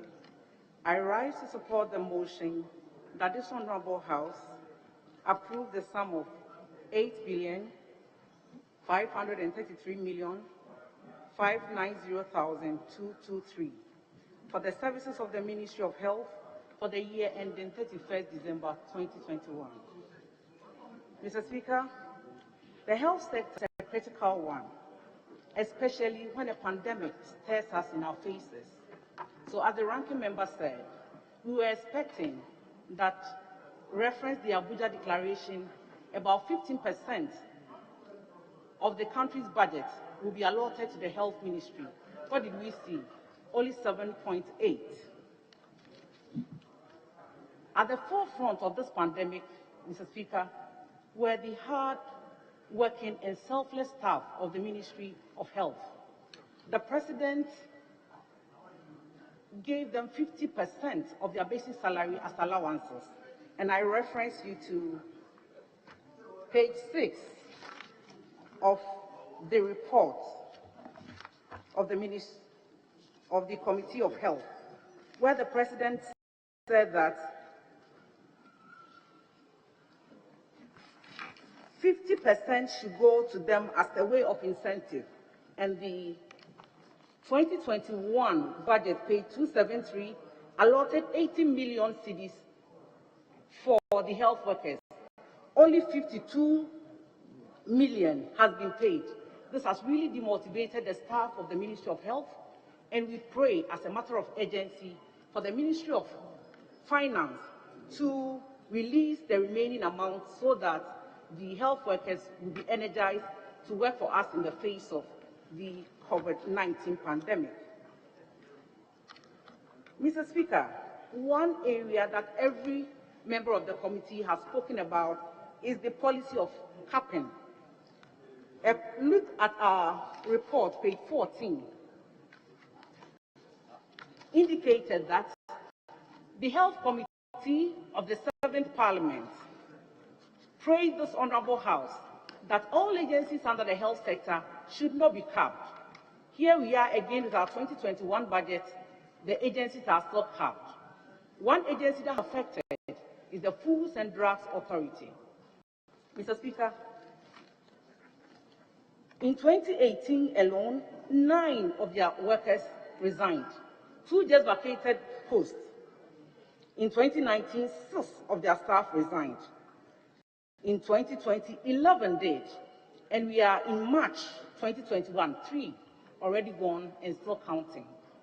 If they are not capped and they are able to retain all their IGF, Mr. Speaker, I think this will go a long way for them to retain their critical staff. We know the Food and Drug Authority are responsible for our food and drug safety. And if they are not well equipped to do this work, we know what happens to us as a country. So we are praying that if ever there is a review of this budget, the capping of FDA especially must be looked at so that they execute their mandate. The whole FDA, which has regulatory mandate of ensuring that our food and drugs are safe, does not have one lawyer, all because they are unable to retain one. Mr. Speaker knows very well that if you want to retain a lawyer, you need to pay. And before they are able to pay, they must retain their IGF. With these few words, Mr. Speaker, I support the motion number 24. Thank you.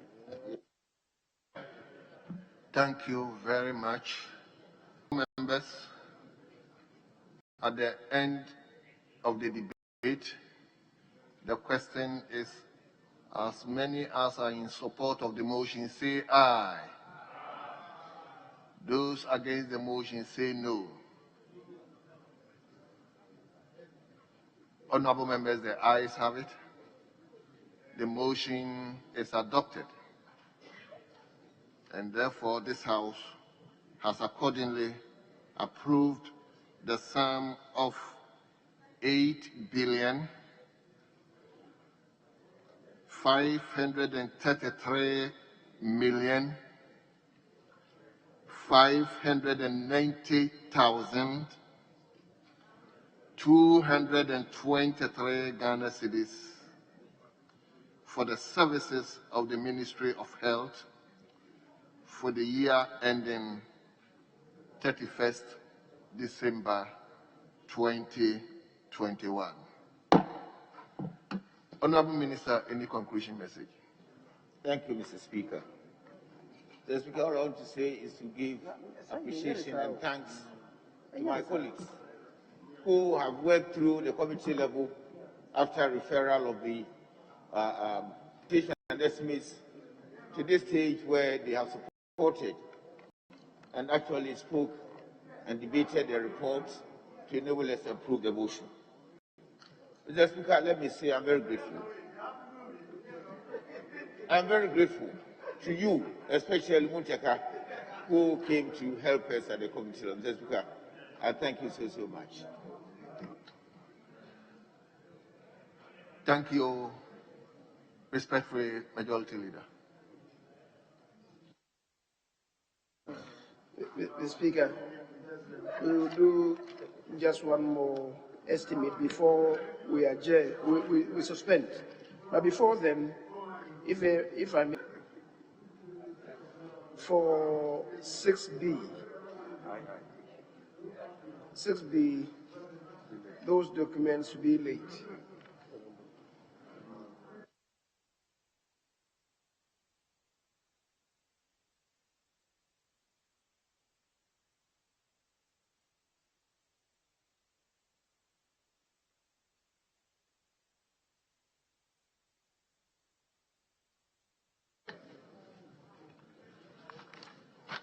Honorable members, item number 6, presentation of papers, page 3. Item number B, the chairman of the committee. Report of the Committee on Employment, Social Welfare and State Enterprises on the annual budget estimates of the National Labour Commission for the year ending 31st December 2021. Honorable members, the report has been duly presented and is for distribution to honorable members.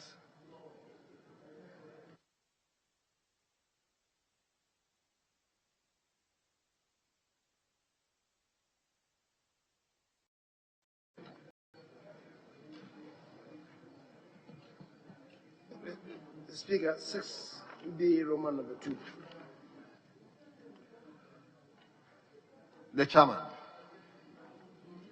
Committee on Employment, Social Welfare and State Enterprises on the annual budget estimates of the Ministry of Employment and Labour Relations for the year ending 31st December 2021.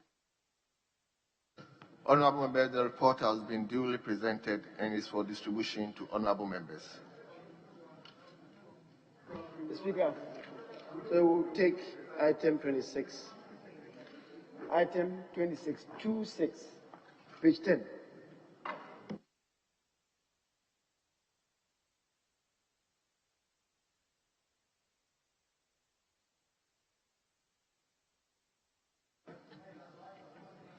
Honorable members, item number 8, page 10, motion number 26, Minister for Environment, Science, Technology and Innovation. Thank you very much, Mr. Speaker. Mr. Speaker, I rise to move the motion that this Honorable House approves the sum of 457,839,044 Ghana cedis for the services of the Ministry of Environment, Science, Technology and Innovation for the year ending 31st December 2021. Mr. Speaker, I beg to move. Thank you, Honorable Minister. The committee chairman. Thank you, Speaker. Mr. Speaker, I rise to second the motion and to present the report of the Committee on Environment, Science and Technology. Mr. Speaker, I would kindly ask the Hansa Department to capture the report as having been read in this and to focus on the main observations of your committee's report. Mr. Speaker, the ministry in 2020 was allocated a budget of 457.83 million and undertook a number of activities that have been aligned in the report. On page 11 of the report, the committee observed that the ministry is implementing a nationally determined contribution framework to support Ghana's effort to combat climate change. And the committee urged the ministry to ensure that this program is successful. Again, the committee was also pleased to note that the ministry has developed codes for tracking all climate change-related financing projects in all ministries, departments, and agencies, as well as those of the private sector. The Speaker, the other important observation that was made by the committee was in respect of the land use and spatial planning authority. Since the authority was established by Act 925, there was a requirement for some seed money to be made available to the authority. As we speak today, the committee that is supposed to oversee and management of this fund has yet to be set up, and the committee wish to encourage the ministry in collaboration with the local government ministry to ensure that the committee is set up as soon as possible. The Speaker, the other important of the respect of the National Biosafety Authority that has also been established by law, and since its establishment, the authority is faced with a number of logistical challenges. Key of it is a need to have some vehicles to support the operations. And the committee observed that the authority does not have even a single vehicle. And so we have urged the ministry to take urgent steps to ensure that the authority Honourable member, in this way. Members. In conclusion, Mr. Speaker, the committee, having examined through the 2021 financial year budget and estimates, recommends to the House to adopt its report and approve an amount of 457,839,044 Ghana cedis for the services of the ministry for the year ending 31st December 2021. Respectfully submitted, Speaker. Thank you, Honourable Member. Honourable Rankin. Thank you, Mr. Speaker. Mr. Speaker, I rise to support the motion under consideration. And doing so, Mr. Speaker, I would like to say that if there's any time in the history of this country that science needed to be recognized, it was in 2020. Mr. Speaker, the Ministry of Environment, Science and Technology has a lot of institutions that are doing very well. And we must commend them for their contribution. Mr. Speaker, today, if you are eating corn, it is from the CSR. If you are eating cassava, the various varieties, from the CSR. But Mr. Speaker, one thing that sustains research and development is funding. And therefore, interacting with the institutions, the problem that runs through is the fact that they don't have enough funding. And if we want science to drive our development, then what it means is that we need to really put in, some more effort. Mr. Speaker, we know it is difficult because we don't have unlimited resources.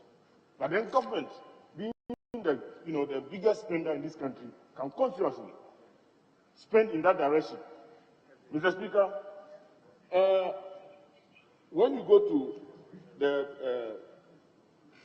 budget statement, paragraph 747, page 138, the minister in his presentation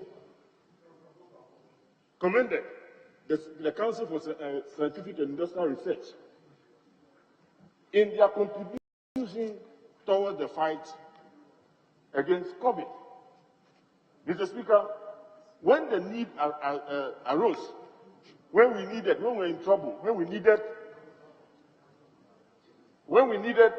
to do assay, when we needed to do testing, when we needed to find out who was carrying the virus, it was these institutions that mobilized to support the government in finding solutions, to that problem.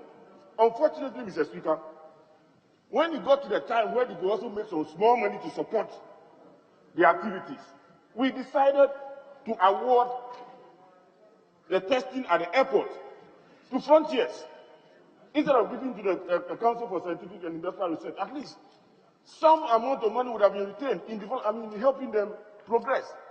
Number two, in planting for food, for instance, I mentioned the fact that most of that we are using in this country are developed by the CSR. Unfortunately, contracts, for supply of seeds and seedlings are given to others other than this institution. Mr. Speaker, I am not doing this because of this thing, but the fact is that it is difficult for government to get money to support the institution. And therefore, if the opportunity comes, if we have the opportunity to at least, empower them.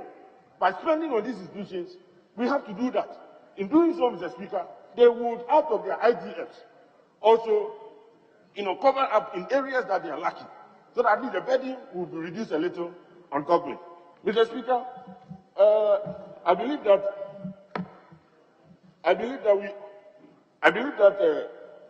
with this, and the fact that we have also recognized the fact that the ministry must also delineate some of its activities. The ministry has been found to be involved in execution of projects, but their duty is to monitor policies, come out with programs so that the institutions under the ministry will execute. I believe that when this is done, the ministry will have some more time to, monitor policies and advise government accordingly, so that government will take, advice, will follow whatever is going on in these institutions, so that when it comes to application, they will not be going outside this country for the services of others. Mr. Speaker, with this, I thank you and I support the motion under consideration. Thank you very much, Mr. Speaker. Thank you, Honorable Rankin. Honorable members, the motion has been moved and seconded and is for the consideration of the House. Again, we are inviting one member from each side. Honorable member for Enya Soutu. Thank you, Mr. Speaker. I'm very delighted to talk about the committee and the ministry actually for handling environment, science, technology, and innovation. It's very difficult to argue for research funding in any institution, but I'll take this opportunity to reiterate the need for us to push very hard on research work in our country. This cuts across on the agricultural front in terms of improving on our tubers. This cuts on the agricultural front in terms of managing pests. This cuts through other departments in how well we were prepared to deal with a very tiny organism, shall I say a virus, which has brought many nations on their knees. And I'll take this opportunity to plead that bio research is now much more important than weaponry of any sort. As we are well aware, the Americans has the largest weaponry in the world, but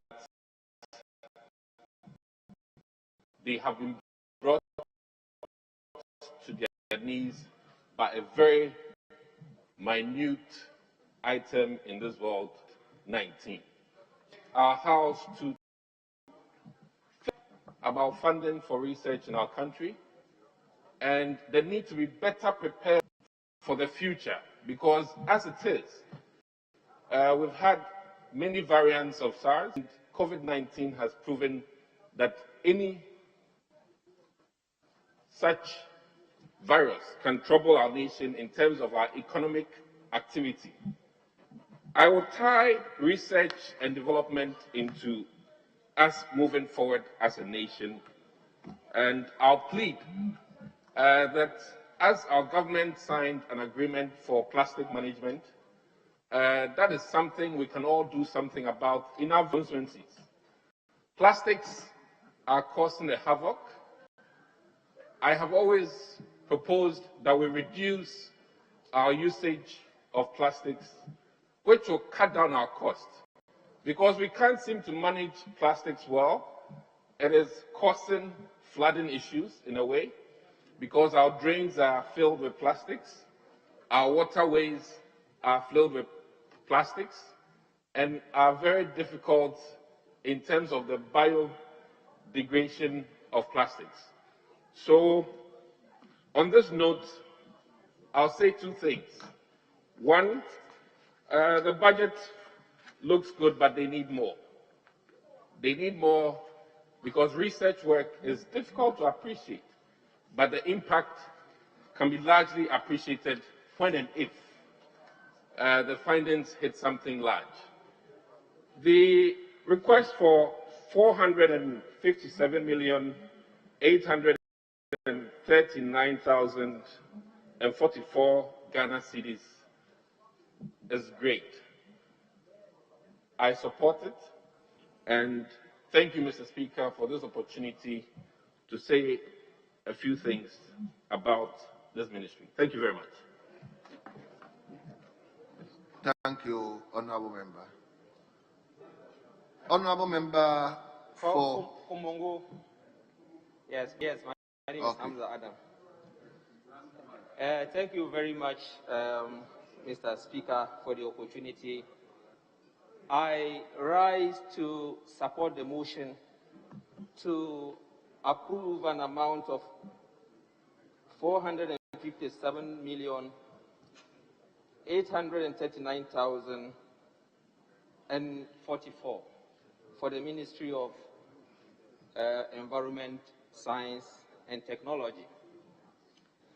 I am very happy to be associated with this discussion.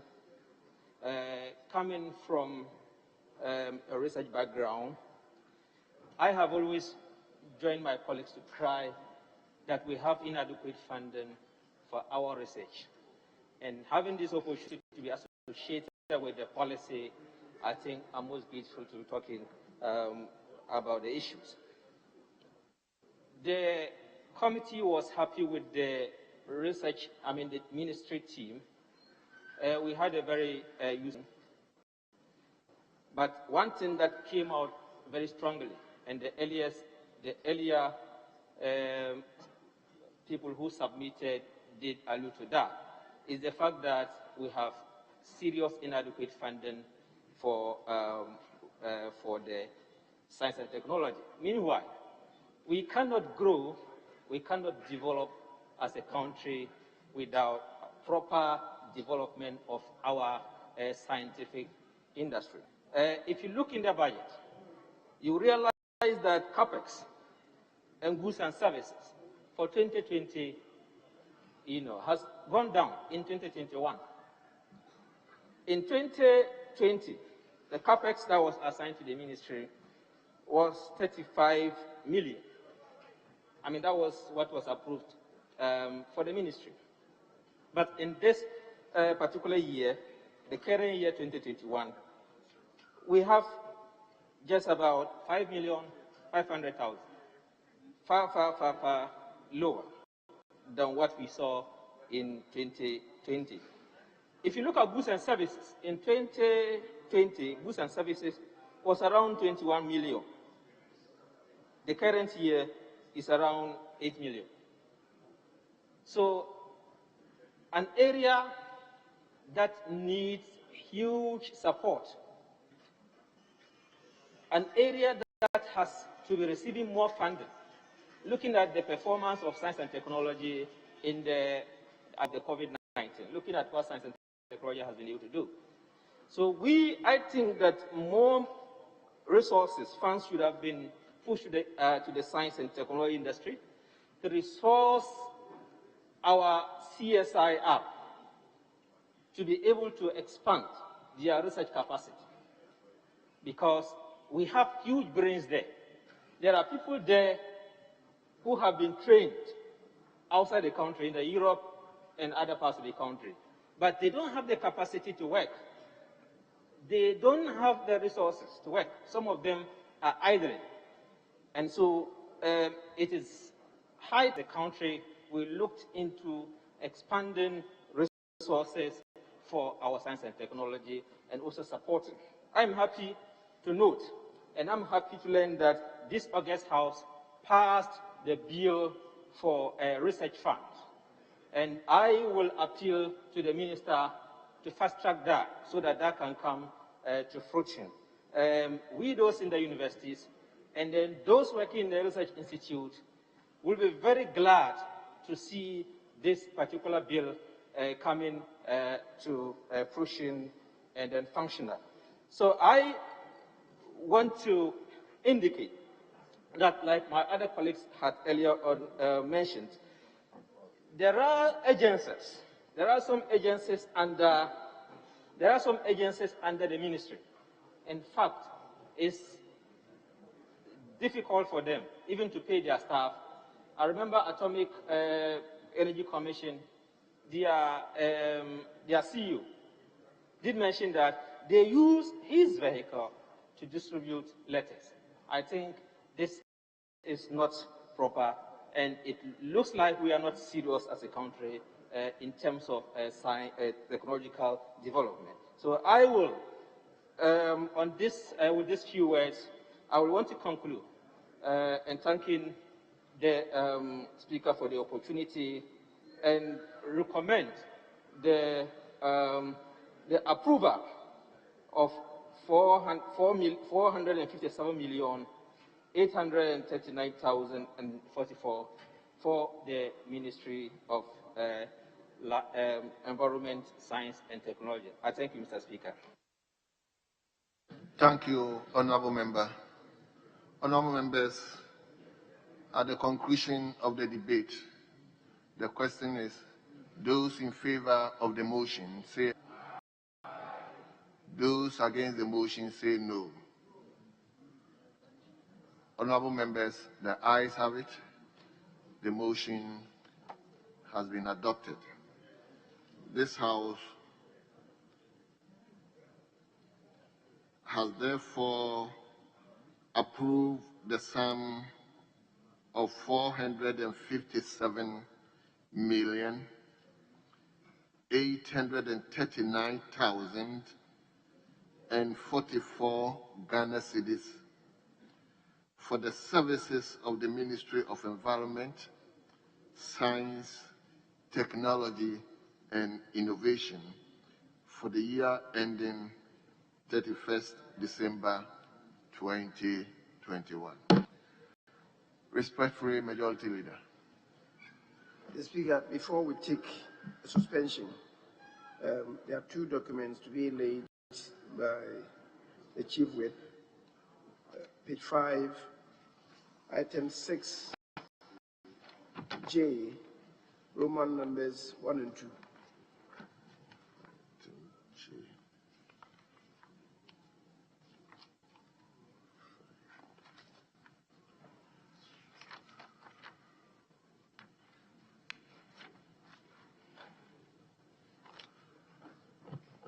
Honorable Members, item number 6, presentation of papers, page 5. Item number J, JI, by the Chairman of the Committee. Report of the Committee on Constitutional, Legal and Parliamentary Affairs on the estimates of the Office of the Attorney General and the Ministry of Justice for the year ending 31st December 2020. Honorable Members, the report has been duly presented and is for distribution to honorable members. JII, the Chairman. Report of the Committee on Constitutional and Parliamentary Affairs on the annual budget estimates of the Ministry of Parliamentary Affairs for the year ending 31st December 2021. The report is duly presented and is for distribution to honorable members. JIII, the Chairman.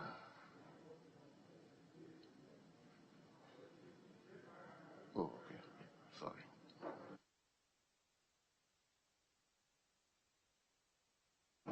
The Speaker, the third one is already.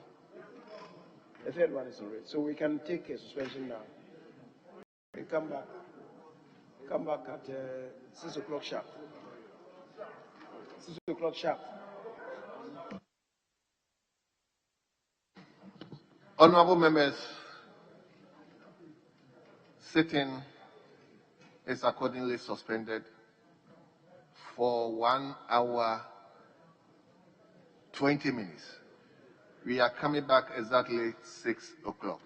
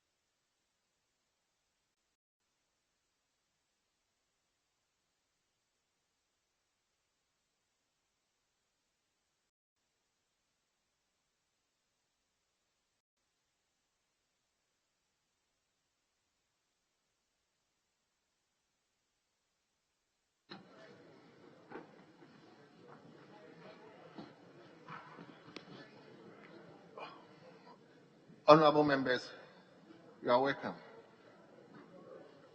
Respectfully, Leader. Speaker, if we may take item 6 on page 5, 6R, lay.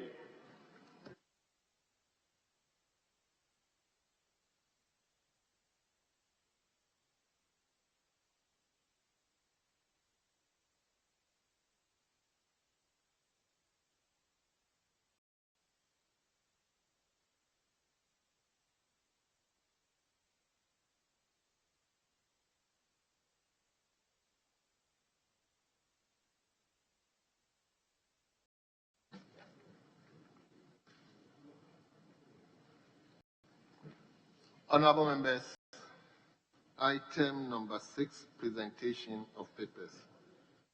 Page 5.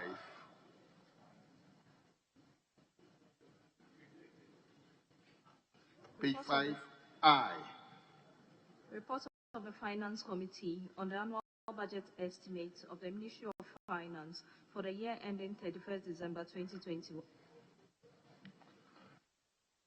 Honorable members, the report is duly presented to honorable members.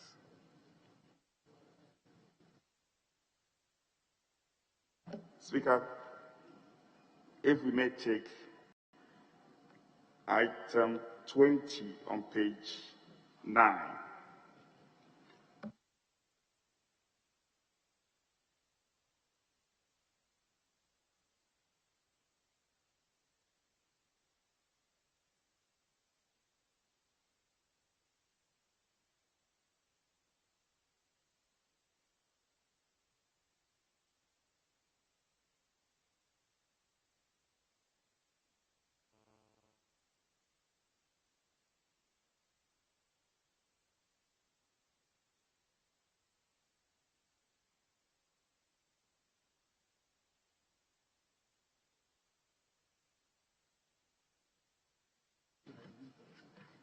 Honorable members, item number 8 on the other paper, page 9, motion number 20.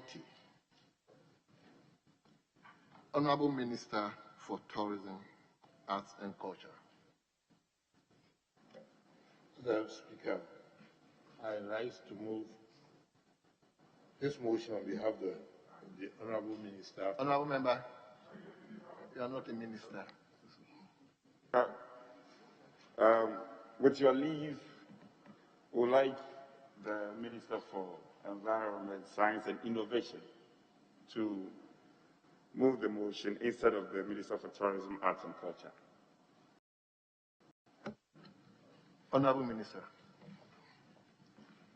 Mr. Speaker, I rise to move that this Honorable House approves the sum of 98,761,000. Honorable, hold on.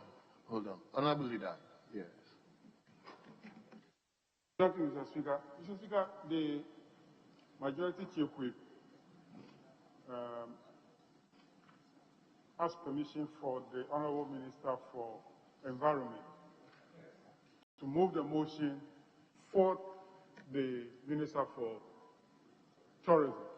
Mr. Speaker, at least, you should tell us the reason for the absence of the Tourism Minister.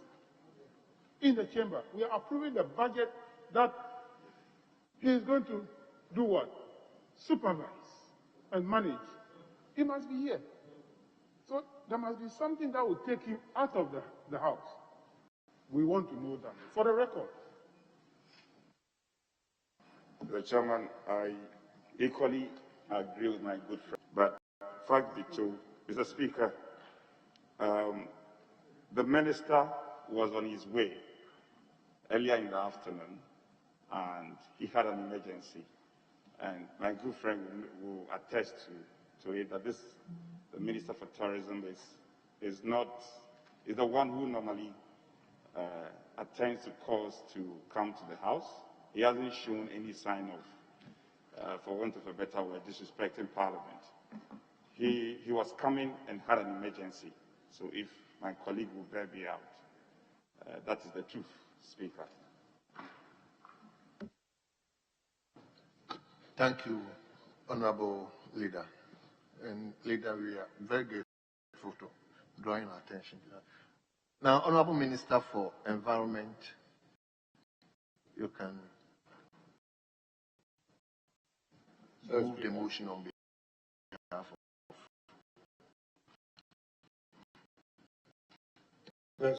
Speaker, I rise to move that this Honorable House approve the sum of 98,61,174 Ghana cedis for of the Ministry of Tourism, Arts and Culture for the year ending 31st 21. Mr. Speaker, I so move. Thank you, Honorable Minister. Honorable Chairman. I second the motion, Mr. Speaker. And in so doing, I present I will entreat the Hazard Department to capture the entire report as having been read, whilst I take some few points. Mr. Speaker, the committee observed with concern that since 2019, there hasn't been budgetary allocation for capital expenditure for the ministry. The ministry's proposal for capital expenditure for 2020 50 vehicles, renovate and refurbish 30 buildings, as well as construct 30 new buildings at a cost of 140 million was once again not considered by the Ministry of Finance. The committee was further informed of the outstanding commitment of 676 million, which needs to be paid for capital expenditure. Coming to Ghana Tourism Authority, Mr. Speaker, the committee's attention was drawn to the increasing cost of inspection and licensing, which the current fees and charge is unable to support.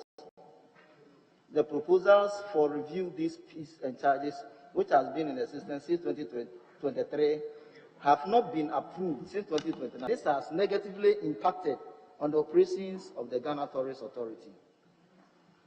On the part of Bureau of Ghana Languages, Mr. Speaker, the committee noted that the Bureau of Ghana Languages is facing financial challenges and is not allowed to restrain a portion of its internally generated funds to perform their roles and responsibilities.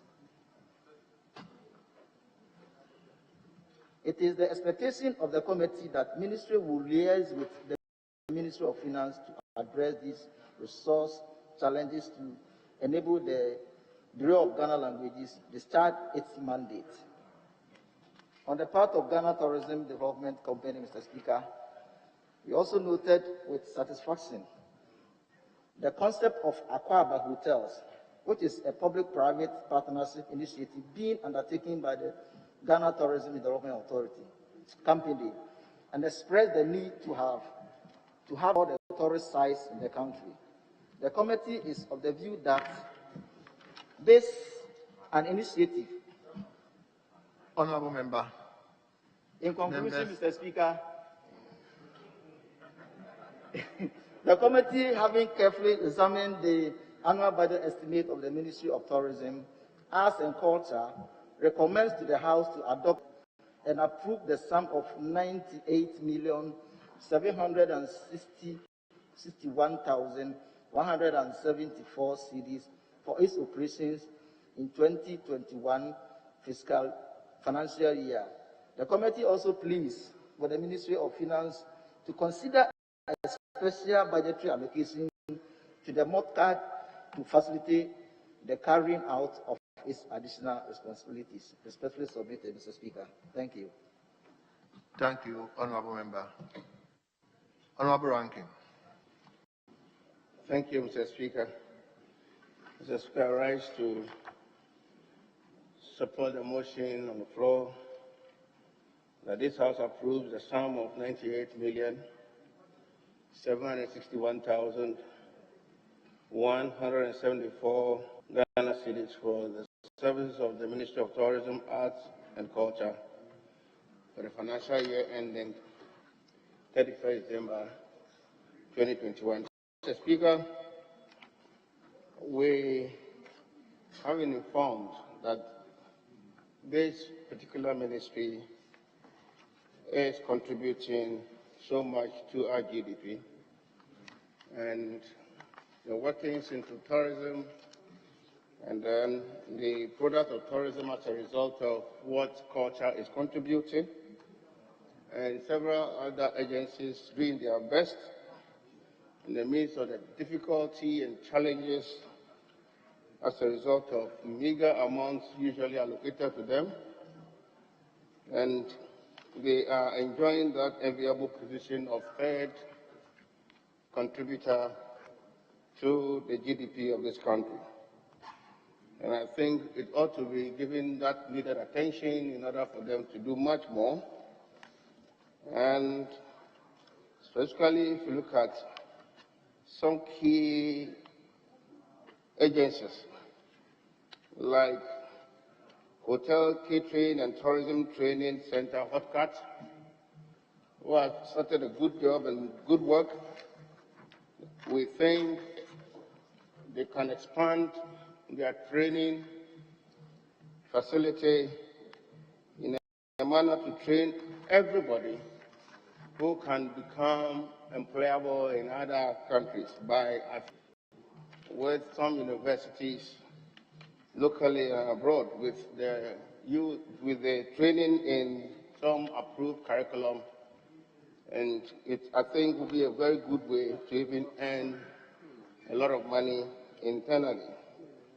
And also going further, the National Commission on Culture, Mr. Speaker, has a number of projects in the various regions that have been abandoned, and I'm sure if those are completed these days, theaters, just as we have in Accra, similar with the structures bringing up in the various regions, if they are completed and given all the furnishings that it deserves, can also help to become an income-generating source so that they can advance many of the wonderful ideas they have to project our culture and training across the country. And also going to look at Bureau of Ghana Languages. Mr. Speaker, this is a very pathetic story I'm going to narrate. Looking at how important this agency is also to preserve our languages and to also ensure that it encourages a lot of write-ups for reading. This, if you visit their offices, printers, they don't even have. State-of-the-art equipment to enable them to do a lot more, they don't have. But they actually generate a lot of ideas. And this, the Ministry of Finance takes everything that they generate. And we've always made a case for them that at least they should be able to retain, if not all of what they're able to generate in order to improve on what they need to improve on their work. So the idea or the situation of zero, I don't think is helping that particular agency to be able to realize its potential. And of course, there are many ways by which they can also generate much more when given the support. And so going forward, Mr. Speaker, as the chairman rightly said, they could have done more, but for the reduction in allocations, which is running through this year's allocation also as well, and I fear and I shudder to say that they are likely to come next year, probably with overrun budget.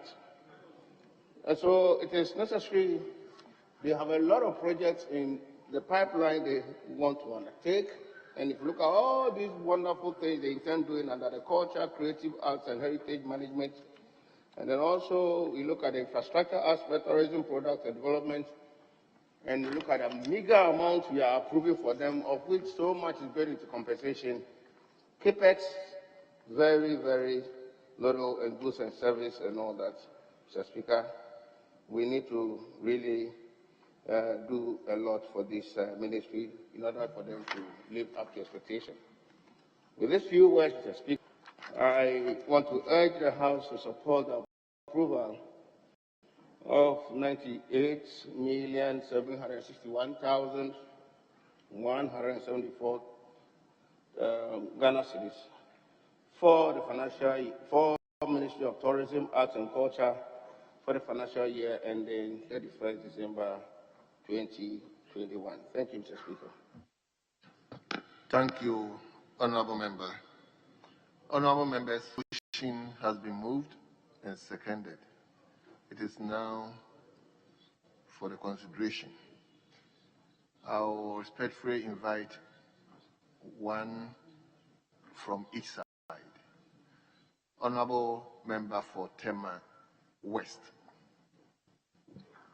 Thank you, Mr. Speaker, for giving me the opportunity to side with my colleagues in asking the House to accept the budget for the MOTA, the Ministry of Tourism, Arts and Culture for the year 2021. The Speaker, this ministry happens to fall under two committees. That's the Committee for Youth and Sport and the Committee for Trade, Industry and Tourism. But I would say that my colleagues from that committee have mentioned everything that there is to mention, so I don't need to belabor the point, except for the fact that the Speaker, the committee scrutinized how the 2020 budget performed, considering the policy objectives covering the 14 agencies and subvented organizations under the ministry.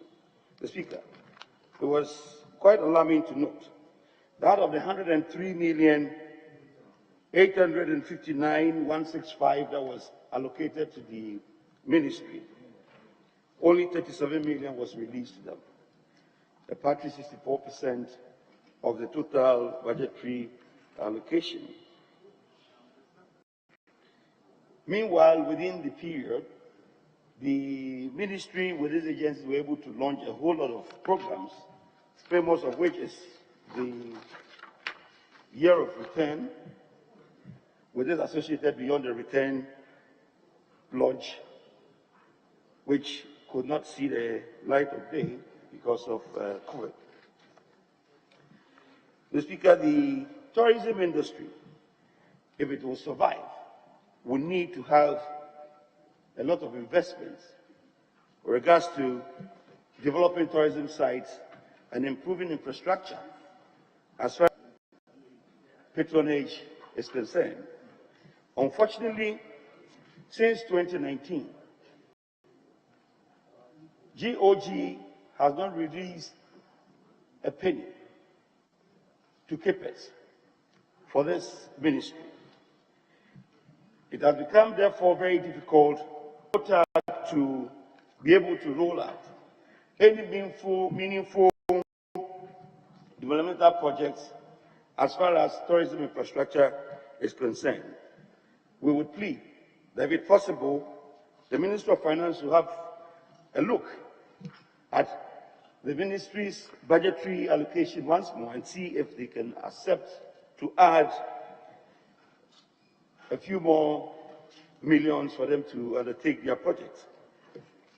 In my interest is to note also that the ministry requested for 50 vehicles and a few other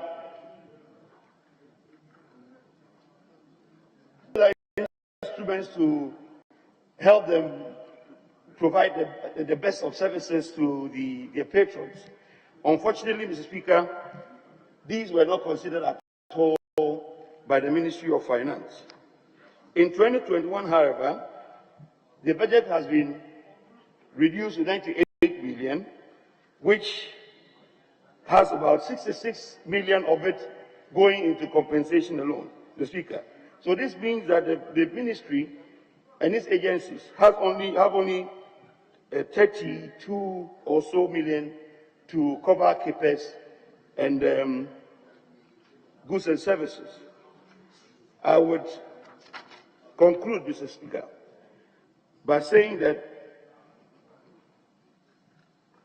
if it be possible, the Finance Ministry should consider topping up during the mid-year review the allocation to the ministry for them to be able to carry out their duties perfectly. With these few words, Mr. Speaker, I second and support the budget. Yes, Honorable Leader. Thank you, Mr. Speaker. Mr. Speaker, I also like to support the motion for adoption of the committee's report. Mr. Speaker, just want to correct an error on page 4. Chairman, if you can take note, page 4 of the report, table 1, page 4. Budget allocation and total related as at the 31st December 2020, not 2021. Should be 2020 because that is the expenditure, the financial performance or the budget performance. So it should read 2020, not 2021. And Mr. Speaker, you realize that on the same table, the total releases to the Ministry of Tourism was only 37.5 million, which work out to 36% of the total budget for the ministry. Mr. Speaker, this year, an amount of 98 million is being approved for the ministry. My prayer is that they should be given 100% of that. If last year, 2020, we approved 103 million for the ministry, only 37 million was released. My prayer this year, 2021, all the 98 million should be released to them. Then we can call for more, because I'm not sure that these 98 all be released to them. So our prayer, Chairman, should be that the 98 million should be released to them. Then they come, because the minister says that they want to take tourism as a business. And you need money to move the sector. He also promised that his vision is to have one constituency, one tourism site. So another promise, one constituency, one tourism site. If you are giving 36% of your budget, how can you achieve that? So my prayer is that 100% of the 98 million should be released to them. Then we can measure the minister with his promise of one constituency, one tourism site.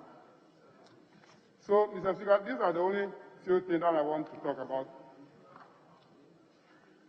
And ask that the House approve the amount for the Ministry of Tourism. I thank you. Thank you, Honorable Leader. At the conclusion of the debate, the question is, those in favor say aye. Those against the motion say no. Honorable members, the ayes have it. The motion has been adopted, and this House therefore has accordingly approved the sum of 98,761,174 Ghana cedis for the services of the Ministry of Tourism, Arts and Culture for the year ending 31st December 2021.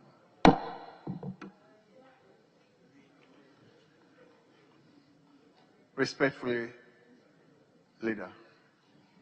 Speaker, if we may take item 6C on page 4 of today's order paper, Speaker.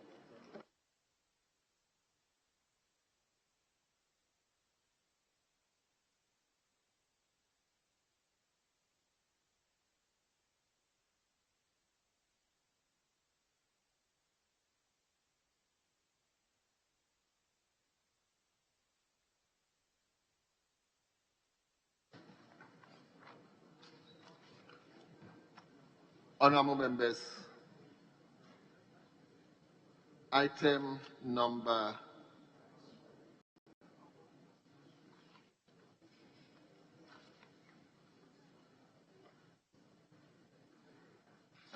Speaker, 6C on page 4, 6C, C for camel. Honorable members, presentation of papers, page 4, item number 6. Item C, the chairman of the committee. Report of the Committee on Works and Housing on the annual budget estimate of the Ministry of Sanitation and Water Resources for the year ending 31st December 2021. Honorable members, the report is duly presented and it's for distribution.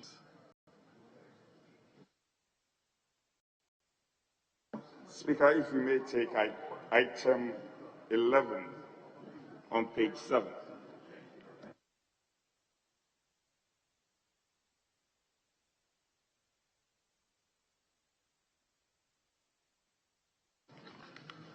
Honorable members, item number 8, page 7, motion number 10.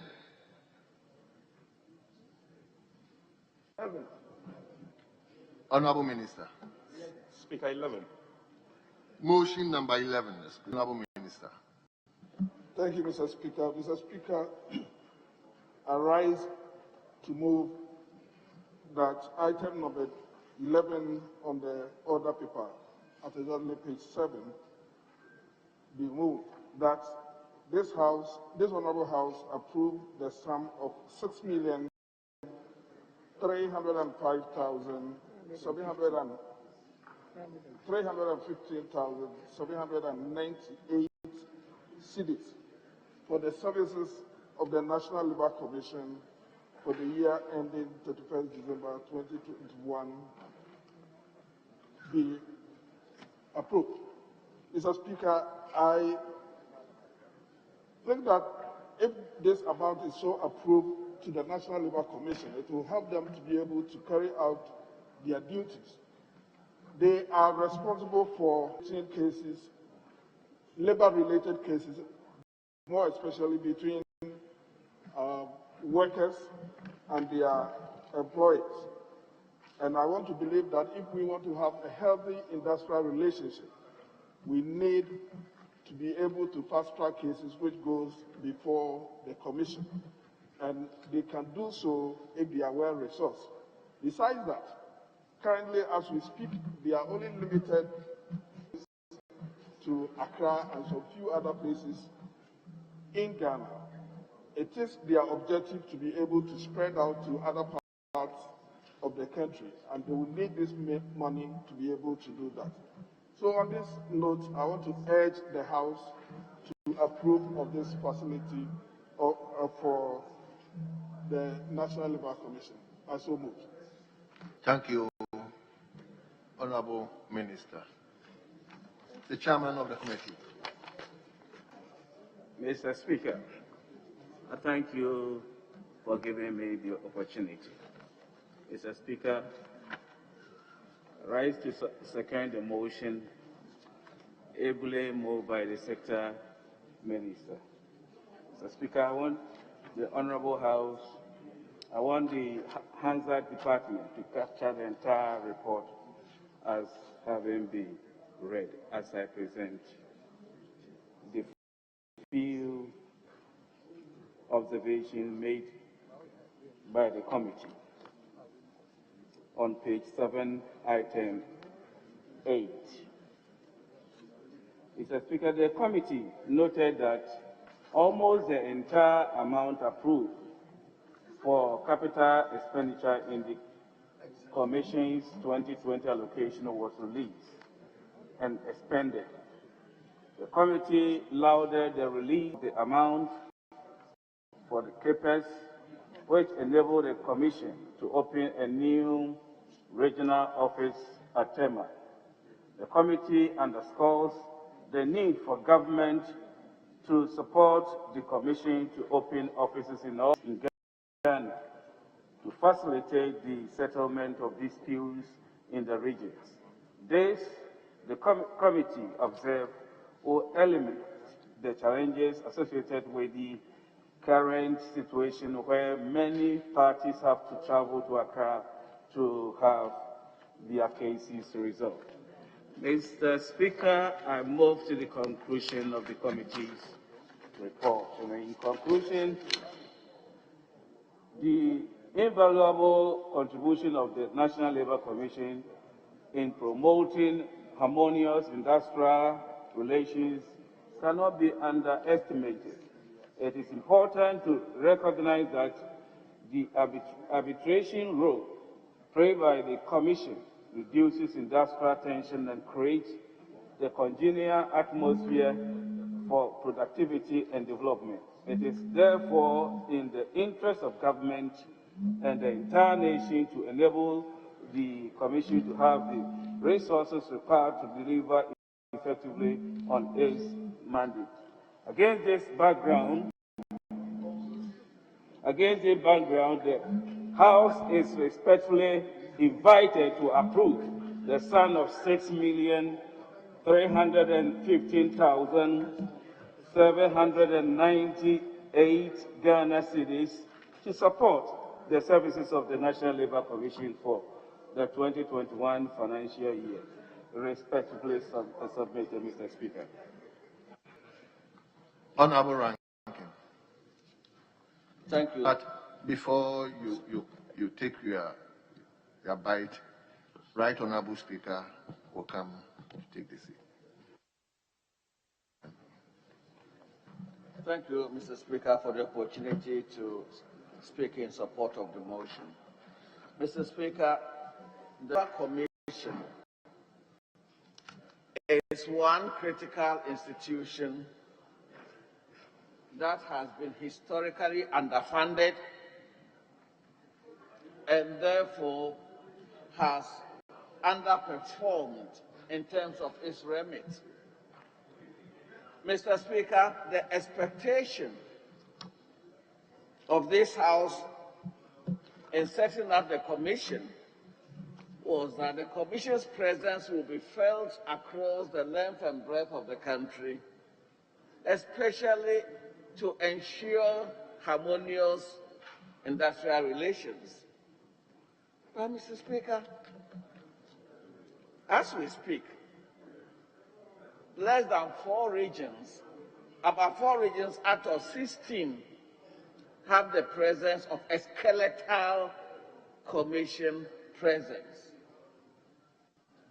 And therefore, Mr. Speaker, as this country forges ahead on its industrial growth, and especially as the informal sector becomes formalized, we will need a properly funded, properly oriented, and a properly remunerated Commission to enhance the industrial climate, particularly in a year such as the one where the signs are there that the squeeze on public expenditure is going to create its own issues. Mr. Speaker, having said this, I support the motion with the caveat that in a few months, when the Minister of Finance comes here for the media review, provision is made to increase the allocation to the National Labour Commission. Thank you, Mr. Speaker, for the opportunity.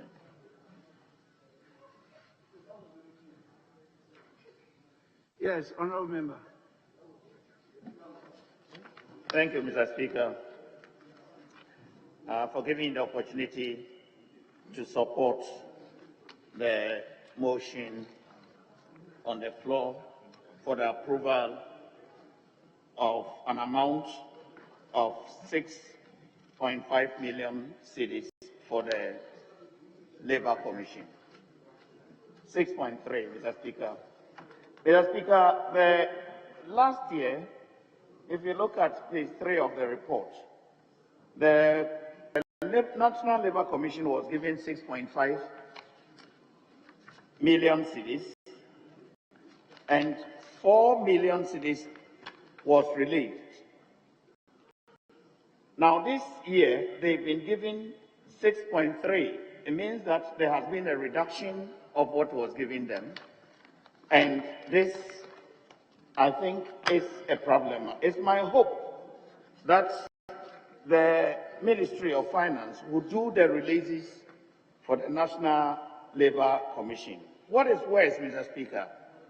If you look at the compensation, an amount of 3.2 was budgeted for them, but the release that was given to them was only 1.9 million cedis. It means that commissioners are going to be affected. They are thinking of opening up offices. Mr. Speaker, people would have to travel from the north, Wa, Bolga, Tamale, to come to Accra. And the executive officer complains that sometimes you even have to give T&T to people that come to settle disputes before them. It is my prayer that the National Labour Commission needed attention. Mr. Speaker, in conclusion, I say that I support the motion that an amount of 6,315,798 Ghana cedis be approved for the National Labour Commission. I thank you, Mr. Speaker. Yes, Minority Leader.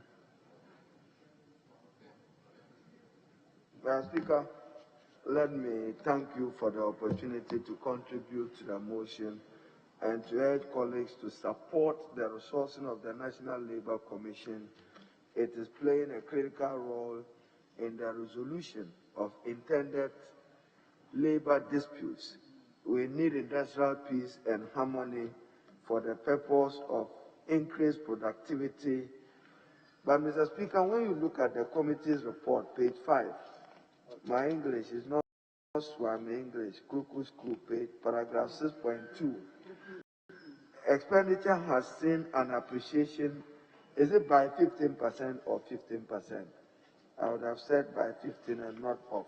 But, Mr. Speaker, when you go through the committee's report, and we have to encourage the clerks not just to come and just submit report for our purposes with those tables and numbers, but to provide some better detail and clarity. You see, Mr. Speaker, it is stated that some amount of disputes were resolved by the Labour Commission. It only says that the disputes were resolved in education. Let us know which labor organization threatened a particular conflict for the purpose of record and how that dispute has so been resolved. Then, Mr. Speaker, as observed by the Committee on Constitutional Legals, we see a drop in the budget from 6.4 to 6.3. No satisfactory explanations have been given. And, Mr. Speaker, you see, the Commission has, page 3, the Commission established a regional office in Tema as part of the efforts to establish the presence of the Commission in other parts of the country. Then we are told further that they resolved some 200 during the year, and the Commission settled 292 out of a total number of 641 complaints. So they are outstanding. What happens to them? How does that relate to the threat to industrial peace and harmony of our country? Now, Speaker, paragraph 5.4, and I'm interested in the very last word. This amount did not or does not include payments made directly to beneficiaries. So how much payment went to beneficiaries is also not disclosed for our purposes. Then, Mr. Speaker, my concern for the committee's clerk, paragraph 5.5, notable interventions. The National Labour Commission during the period under review intervened in a number of disputes of national interest involving government as employer. Some of these disputes involve employees in the tertiary education and hospitality industry. Mr. Speaker, this Parliament communicate well with us. Which category of employees? Is it TEWU? Is it lecturers? Is it senior members? We need to know for the purpose of the record. Then you say hospitality industry. you don't give us an indication who is affected. You are reporting on the operational activity. But Mr. Speaker, I wholeheartedly support this, and I think that the Labour Commission needs to have more offices across the country. I don't know if the Western Region 1 have become functional, because that is important because of the discovery of oil and gas. Many of the entities are operating there, and if there are infractions to particularly matters of personal safety, health, and others, grievances that are expressed by workers, they will need to resolve them. So, Mr. Speaker, I support it, but next time the committee should come with a report. Let's see the presence of the National Labour Commission in many other parts of as have been said. Thank you, Mr. Speaker. Honourable members, at the conclusion of debate, as many as are in favour of the motion, say aye. As many as are against, say no. The ayes have it. The motion is adopted. The House has accordingly approved the sum of 6,315,798 Ghana cedis for the services of the national for the year ending 31st December 2021. Yes, majority, any guidance? Certainly, Speaker. Speaker, shall we take item 12 on page 7? Item 12, page 7, Speaker. Honourable members, item 12, motion. Minister for Employment and Labour Relations.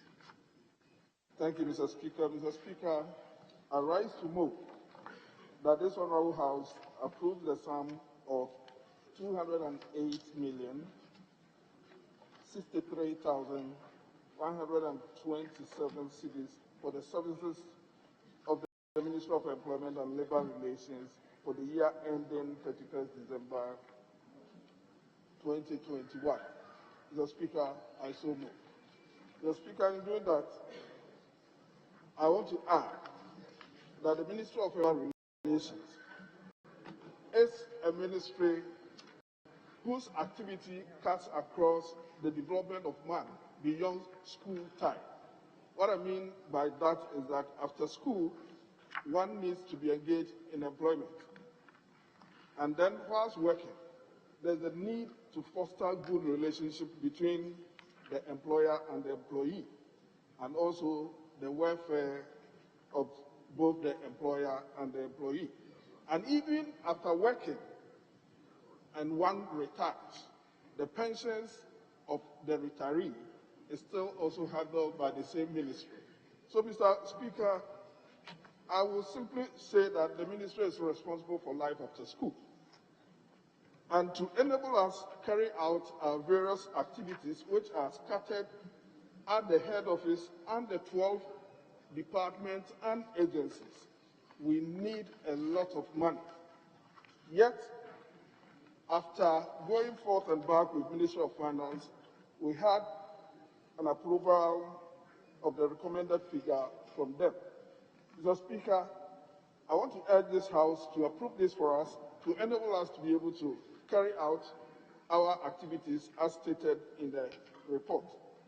And so I believe that we'll be able to do a lot of the things that we have earmarked to do. For instance, expanding the coverage of YEA, making sure that pensions outreach is also expanded across the length and breadth of the country so that pensioners may not need to move all the way from the various parts of the country to Accra before they can service or have services for their pensions, and also to ensure that labor disputes are handled at the earliest possible time so that we can have peaceful industrial atmosphere.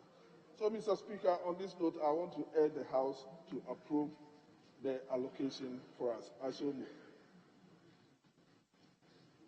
The motion has been moved. Any seconder?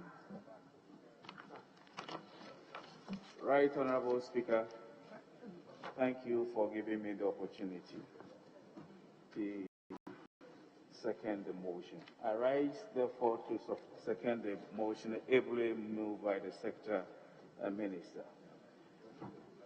Right Honorable Speaker, I want the Hansa Department to capture support as having been read, as I draw Honorable House attention to one or two salient observations that the committee made.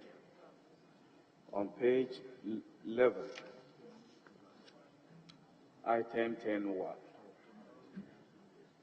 the Youth Employment Agency has been allocated an amount of 54,143,762 for the implementation of its programs and activities for the 2021 financial year.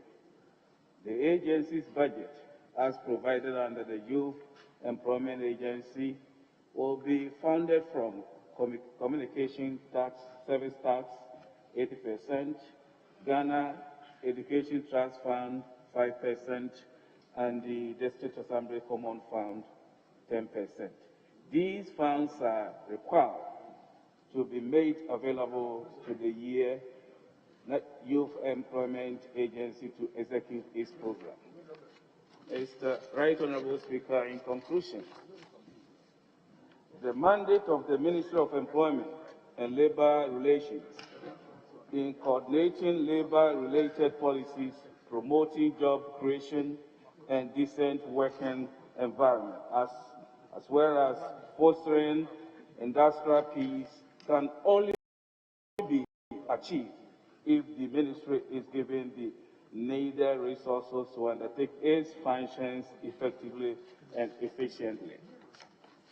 In the light of this, Mr. Speaker, I hereby recommend that the House approves the sum of 208,063,127 Ghana cedis to enable the Ministry of Employment Relations implement its programs and activities for the 2021 financial year.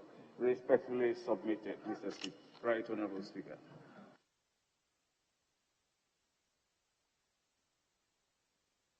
I'm informed it's from each side of the House. One and leadership. All right, please. Thank you, Mr. Speaker, for the opportunity to contribute and support the motion. Mr. Speaker, the Ministry of Employment and Labor Relations is one of the critical ministries we have in the country. And its critical position is founded on the fact that the essence of politics, the essence of development, the essence of life really is employment. The end result of education, the huge sums we are pumping into education, is to create employment conditions either in the formal sector, in the informal, and or to create in the minds of people the need for self-employment.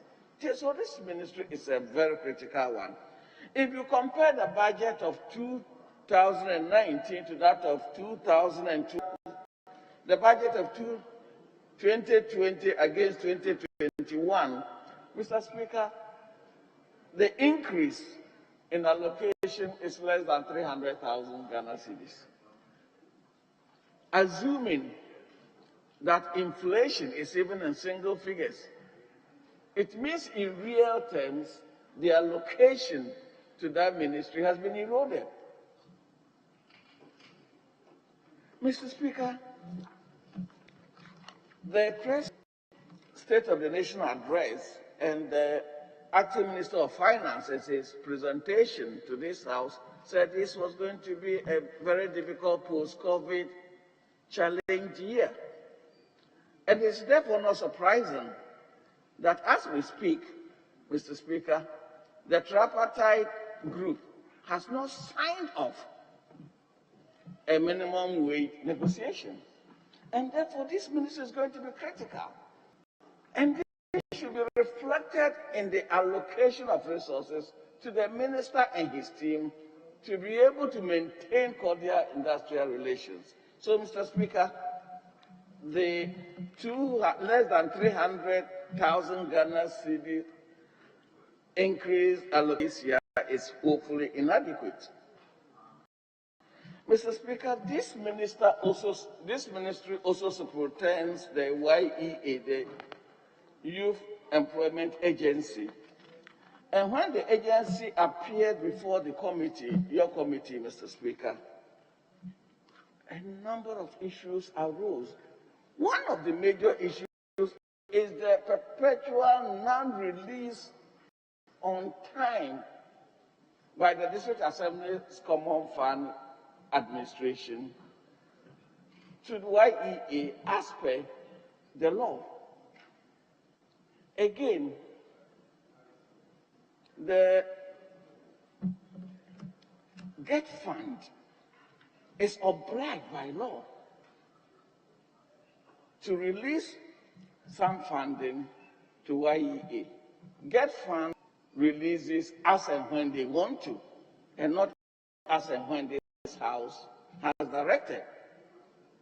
So the non-release, especially by these two creations of statute to the YEA, Mr. Speaker, is something that this House should take seriously. And then again, the YEA was born out of a crisis that both parties went through in term programs.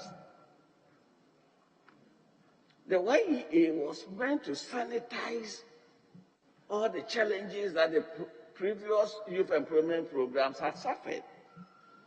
And yet, traces are still found. Mr. Speaker, your committee interrogated payments to service providers, especially on the sanitation model, and found out that the women, usually uneducated, who wake up at dawn to sweep our streets, are paid 180 cedis a month under the YEA sanitation program. And yet, the service provider is paid as much as 300 Ghana cedis for administration on each one of them.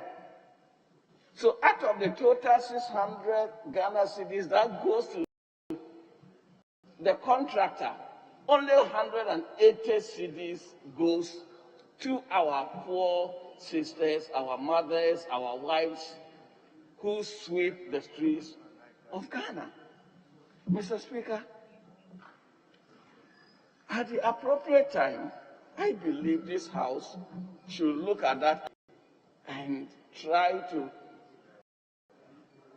straighten the crooked paths of service providers and what they can do and what they cannot do.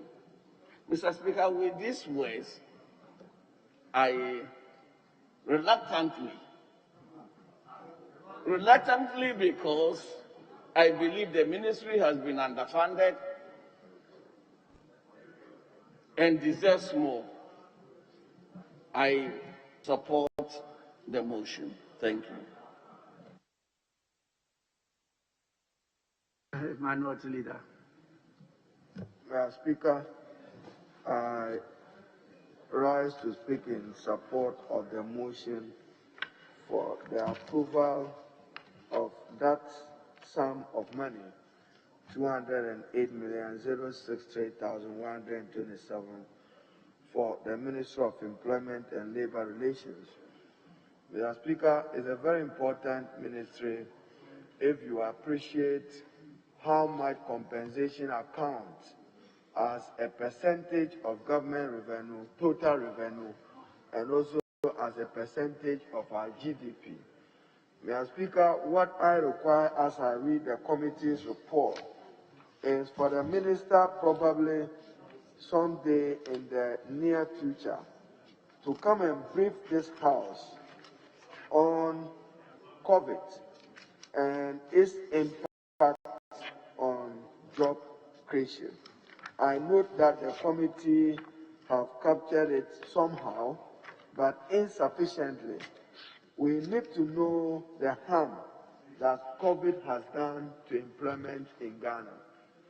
And we need to know how it has impacted industry in order that it will inform government's intervention to support some of those affected entities. Mr. Speaker, this year will be a very trying year for the minister.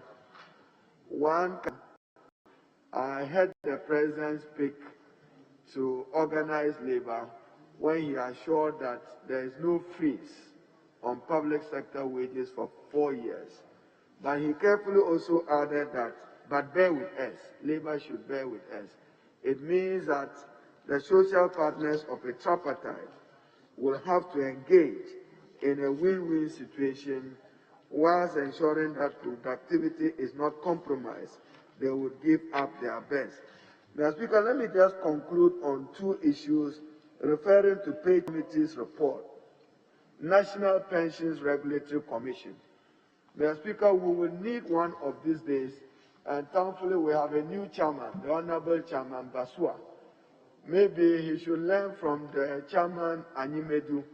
We have to bring in Senate to answer to Parliament how they are investing our pension money and the returns thereon.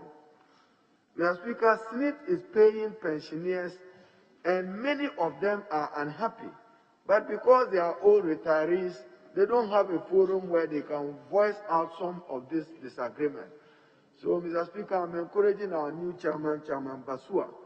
I note that our exiting chairman, who now chairs Constitutional Legal, had a way of bringing the state-owned enterprises to account to our committee and Parliament. Mr. Speaker, when your benefit, it is now to be understood that you pay your pension contribution, you get your pension contribution plus past credit plus returns on your investment. It does not appear that Senate is doing that sufficiently. I'm encouraged to hear that government will revise the pensions regulatory regime, the law, Act 766, because we need a unified pension scheme in the country. The MPRA, Mr. Speaker, will have to open offices in other parts of the country, particularly in Wa in the Upper West region and probably Bolga in the Upper East region, so that those retirees can have easy access in order to deal with the regulator in this particular industry. Mr. Speaker, let me conclude on youth employment. And as you may recall, Mr.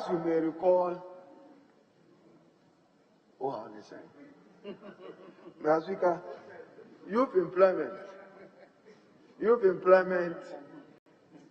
there is an unemployment crisis in our country. To respond to it, there was an initiative of youth employment. We had to pass the Youth Employment Act in 2015 and support it further with youth employment regulations. But the sanitation model, Mr. Speaker, there are still problems. The women who do the cleaning are paid just a paltry 180 Ghana cedis, Mr. Speaker, acceptable. Whatever it is, we should distinguish between beneficiary allowances from service charges of a service provider. So, Mr. Speaker, if uniformly we agree that every beneficiary should get 400, let it be. Then you can provide additional service charges to a service provider, so that if he has to buy hand gloves or uniform for them, you treat it separately.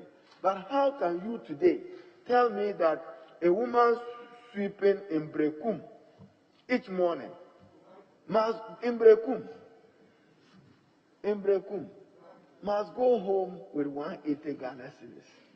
How, Mr. Speaker? In Nadoni or in Tamale South, you want a woman who gets up early in the morning, at least give them 400 Ghana. 400 is already not enough. But to load their money onto a service provider, I referred you to the regulations. We said that the funds for the agency could be used for payment of beneficiary allowances and also set aside a certain amount for purpose of service charges. If we do not do this, Mr. Speaker, we will not be helping the many people employed under the sanitation model. So I think that youth employment can even have your own dedicated payroll. Speaker, they were confusing payment of allowances for goods and services. That is not acceptable when you are accounting to this house. If you have money for allowances, you cannot disguise that as goods and services. That's compensation. So that has to be corrected. But Mr. Speaker, I don't envy the minister. I should commend him for keeping the industrial peace and harmony of the country. But this year, he knows that he has a lot of work to do, particularly with the silence on public sector wages. But I wish him well. And I think that the Ministry of Finance must particularly adequately resource him. He will know the consequence. If he's able to save, even negotiation, he saves 1% on compensation. That's a lot of money. And yet, you don't give resources to be able to engage the social partners. Or, Minister, I should share my experience. There were days that I will have meetings with labor, even water for them to drink, Mr. Speaker. You'll be struggling as minister to see them off with that. Then, even to travel for ILO commitment, not able to do so as a minister. But that is where you learn best practice in terms of them appreciating. Because now, Ghana, we are still talking about minimum wage. The world have moved to decent wages. How do we get there? You have to get the understanding of labor. With this, Mr. Speaker, I support the motion. Honorable members, before I put the question, I want the minister or the chairman of the committee to explain page 11 under item point 1, where it stated in the report, the Youth Employment Agency has been allocated an amount of 654,143,762 for the implementation of its programs and activities for the 2021 financial year. That is only the agency under the ministry. Yet the motion is talking about 208,063,127. I think we need an explanation as to the differences, the disparity in the differences of the figures. Yes, Minister. Thank you, Mr. Speaker. Mr. Speaker, for the purposes of appropriation, the figure of 108,063,127 is that which has been allocated to the ministry for the purposes of appropriation. But that of the Youth Employment Agency, the figure of 654,143,762 is treated under other government obligations. So when the Finance Committee is looking at other government obligations, they will look at it, and it is there that they will make official request to this House to approve that figure. So this one, it was because it was deliberated at the committee level. That's why it found space in the report. But in actual fact, we are not making recommendation that that should be approved here.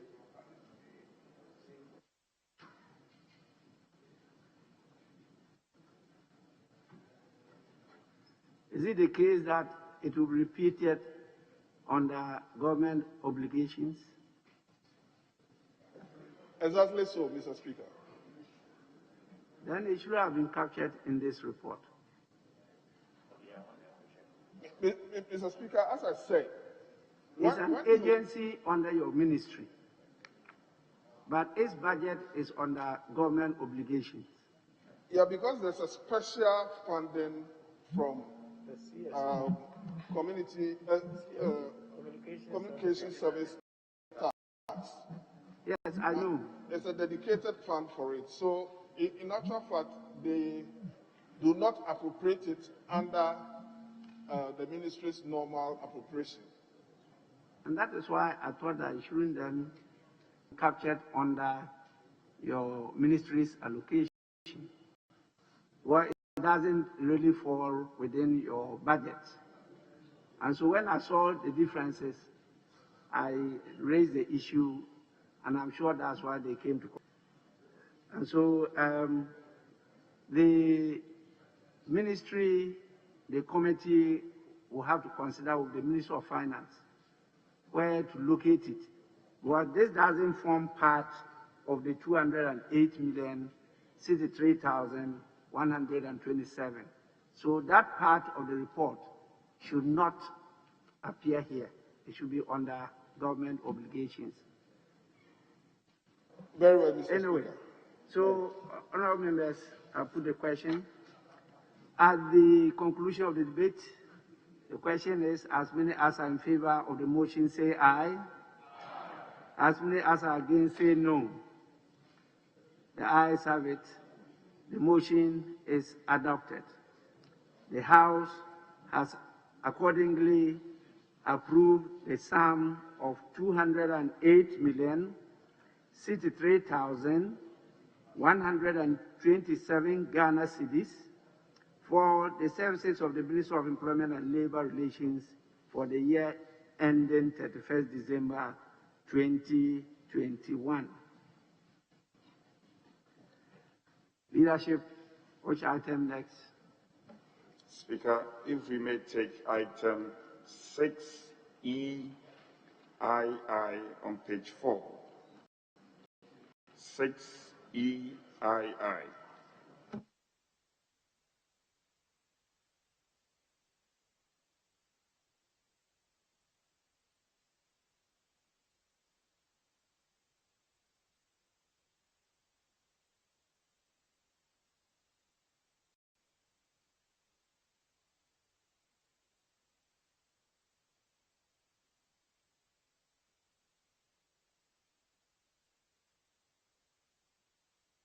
Honorable members, item 6 is presentation of papers. The following papers to be presented. 6E Roman 2 by the chairman of the committee. Report of the Committee on Communications on the annual budget estimates of the Ministry of Information year ending 31st December 2021. The report has been presented and is for distribution to members. Yes, please. Speaker, if we may take item 19 on page 9. And Speaker, if I may seek your leave for the majority leader to take the motion. Speaker, with your leave. As the minister has an emergency, Speaker.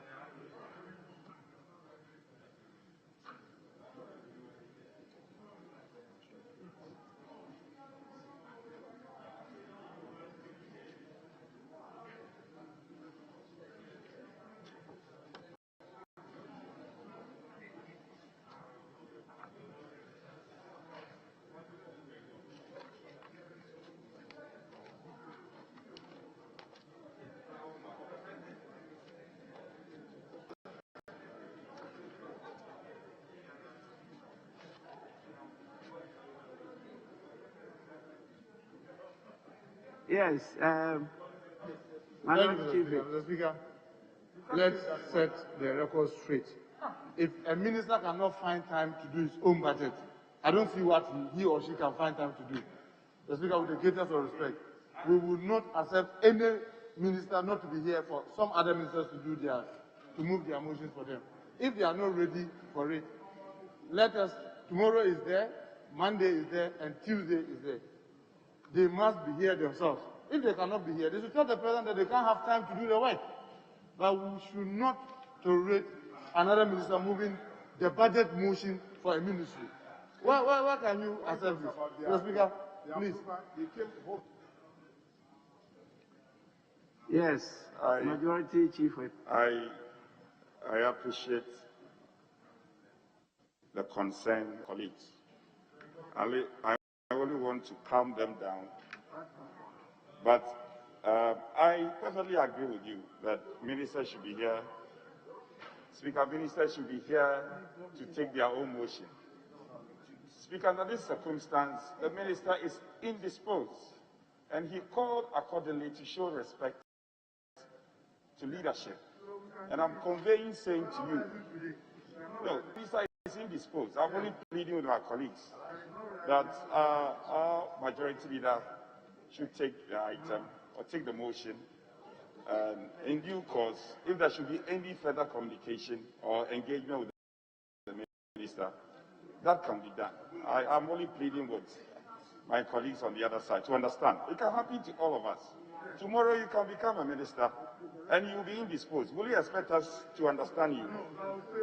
No, under this circumstance, the minister is indisposed. Speaker, I plead your guidance in this matter. Yes, Minority Chief. Thank you, Mr. Speaker. Mr. Speaker, if the minister is indisposed, Mr. Speaker, we are not rising today. Neither are we rising tomorrow. Mr. Speaker, the minister has up to Monday to be able to come and do that. Mr. Speaker, if you start giving excuses, this behavior will continue. Mr. Speaker, you and I were here in the 7th Parliament. That was what they were doing. Times have changed. They should wake up to the reality that time has changed. If they are not ready to do the business, we will be ready to help them not to do it. Mr. Speaker, if it's indisposed, today is Friday, we are sitting tomorrow, Saturday, we are sitting on Monday, the person has the opportunity to come. If by Monday the person is still indisposed, fine, we can then consider, but others are sitting and waiting. Mr. Speaker, let's consider those who are here and available to work, so that we can do the work and stop, with the greatest of respect, wasting time when it is already in the evening. Speaker, I don't intend to belabor this matter. I think we've been working as a team, and there have been difficult moments where we have understood one another. I am totally taken aback. I can appreciate the concerns raised by my colleagues, but I'm only pleading. Majority Chief Whip, the difficulty I have is that your initial reason was that the minister has an emergency. And so in fact, was whether the emergency was so confidential that you didn't add what that emergency was. After the objection, then you said, oh, the emergency, now I'm to understand the emergency is that he's indisposed. Even though you haven't said that, that is the implication, was now your second reason is that he's indisposed. If truly he's indisposed, then we cannot be certain when the indisposition will leave him. So it will be difficult to adjourn to Monday for him, but he may still be indisposed. Am I right? With the greatest of respect, I was saying the same thing. I said indisposed relating to his health status. Then I went further to elucidate it further and said that he was indisposed. So the first point I established was that he had an emergency. Then I said that he was indisposed. Speaker, with the greatest respect, I'm saying the same thing. No, you didn't say that from the very beginning. It was after the objection you got the indisposition. Yes, but all the same,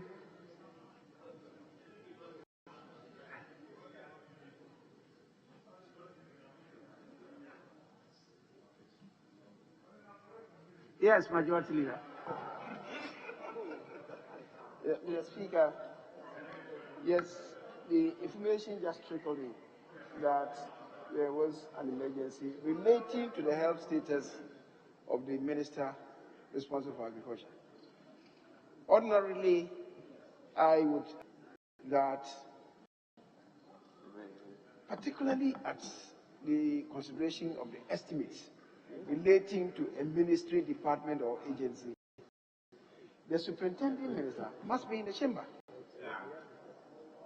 Except that in this particular case, and it's a few moments ago, just about 5 minutes ago, that the information came to us that the man has an emergency relating to his health status. If you say that we should step it down, and because tomorrow we may meet, what if tomorrow is still indisposed? What happens? Mr. Speaker, we intend to finish the estimates by latest tomorrow, as I indicated yesterday, to free Monday for the consideration of the taxes and other levies, which is why, Mr. Speaker, we are giving this indication that yes, it is not the best of circumstances, but given the fact that it relates to health, it cannot be helped, especially where we are in a situation when deputy ministers have not been appointed. If the deputy ministers were in place, maybe we would have a situation where a deputy minister would take the place of the minister. Unfortunately not. Deputy ministers are not in place. And if the man is indisposed, why do we say that we should step it down until when he's well? Is that the case? So, Mr. Speaker, in principle, I agree that ministers should be here to move their motions. But in this particular case, the situation cannot be helped.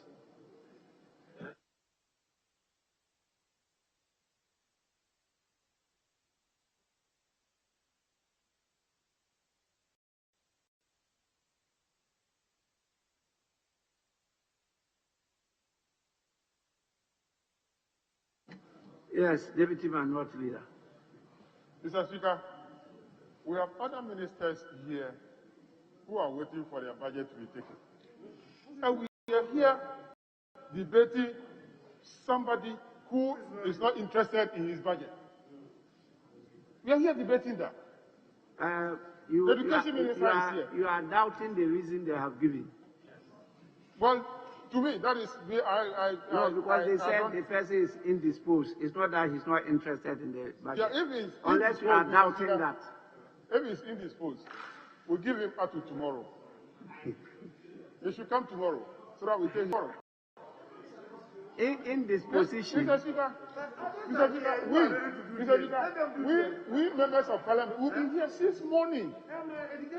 We'll be here since morning trying to ensure that the budgets are approved for the ministers. But they will not come here. We are killing ourselves for them. Why should we be doing that? Why should we be doing that? Leader, please. This is the Parliament of the Republic of Ghana. The education minister is there. He should do education. That is why I said we should do it tomorrow. If it's not here by tomorrow, we'll do it on Monday. If not, then we can approve it on Monday. Mr. Speaker, the only minister who is here now is the Minister of Education. Unfortunately, the report has some challenges that they are trying to deal with. It means that we can't deal with his. Mr. Speaker, we didn't call out the Attorney General's one because the Attorney General, we have no sign that he is indisposed.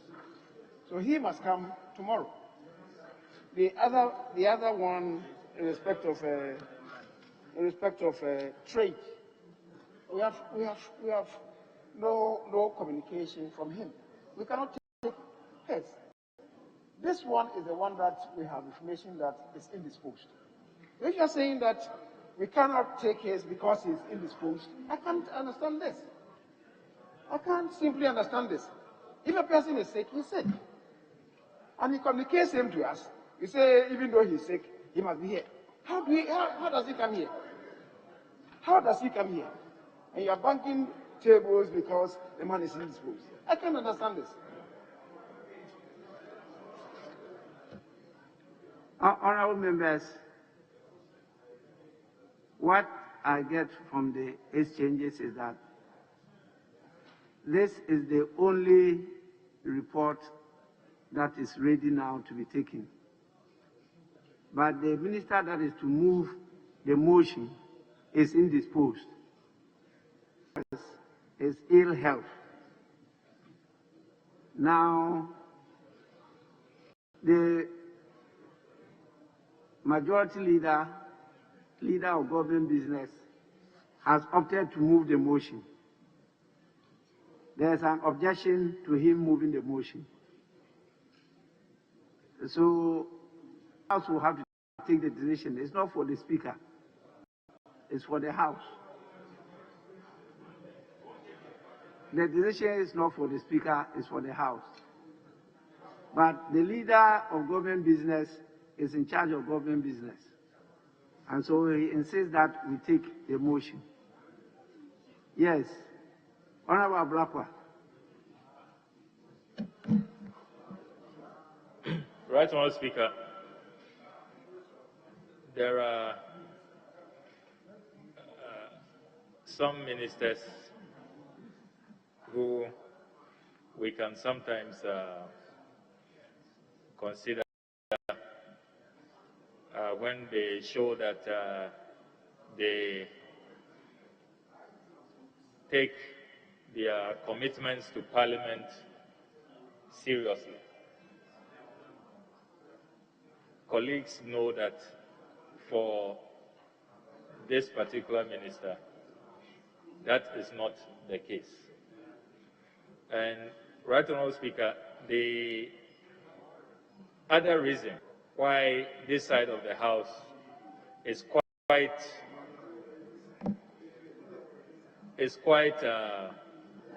unconvinced, Mr. Speaker, is that the last time this particular minister issued a public statement on the 18th of March 2021 that he was indisposed, the media exposed him campaigning in Kumasi for flag bearer, for the flag bearership contest. I have a copy of the statement here, 18th March 2021, that he had fever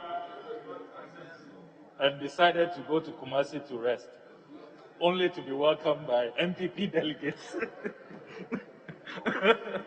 So, Mr. Speaker, this is the reputation of the Honourable Minister, especially when he says that he's indisposed. Then you find out that he is somewhere in some part of this country campaigning and meeting MPP delegates. So, Mr. Speaker, they cannot deny the track record of this Honourable Minister. That is why this side is not convinced, especially in these times that some of them are campaigning to take over from His Excellency Nana Addo Dankwa Akufo-Addo as flag bearer of the MPP. So, Mr. Speaker, we cannot be convinced by the minister's own track record and his 18th March statement just a few weeks ago. A couple of weeks ago. Yeah, I mean, so, Mr. Speaker, he knows. The majority leader is from the region. He knows his regional executives and his delegates were meeting him. So, including some executives. I heard some of them on radio. So Mr. Speaker, as for this a great minister and his indisposed stories, honestly, it's not tenable, Mr. Speaker. Yes, Majority Leader. Mr. Speaker, I'm wondering how the health status of a minister will become a subject of a political debate, to the extent that my colleague Yanabo Okunjeto is saying that this side of the House, the health status also attracts this side of the House positioning. I can't understand this. Mr. Speaker, for the record, what statement that Okunjeto is referring to, for the record, the man himself said he was sick. He reclined to his house in Kumasi, and people came to visit him.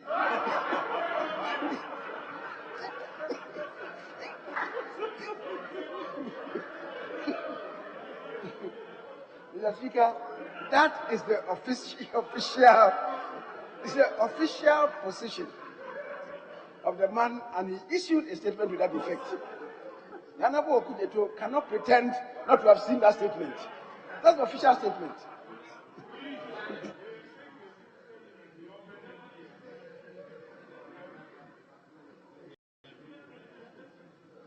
Is the House prepared to accept an undertaking by the leader of government business that the said minister submit, when he recovers, a medical report that he was indisposed?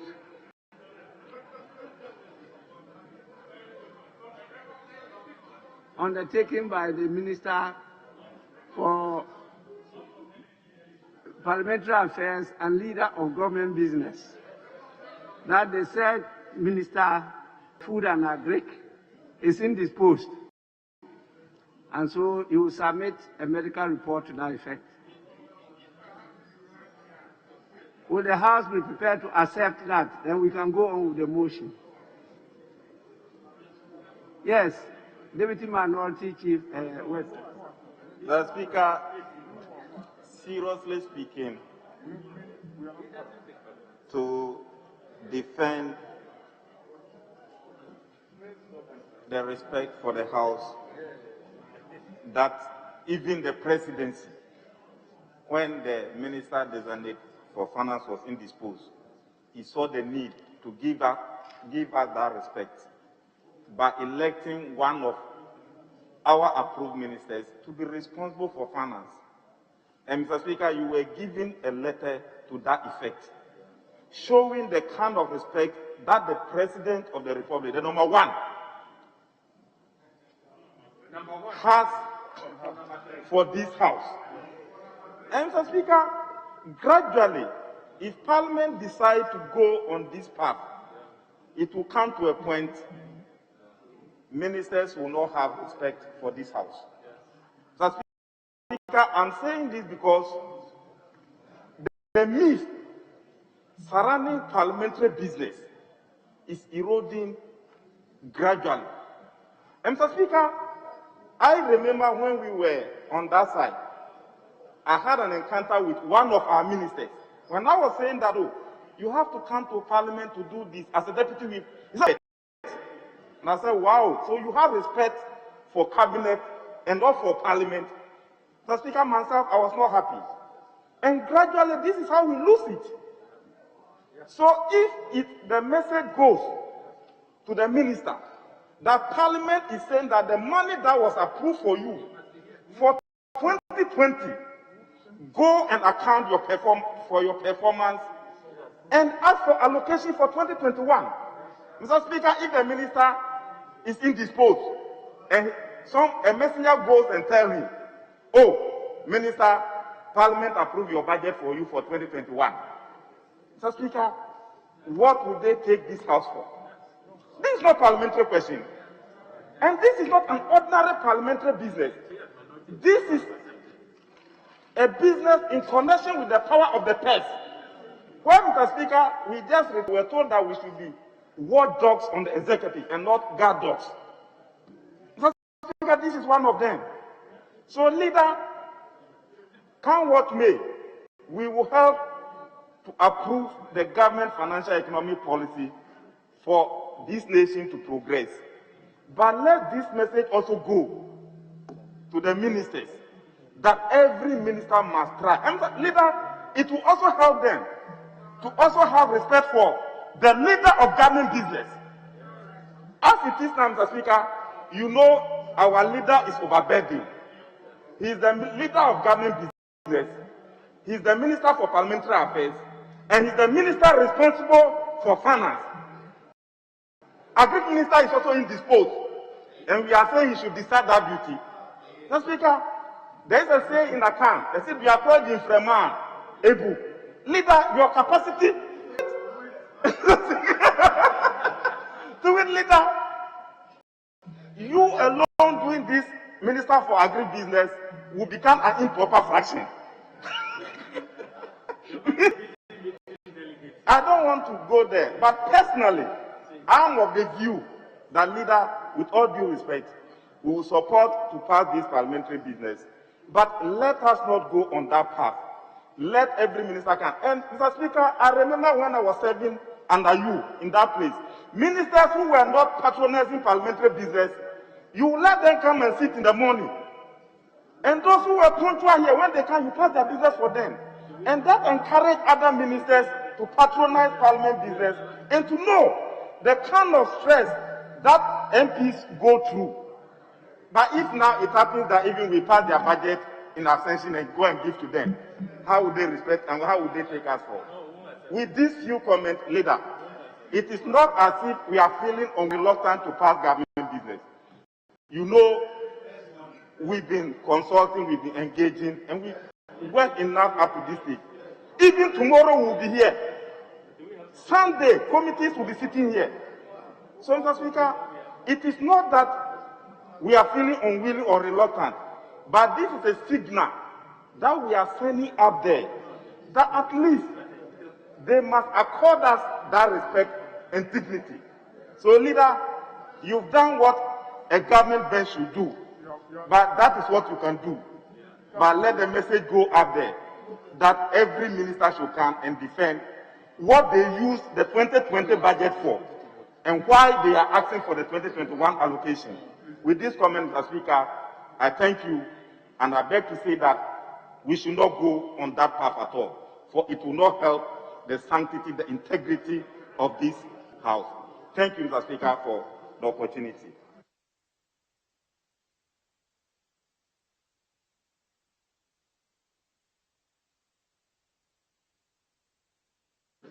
Yes. We have said a lot. We have shown the government side on this. That we don't want to take this motion today. We don't want to take this motion today. But if they insist that we should take it, then they should go ahead. We don't want to take it. But if they insist, then move the motion.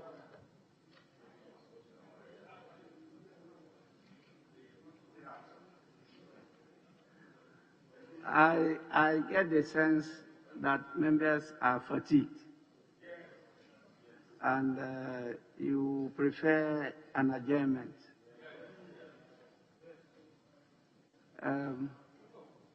Sometimes we have to accommodate so that we can move together.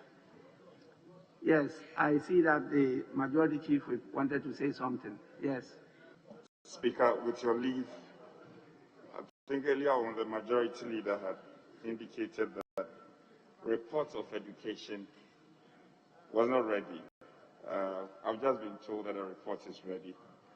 So we may take item number 30 on page 11, Speaker.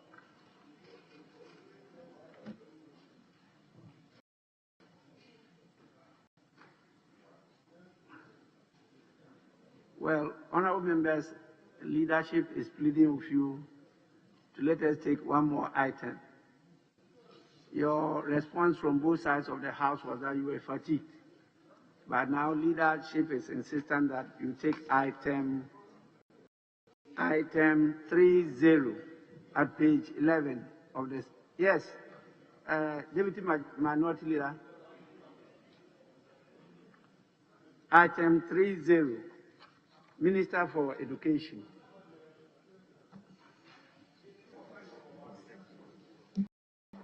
Mr. Speaker, I rise to move that this Honorable House approve the sum of 15,631,637,855 cedis for the services of the Ministry of Education for the year ending 31st December 2021. Mr. Speaker, I so move.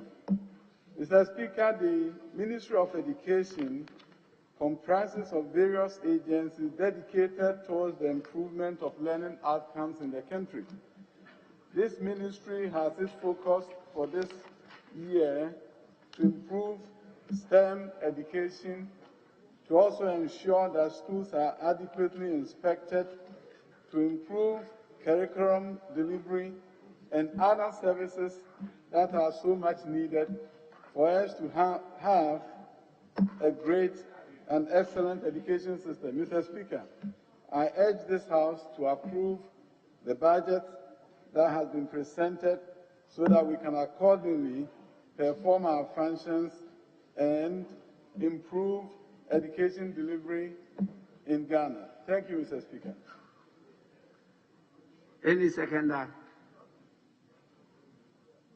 Any seconder? Yes, Mr. Speaker, I rise to second the motion and subsequently present the report of your committee. In so doing, I would like to request the table office to capture the entirety of the report whilst I read excerpts.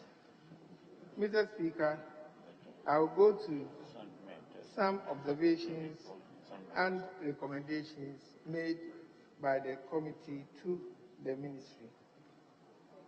The committee observed an increase of about 17.5% in the budgetary allocation of the ministry vis-à-vis that of 2020. We were curious and we wanted to find out why, in a COVID period like this, the ministry's budgetary allocation will go up this much. It was explained that officials of the ministry informed the committee that since 2018, funds for the implementation of the free senior high school policy were captured under the Office of Government Machinery. For 2020, however, funds for the implementation of the free senior high school policy has been captured under the ministry's goods and services expenditure. And that explained why the budget has gone that far. Again, we were concerned about what the nation tends to be concerned about, that's lack of teachers in deprived communities. The committee expressed grave concern about the uneven deployment of teachers across the country. The committee noted that there is a high concentration of teachers in the urban areas, whereas in deprived communities in rural areas, some schools cannot boast of a single trained and competent teacher. Officials of the GES acknowledge that there is an uneven distribution of teachers across the country. They informed the committee that the problem, however, has to do with housing and other social considerations in deprived communities and calls for collaborative efforts by all stakeholders to bring a closure to this issue. With that, I'll move straight to the conclusion of your report. Education is very strategic to the development of every nation as it unearths the potential of the child to become a useful citizen and adequately contribute to the progress of society. Unfortunately, the Ministry of Education, which is responsible for promoting education in the country, lacks the needed resources to effectively perform this important function. Indeed, most of the agencies under the ministry lack vehicles, office accommodation, and other logistics required on their mandate.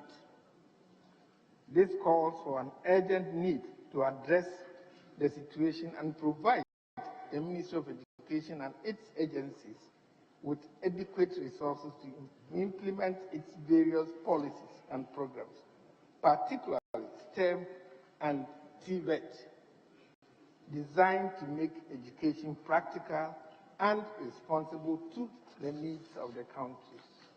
Accordingly, the committee recommends to the House to report and approve the sum of 15,631,637,855 Ghana cedis for the program and activities of the Ministry of Education for the financial year 2021.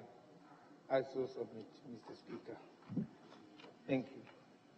The Chairman, before we go on, could you kindly tell me, as a percentage of the total budget, how much does this work to? Percentage of The total, Of the total budget? To the GDP. what is the percentage of education? I didn't say I said total budget. The 2021 total budget. How much does the allocation to education work up to as a percentage?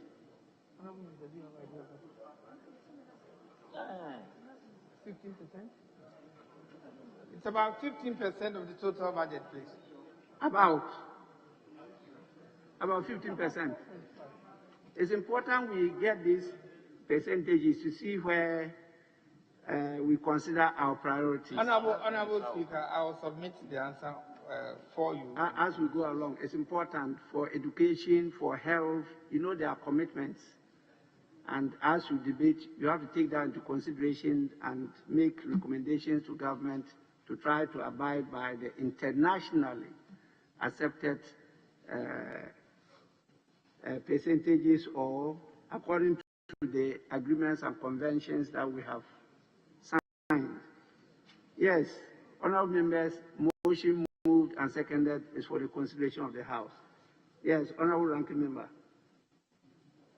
Thank you, Right Honorable Speaker. Right Honorable Speaker, I stand to support the motion that this Honorable House approves the sum of 15,631,637,855 Ghana cedis for the services of the Ministry of Education for the year ending 31st December 2021. Mr. Speaker, the committee met with the officials of the Ministry of Education, and a number of issues came up, to which they provided answers to our satisfaction and some pending. Mr. Speaker, the committee noted that the agencies under the Ministry of Education and the ministry itself came to the committee without adequate information on goods and services, and we instructed that they should provide such information before the budget is the estimates are recommended for approval. I want to say that the majority of them complied, and I will urge the Minister for Education that next year he should make sure that all of them, before they appear at the committee to explain the estimates, their reports with breakdown of expenditures on goods and services. Then again, and capex. And then again, what they intend to use the money for, that is, they are seeking approval. Because we would like to know what they want to use the money in 2021 for. They insisted that next year they must come with the year for the expenditures for the previous year, and then estimates for the following year. Mr. Speaker, we know very well that COVID-19 had a toll on all ministries, agencies, and departments. And the Ministry of Education, according to them, had to take care of students and other students as well. So they had a lot of subscriptions and contributions to do, social interventions, priority programs, and administrative grants. But, Mr. Speaker, what is missing in their reports is who sponsored the PPEs that they provided the various schools or institutions. This was not provided in their goods and services. And we have instructed that the minister should brief the House on this. Was it sponsored from Flaster House or Jubilee House, or how?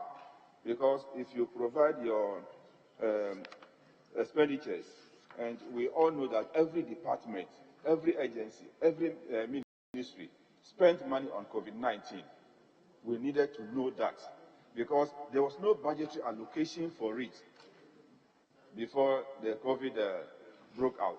So how we needed to know. That is very, very important. So the Minister of Education should brief us, especially the committee, on how COVID-19 PPEs were funded by the ministry. Mr. Speaker, we also noted that the budgetary allocation for 2021, as far as compensation is concerned, is less than that of 2020. And we don't understand why. Because a lot of teachers were recruited towards the end of last year and early this year, and they have added on to the number. So if they have added on to the number, and then the budgetary allocation for compensation is now less than what was before 2021, that means at the end of the year, we are still going to have overrun in expenditures on compensation. And this is what is happening almost every year. And I think the Minister of Education, I hope the majority leader is listening, the Minister of Finance should make sure that adequate provisions are made for compensation. You don't wait until after some time, then you overpay, you overrun the budget. So compensation alone is over by 469 million, which is about 0.4%. They spent over 4.1% of their annual budget. It is not the best. So cutting compensation in estimates is not well for the ministry. Only a few did not overrun their budget for compensation. Mr. Speaker, we also noticed that last year, the Ministry of Education procured some mathematical sets, but we don't have anything in the record for 2020 to show that this was what they procured. And we are also demanding that the minister briefs us on for the mathematical sets, as well as past question papers that were printed for senior high school students. WAEC told us that they were not responsible, so no money was paid to them. Who printed the textbooks? We need all those information so that our records will be straightforward. That one notwithstanding, Mr. Speaker, which I hope the minister will respond, if not today, later, I urge the House to approve the estimates for the ministry. Thank you very much. Leadership.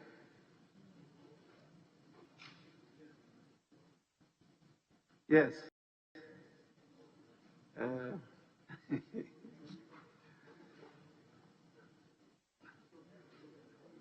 At least one will be representing leadership. Both of you cannot represent leadership. So, leaders, what? Yes, please. Mr. Speaker, thank you for giving me the opportunity to contribute to the motion that this Honorable House approves the sum of 15,631,637,855 Ghana cedis for the services of the Ministry of Education for the year ending 31st December 2021. Mr. Speaker, it is observable from the report that the Ministry of Education, in terms of compensation, spend more than the approved budgetary. So clearly, there was expenditure overrun. The Speaker, this affected most of the agencies under the Ministry of Education. The Speaker, in the year 2020, the Ministry itself and some of the agencies, in terms of the compensation, in fact, their expenditure was in excess of appropriation. For instance, in the mid-year, the amount of money that has been approved was 10,666,211,542 Ghana cedis. But the expenditure was 11,104,783,217 Ghana cedis. The expenditure was in excess of appropriation in the sum of 571,675 Ghana cedis. So, Speaker, Ghana Education Service in the year under review was appropriated the sum of 7,856,228.38 cedis. But the actual expenditure in that year is 9,444,862.13 Ghana cedis. Mr. Speaker, that is not all.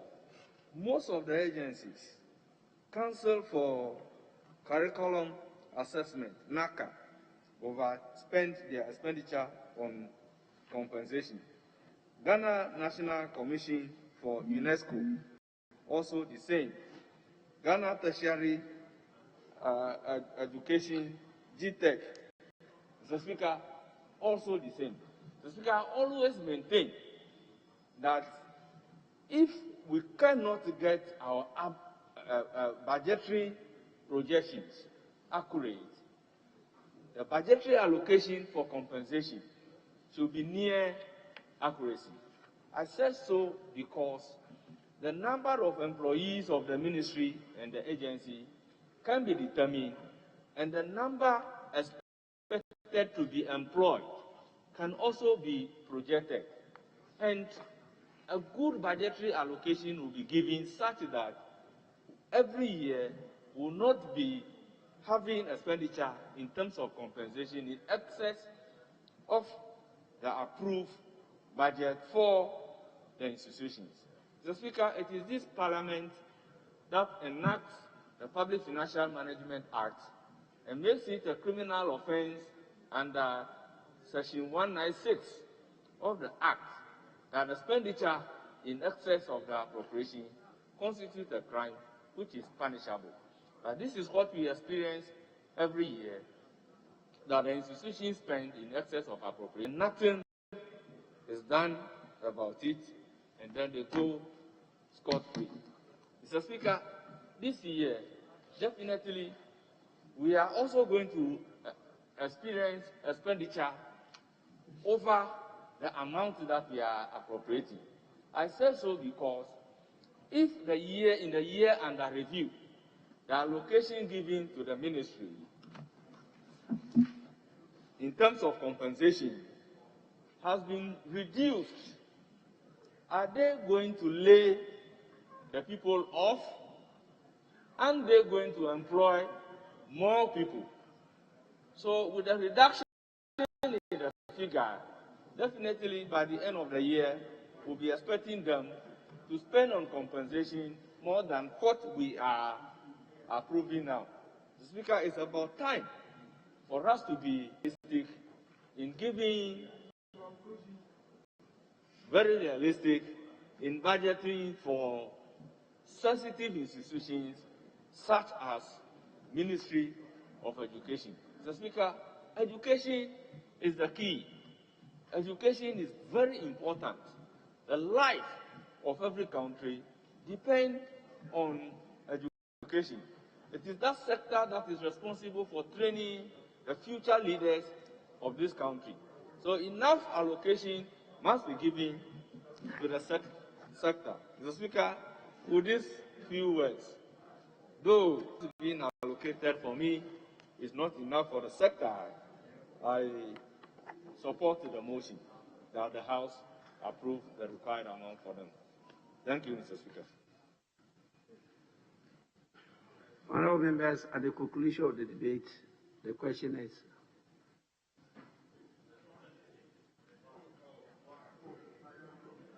I was going by the guidance from the leadership, but if there are some exceptional reasons why I should be given, let me know.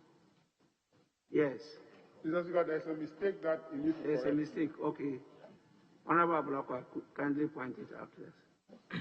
Most grateful, Mr. Speaker. Mr. Speaker, please, at page 4 of the committee's report, Table 2 and Table 3 are inconsistent. The correct one is Table 3. The variance, the 10.6 billion budgetary allocation and the actual expenditure, 11.1 billion, that's 438,571,675. But Mr. Speaker, if you look at Table 2, the 438 has been captured here as 432,571,675. If you do the arithmetic, the total at Table 3 is correct. So that should replace the first line, the first variance at Table 2. The 432 is wrong. So I hope, Mr. Speaker, the correction is clear. That's the variance. Unless I don't know if the figures there, yes. Table 2, the figures for GOG, 10,666,211,542. The expenditure is 11,104,783,217. That is what worked out to 438,571. It will be 438. Yes, 571,675. And Mr. Speaker, you notice that the same entry at Table 2, the first line, GOG, 10.6 billion, 11.1 billion, but the variance is different. The variance should be 438, as captured at Table 3. That will give you the same percentage of 104.1%. I don't know if Chairman has seen it. Chairman and then Minister. What do you Minister. say to that? That's page 4.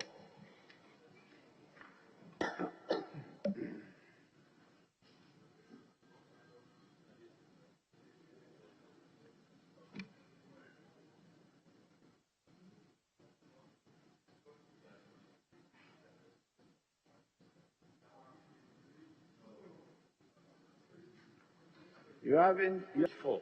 When you look at Table 2, at page 4, under GOG, you look at the figures there, GOG, appropriated amount, expenditure, variance, and then as percentage. Then you come down to Table 3, the last column, where you have total. They are the same figures. But when you come to the variance, it's not the same, and then the actual percentage is not the same. So it's drawing our attention to the fact that there are some errors in the figures in the Table 2, the first GOG line. And it says that the Table 3 figures at the total are the right figures. Yes. The issue he has raised is correct. You can't have the same figures having different variance and percentages. Mr. Speaker, it's typo because on this 8, but when you look on the others, the figure is different. So I think, yeah. Are you sure? Yes, you can look on this. Yes, so we corrected the budget. Yes. Which one have you corrected?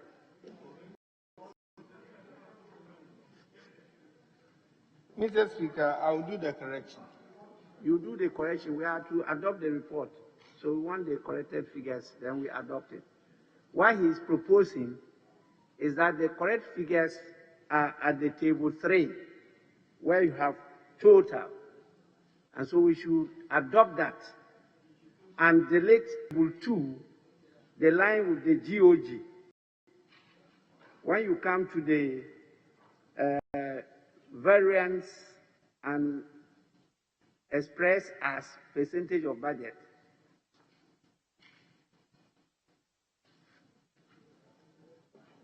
Okay, Mr. Speaker, we will do the correction and rectify and let you have it. Correct.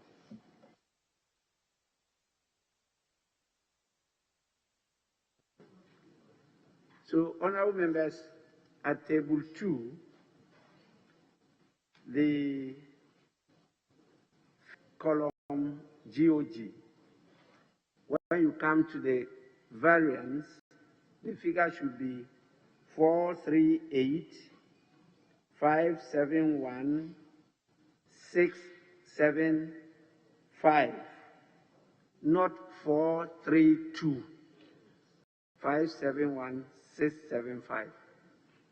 That is the point he's drawn our attention to. Honorable Member, thank you so much. So, approve the question. Those in favor of the motion say aye. Those against say no. The ayes have it. The motion is adopted. The House has accordingly approved the sum of 15 billion 600 million 637,855 Ghana cedis for the services of the Ministry of Education for the year ending 31st December 2021.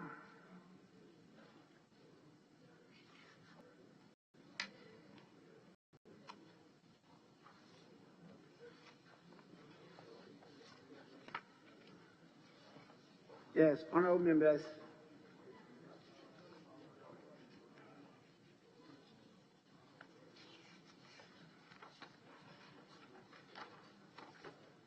Any further item to be taken?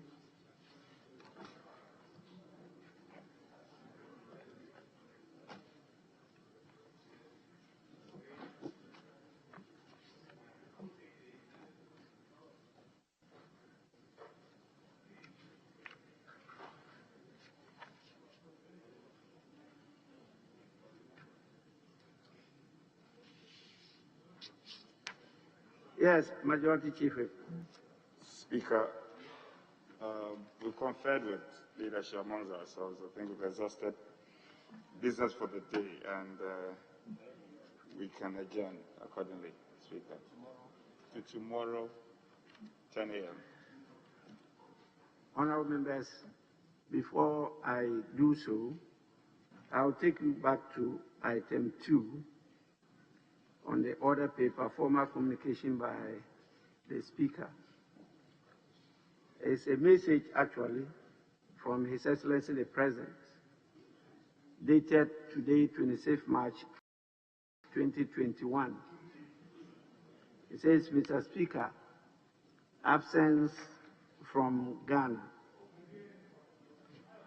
In accordance with Article 59 of the Constitution, I write to inform you that I will be traveling outside the country in the afternoon of Sunday, 28 March 2021, to honor an invitation extended to me by His Excellency, Senor Pedro Sanchez, Prime Minister of Spain, to participate in an in-person conference organized by the French government dubbed Focus Africa 2023, to be held on 29 March 2021 in Madrid. I will return to Ghana on 30th March 2021. During my absence, the Vice President, Alhaji Dr. Mahamudu Bawumia shall, in accordance with Article 68 of the Constitution, act in my stead. Accept, Mr. Speaker, the assurances of my highest consideration. Yours sincerely and best wishes, Nana Addo Dankwa Akufo-Addo. To the Right Honorable Speaker, Office of Parliament, Parliament House, Accra. With this,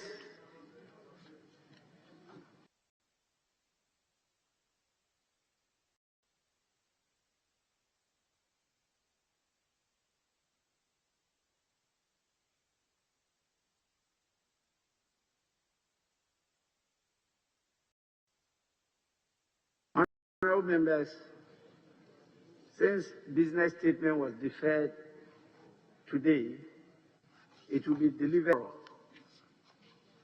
The House has agreed to sit tomorrow, and so I will adjourn the House to Saturday,